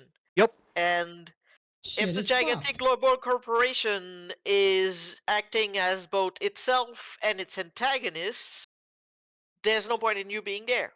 Yeah. There's another thing that just irked me. In the areas of the slums that you go through in the original, just outside of some of the settled areas where monsters can spawn, is a monster called the Hell House. Oh god. The way the Hell House is portrayed in the PlayStation version, it's unclear if it is biological, robotic, or some combination of the two. And it is... Or some kind of eldritch monster. Yes. And it is just a house. Until you attack it. Yeah. And then it gets up, puts out its arms and legs, and it is this really knockdown, drag out, like almost mini boss of a fight that you can just farm if you want. It's a nightmare. It is one of those things that really sticks out to anybody that plays it. So of course they brought it back for the remake. It is a fully robotic thing. Boo. Like, let me... I mean, what's the point? Why would you? Like, I know Shinra is insane and all, but... It's not even Shinra, it's Don Cornero. Don't... Jesus, that's even less... That's even less of an explanation. He had it built for his arena, where it is a boss. That makes no sense. The original had a bit of implied storytelling that just on the edges of where people are sleeping in burnt out cars, there are houses, 4 walls of stability that are just there, waiting for you. And those houses don't want you. Well, no, they do. That's the thing.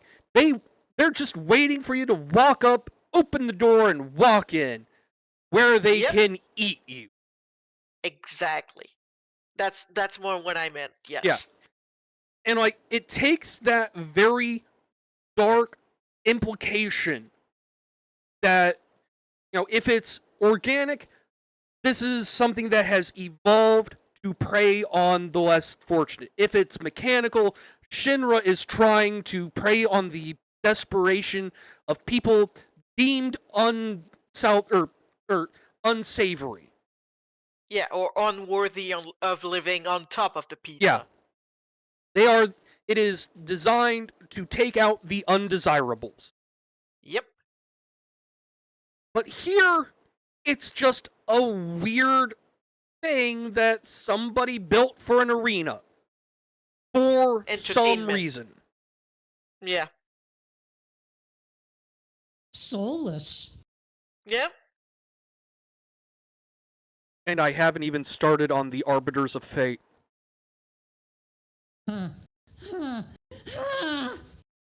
So, in the remake, when Cloud and Aerith first meet,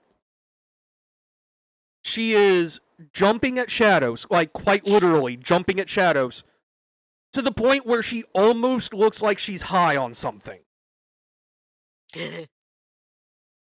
And then she touches Cloud, and he can see these like shadowy cloaked figures swirling around her. Those are later revealed to be the quote-unquote Arbiters of Fate. Because Aerith is destined to die. The final boss of the 7 remake are the Arbiters of Fate. It is blatantly telegraphing to the audience all of those letters and all of the hate mail and everything that Square got when 7 first released, demanding that there be a way to bring Aerith back. Those are all validated. Because you won. Shit personally. You won. We're bringing her back. And then I'm just reminded that Hironobu Sakaguchi wrote out the broad strokes of the scenario, the bullet points and everything. just after his mother had died. Yeah, And yeah, you told me about that. And a lot of the story of Seven is what it is, and a meditation on death, grief, and moving on. Because it was Sakaguchi working through his grief for his mother. And the remake takes all of that and throws it in the garbage. I think throwing it in the garbage is generous. It's throwing it in the back alley and pissing on it. And that's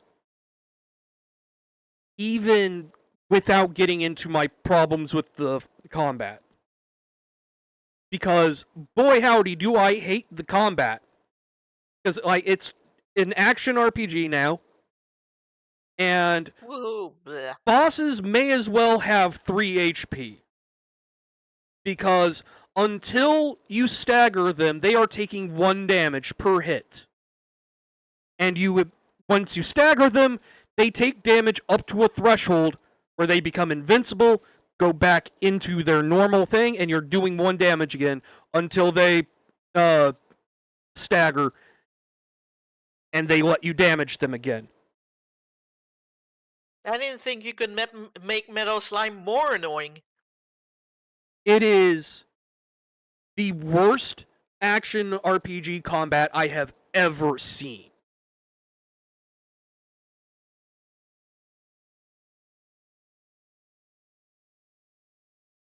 I said I have nothing but contempt for Lightning Returns. I can't even muster that much for 7 Remake. Say what you will about Lightning Returns, but it made me feel. Annoyance.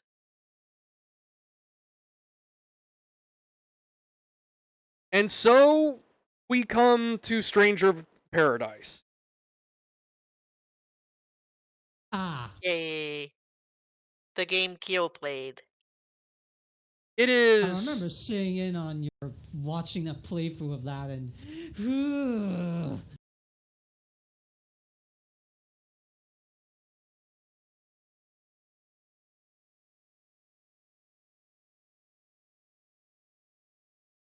I think it'll only be remembered for the memes at this point.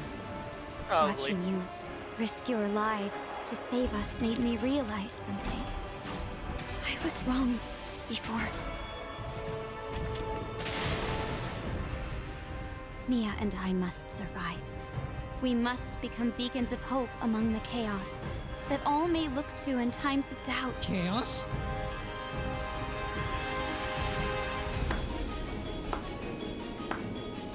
Bravo, Jack. Just tell us about the crystals. Those who are to forge the future mustn't be concerned with trivialities. Then cut to the chase.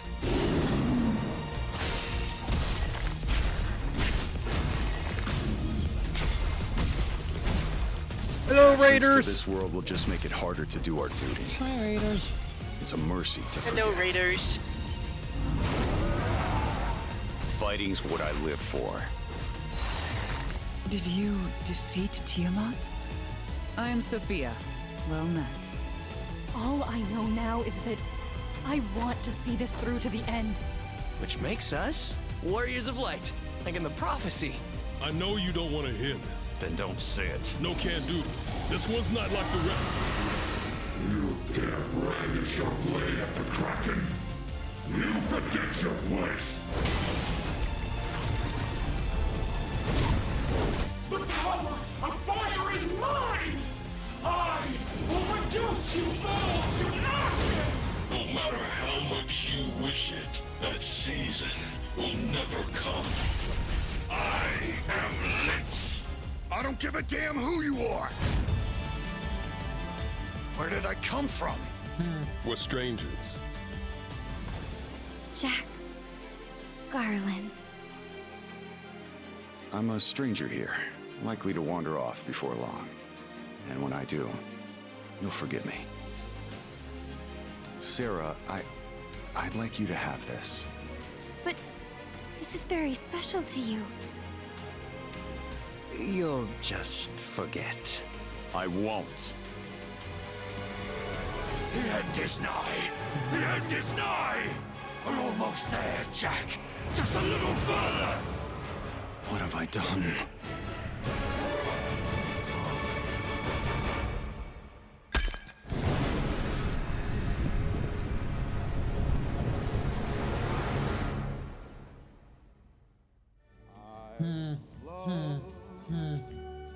Yeah, I'm gonna mute or turn down the volume there because that is a Frank Sinatra song. You've got to be crazy if you want to. So Jack Garland is the guy who plays the RPG while mashing through all the text, but he's the protagonist. Sort of. Nice. You know what? I'm just gonna. Where's the? You know, let's do that as our visual. So, Stranger of Paradise. First off, it's going or fighting an uphill battle for me because it is a Souls-like. Also, what a great name wasted on such a game. Yeah. But like, gameplay aside, it's supposed to be like a lot of people have told me that it's supposed to be like a lampooning, very tongue-in-cheek sort of thing. Eesh, didn't feel tongue-in-cheek when I was watching Kyo play it. It's not, like, I've heard a lot of people, you're not supposed to take it seriously. And I get that. And the story doesn't really matter for 90% of the game. It only shows up at the very end. I'm not even gonna front there. However, there is something, like, there was a thing that happened while I was watching this playthrough because, I wasn't about to buy it and play it for myself because, like, you have a little more self-respect than that. Yeah, but there was a thing that happened that I had to take a timestamp of that I need to play. Oh boy. Is it what I think it is? If you made a timestamp and you bookmarked it just for this. Yep. Oh boy. So this is a conversation that happens as you're going through one of the dungeons. Let me turn the volume back up. So tell me. Oh which boy. one will you choose? I had a Which feeling one? this would be Reward relevant. for restoring the crystals. Will it be treasure or the princess? I don't remember being offered a reward.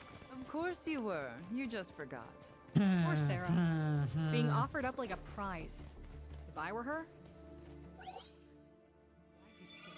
Me too. But ridding the world of royalty's old-fashioned ways is no easy feat. well, maybe the warriors of light will do something about that. That would be old. On one hand, you'd get the crown. It ain't life. At least you'd be rich. All right, that's enough childish daydreams out of you two. Grow up. They start a conversation talking about how shitty it is that a woman is offered as a prize. And immediately go into, I'd probably take the woman. Yep. What the fuck? And that's the tone the game sets for the whole goddamn thing. That's just the most egregious. Yep, it feels very anime, but the bad kind of anime with the sympathetic pervert. This is Goblin Slayer, not Berserk. Yep, the kind of anime that thinks sexual harassment is funny. It is And that is one of the most quote-unquote positive conversations the characters have, because the rest of the time they're just bitching about you using potions. Yep. Like, I know a lot of people have played the game for the memes. I can't even see the enjoyment in that. This is just such a non-fun world to be in. So, It saps the fucking life out of you little by little until you're a fucking husk like them. I will say I have a better opinion of it than Lightning Returns. But that's not saying much. No, because I don't think you could have a worse opinion of Lightning Return. Oh, except you put Final Fantasy VII there. Yeah, 7 Remake, specifically. 7 Remake, right. So, now we come to the final entry. Yeah. Yeah, to quote Terminus, I think I'm just gonna play the Pixel Remaster of 1 and ignore this one. Yes.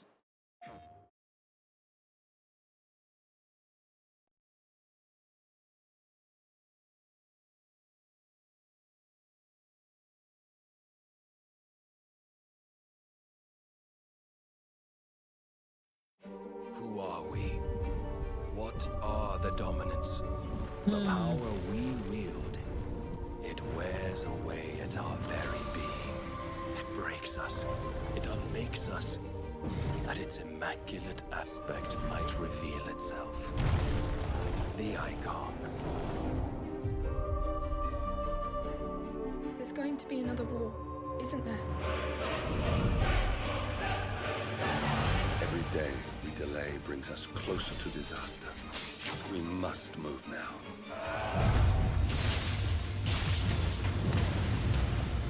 The chaos he would wreak would sweep all of Valisthea into the abyss.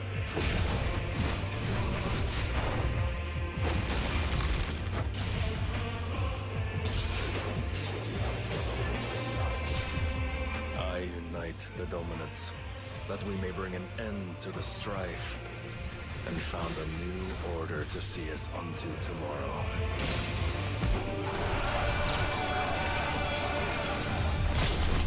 If I take the field, our duel will shake the island to its foundations.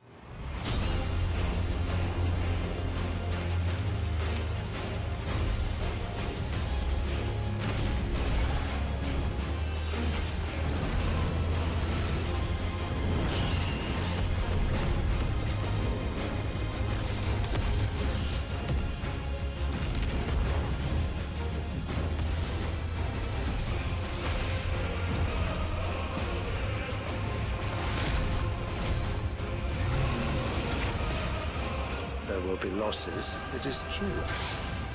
Yet for every citizen who falls, another can be bred. For every home that burns, another can be built. The Empire will live on.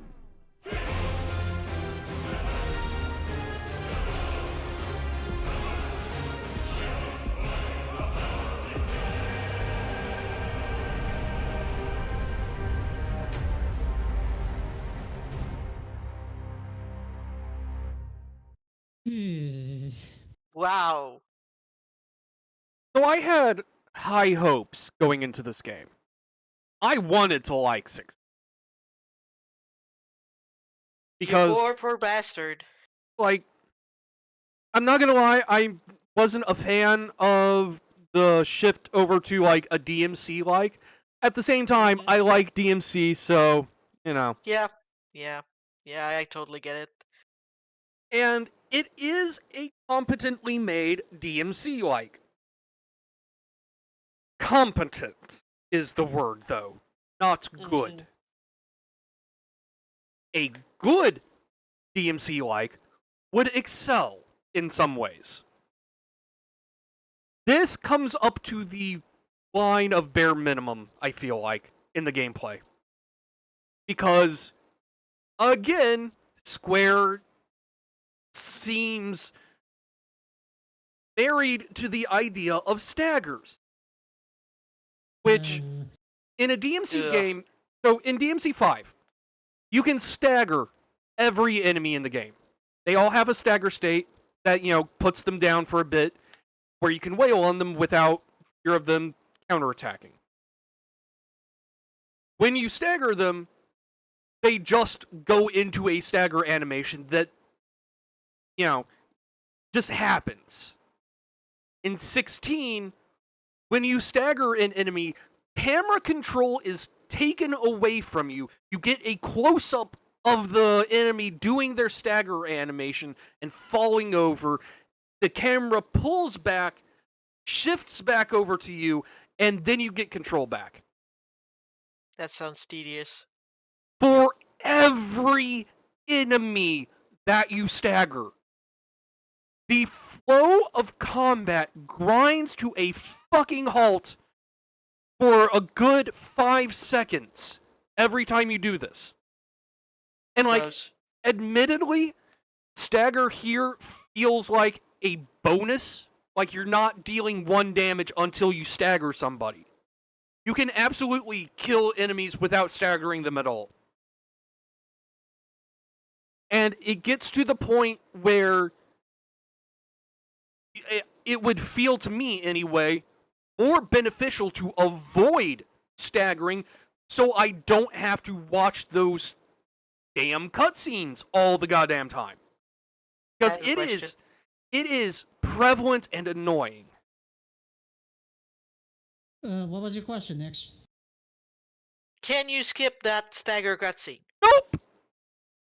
Fuck. That's the worst thing in the world. Also, those big kaiju battles that they were advertising heavily in the trailer, that takes your entire moveset, beats it out the window. Yay. They are glorified cutscenes. So, I was gonna ask if you at least get a cool moveset for your kaiju form. I mean, you do, but they only let you do them when they want you to do them. Like Rock'em, it is effectively just Rock'em Sock'em Robots at that point. And That's not a very fun game. And then we get into the world building. And my remark about Goblin Slayer and Berserk comes up here again. Like, I have a saying where, like, Goblin Slayer is inspired by Berserk in the loosest of ways, where somebody saw the superficial, grim, dark pain and suffering and took that and ignored the next 99% of what Berserk is. Final Fantasy 16 feels a lot like that. Because, like, let's get into the magic system. In 16, magic is an inborn gift.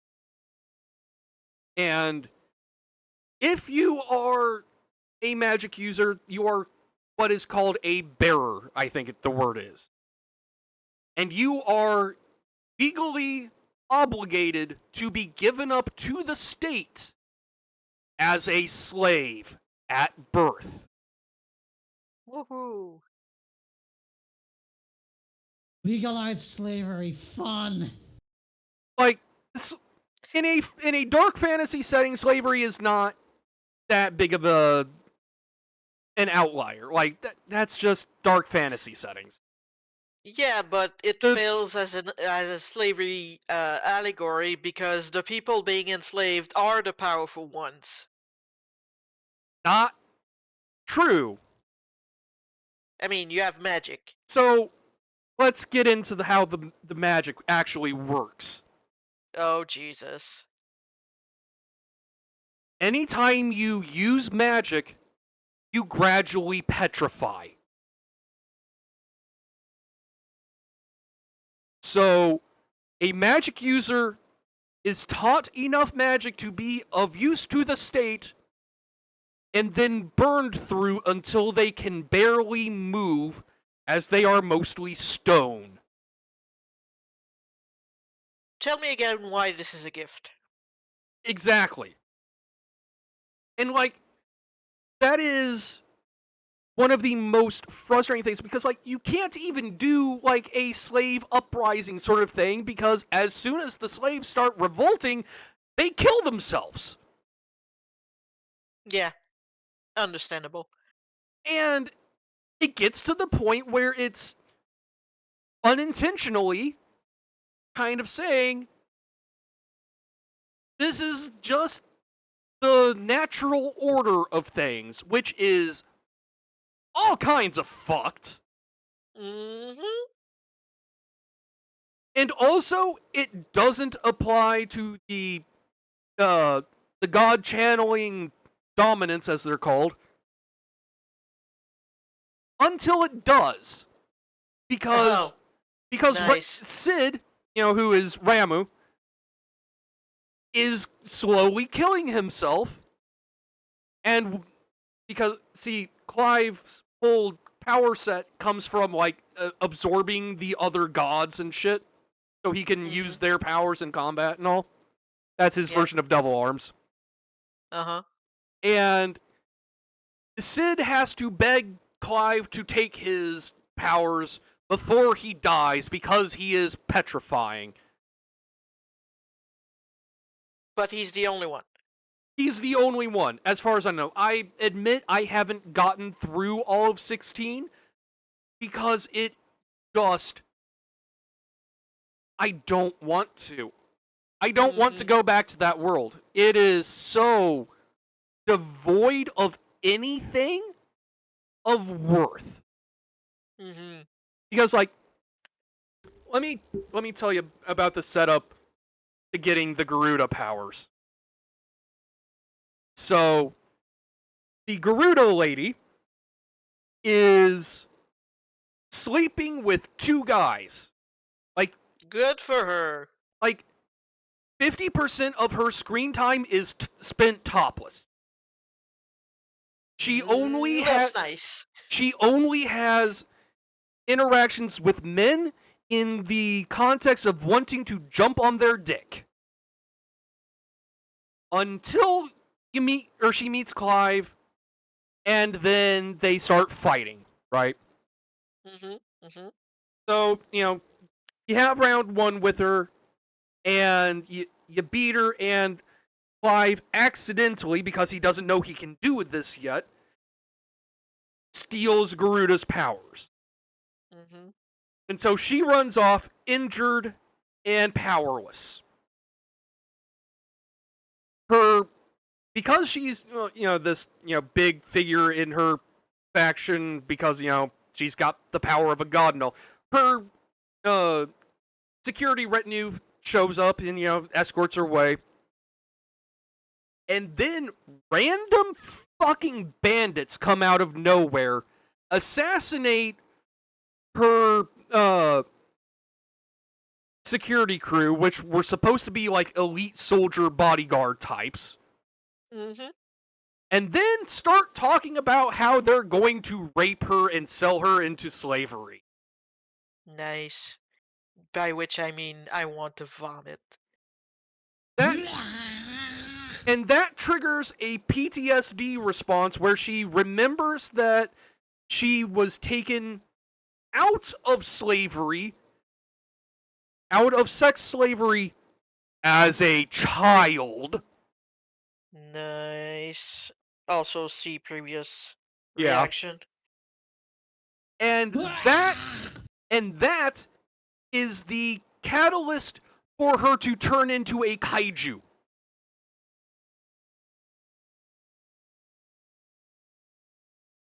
I'd turn into a kaiju for less. But yeah. Yeah, I don't like this. I don't like this at all. And then, about 2/3 of the way through the game, you're fighting Bahamut. And the fight goes into outer space. As Bahamut does. As Bahamut do. That's normal for That's Bahamut. his shtick. And then Bahamut starts charging his big fuck-off laser. Yay. And then Clive... So you're gonna die. And then Clive has the line, he would burn the world for our fight. I think he's aiming specifically at you, but go on. And so it becomes not just, I need to beat Bahamut because he's going to do something, fucky if he keeps his power. It's, I need to beat Bahamut so he doesn't blow up the planet. And that's 2/3 of the way through the game. I feel like the winning play here is actually letting Bahamut explode this planet. So the power scaling immediately becomes, to use Dragon Ball as a reference. Yeah. What if Beerus shows up after you fight, or after Goku fights Frieza? At that point, numbers don't mean anything. Because Barrett is what it is. Numbers don't effectively communicate the escalation of threat at this point. And the actual major antagonist loses all presence. Which also, the major antagonist is supposed to be like an eldritch extra-dimensional threat that just doesn't exist in the actual narrative for 90% of the game. He is a slightly more fleshed out version of Necron from 9. But Bahamut... The Bahamut is ultimately a footnote in this game. How are you beating this guy again? As Ifrit. Don't worry about it. Don't worry about it. No, please worry about it a fucking lot. I know a lot of people were stoked as hell when Yoshi P was revealed to be the director of the next Final Fantasy, and his team was handling it and everything like that. Yeah, I saw it. What FF16 has taught me is that Yoshi P is a good director. He is not a writer. He is not a world builder. He is skilled at building something from the bones of what was already there. And the vast majority of 14's plot and strength is from Ishikawa, not Yoshi P. But that's also not Yoshi P's job to write the game. Exactly, but he was the showrunner effectively for 16. Mm-hmm. The leader is only as good as his team, and etc., etc.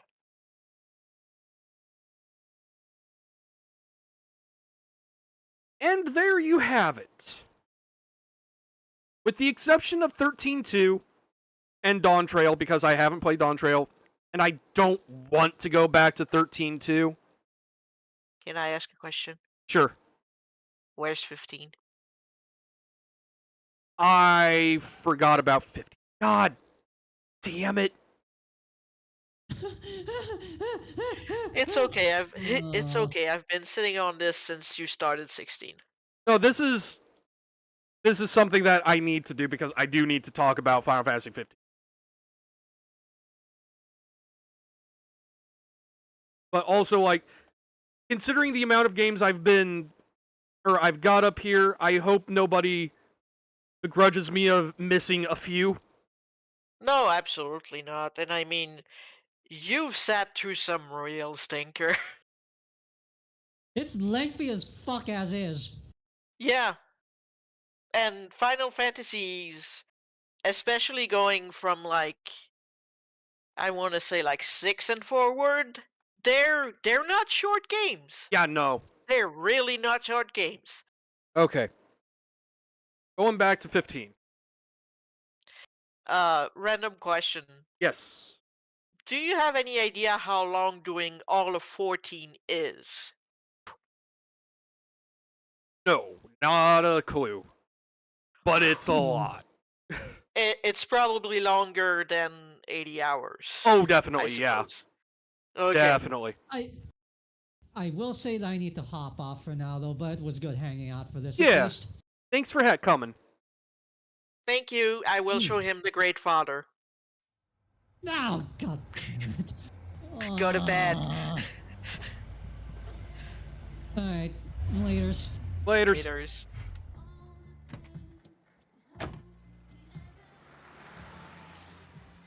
I wanted to like this game so bad.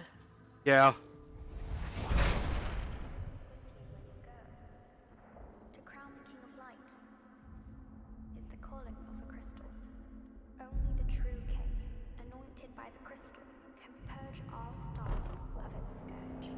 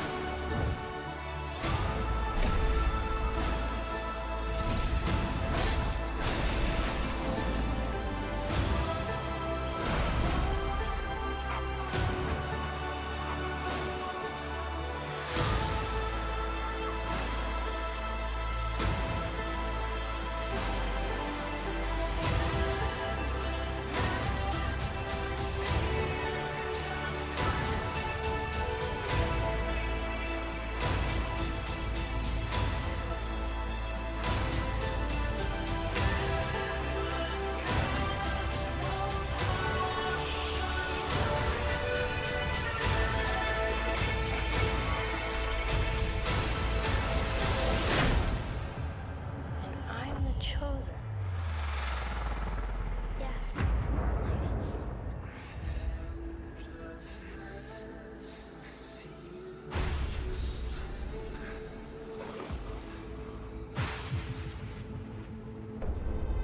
I guess I can do it. I won't let you down. I know you won't.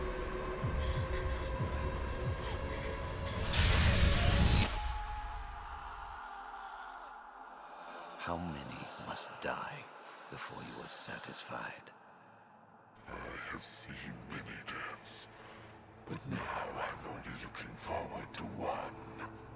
And then I can rest. He will take responsibility, you know. As must we all. May the gods forgive me.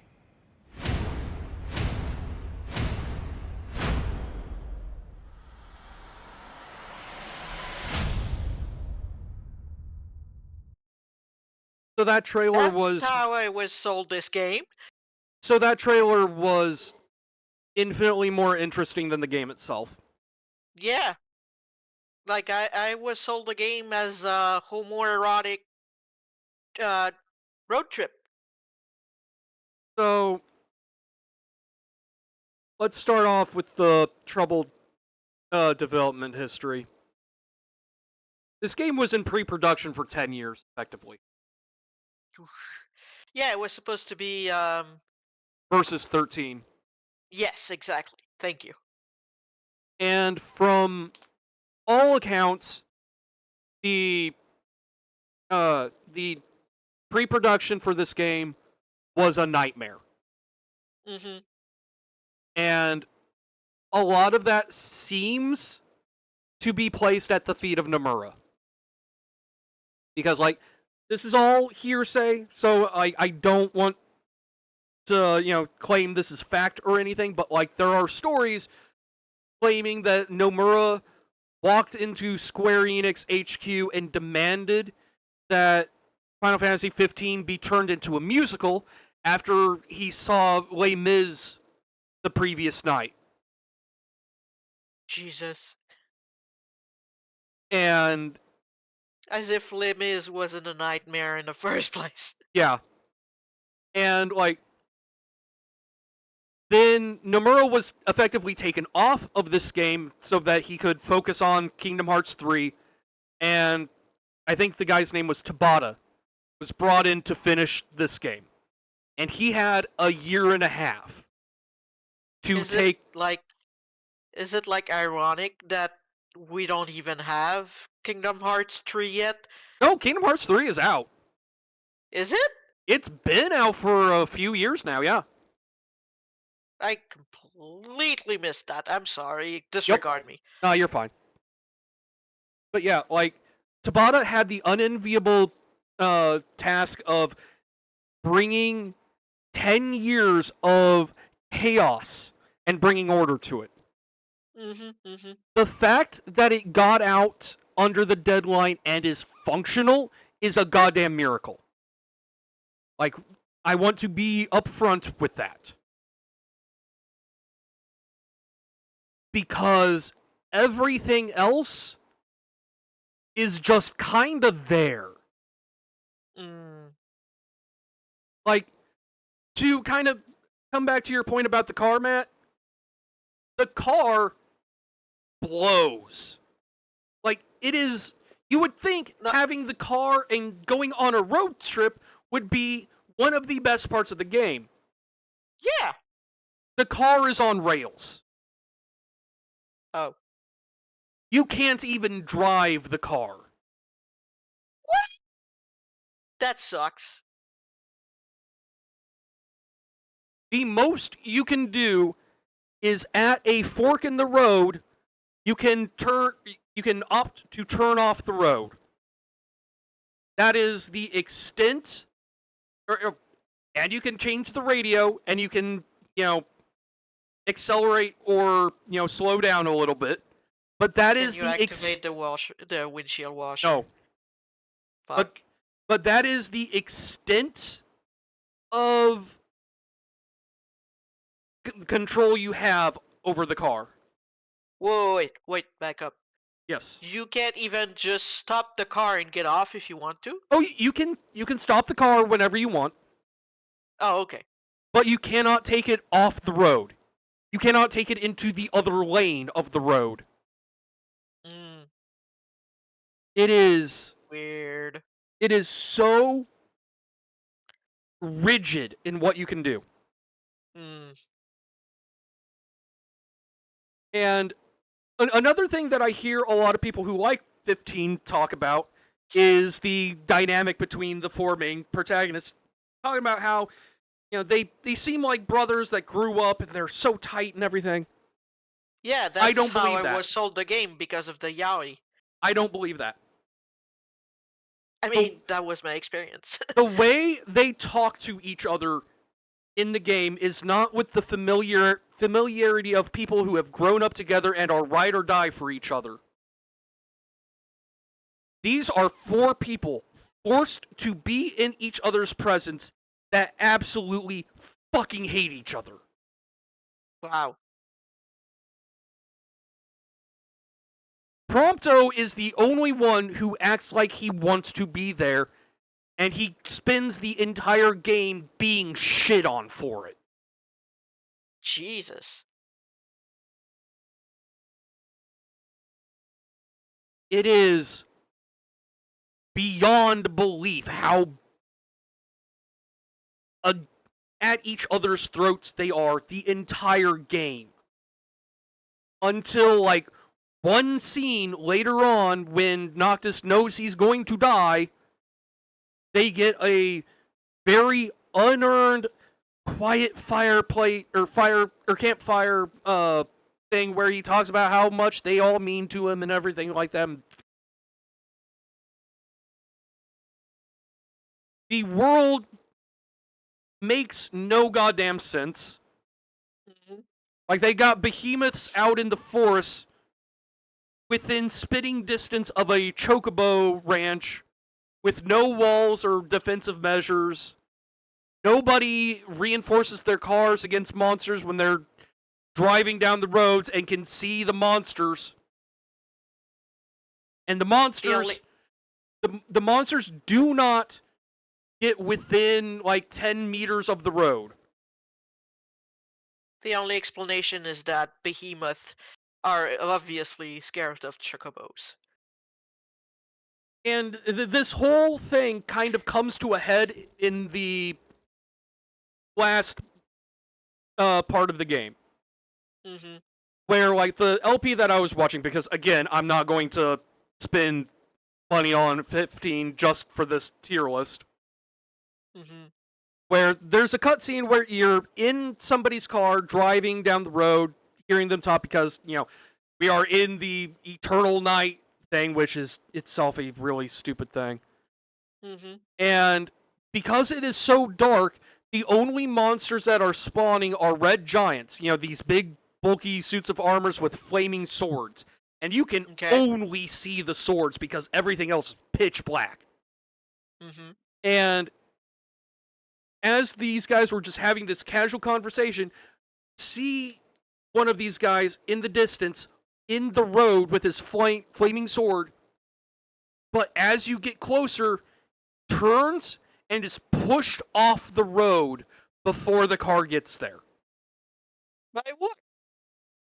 By the car, because he wasn't supposed to be on the road. So the car has a force field?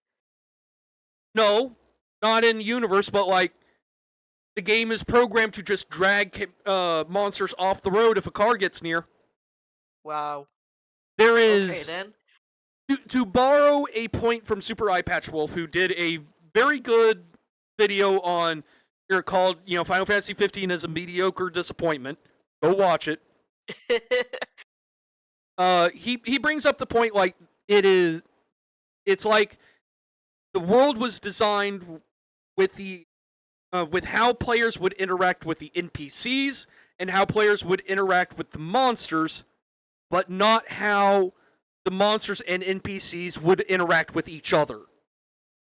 And because of that, the entire integrity of the world comes crashing down around it, because if you start to think about it, why are there just gas stations with, no kinds of fortifications where there are, like, man-eating monsters across the road from them?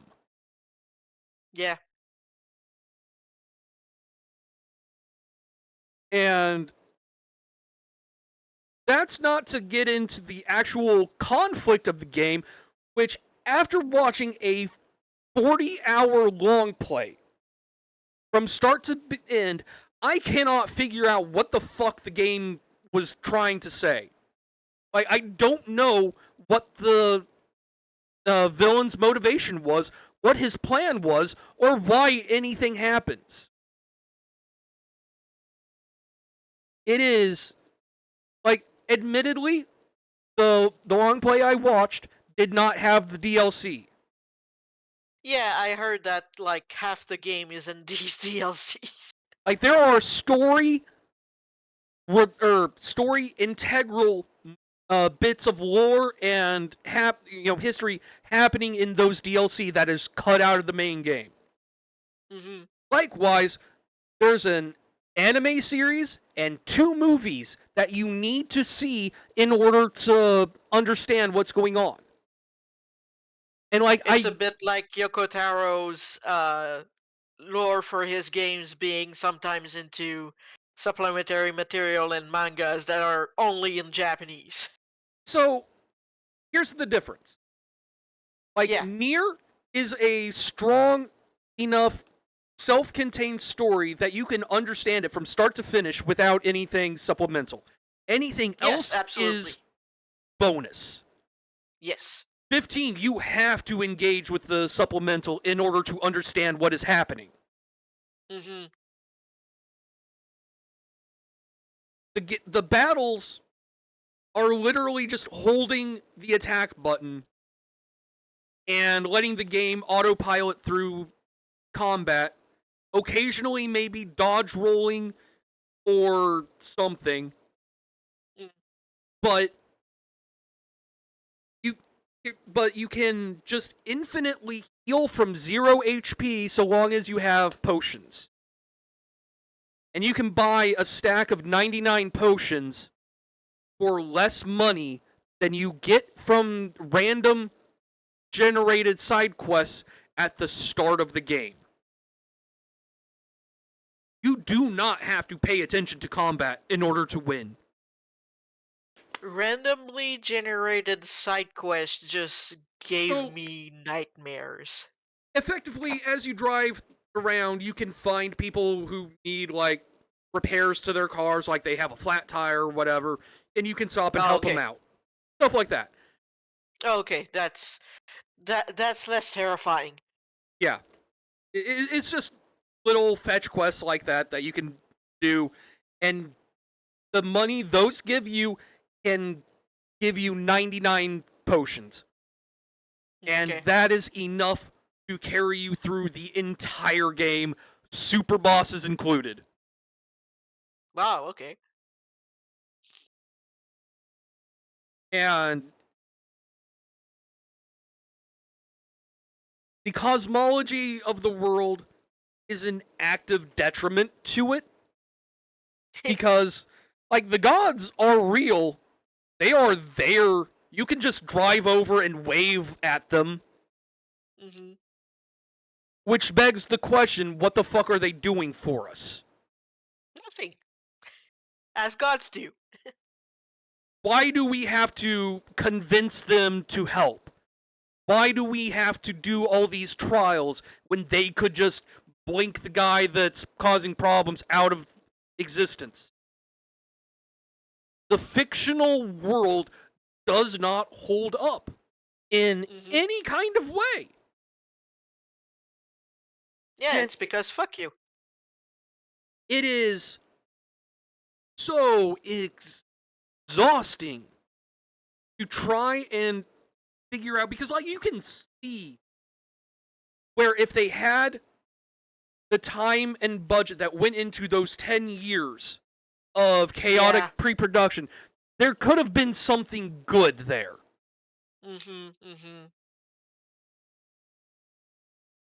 But at the end of the day, there isn't. It's a mediocre disappointment at best.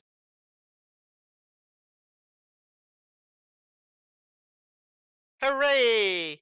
And now you reached the end. We have reached the end. Congratulations! Final Fantasy VI is still my favorite game of all time. Final Fantasy VII Remake is the worst game in the series, according to me. I will die on that hill too.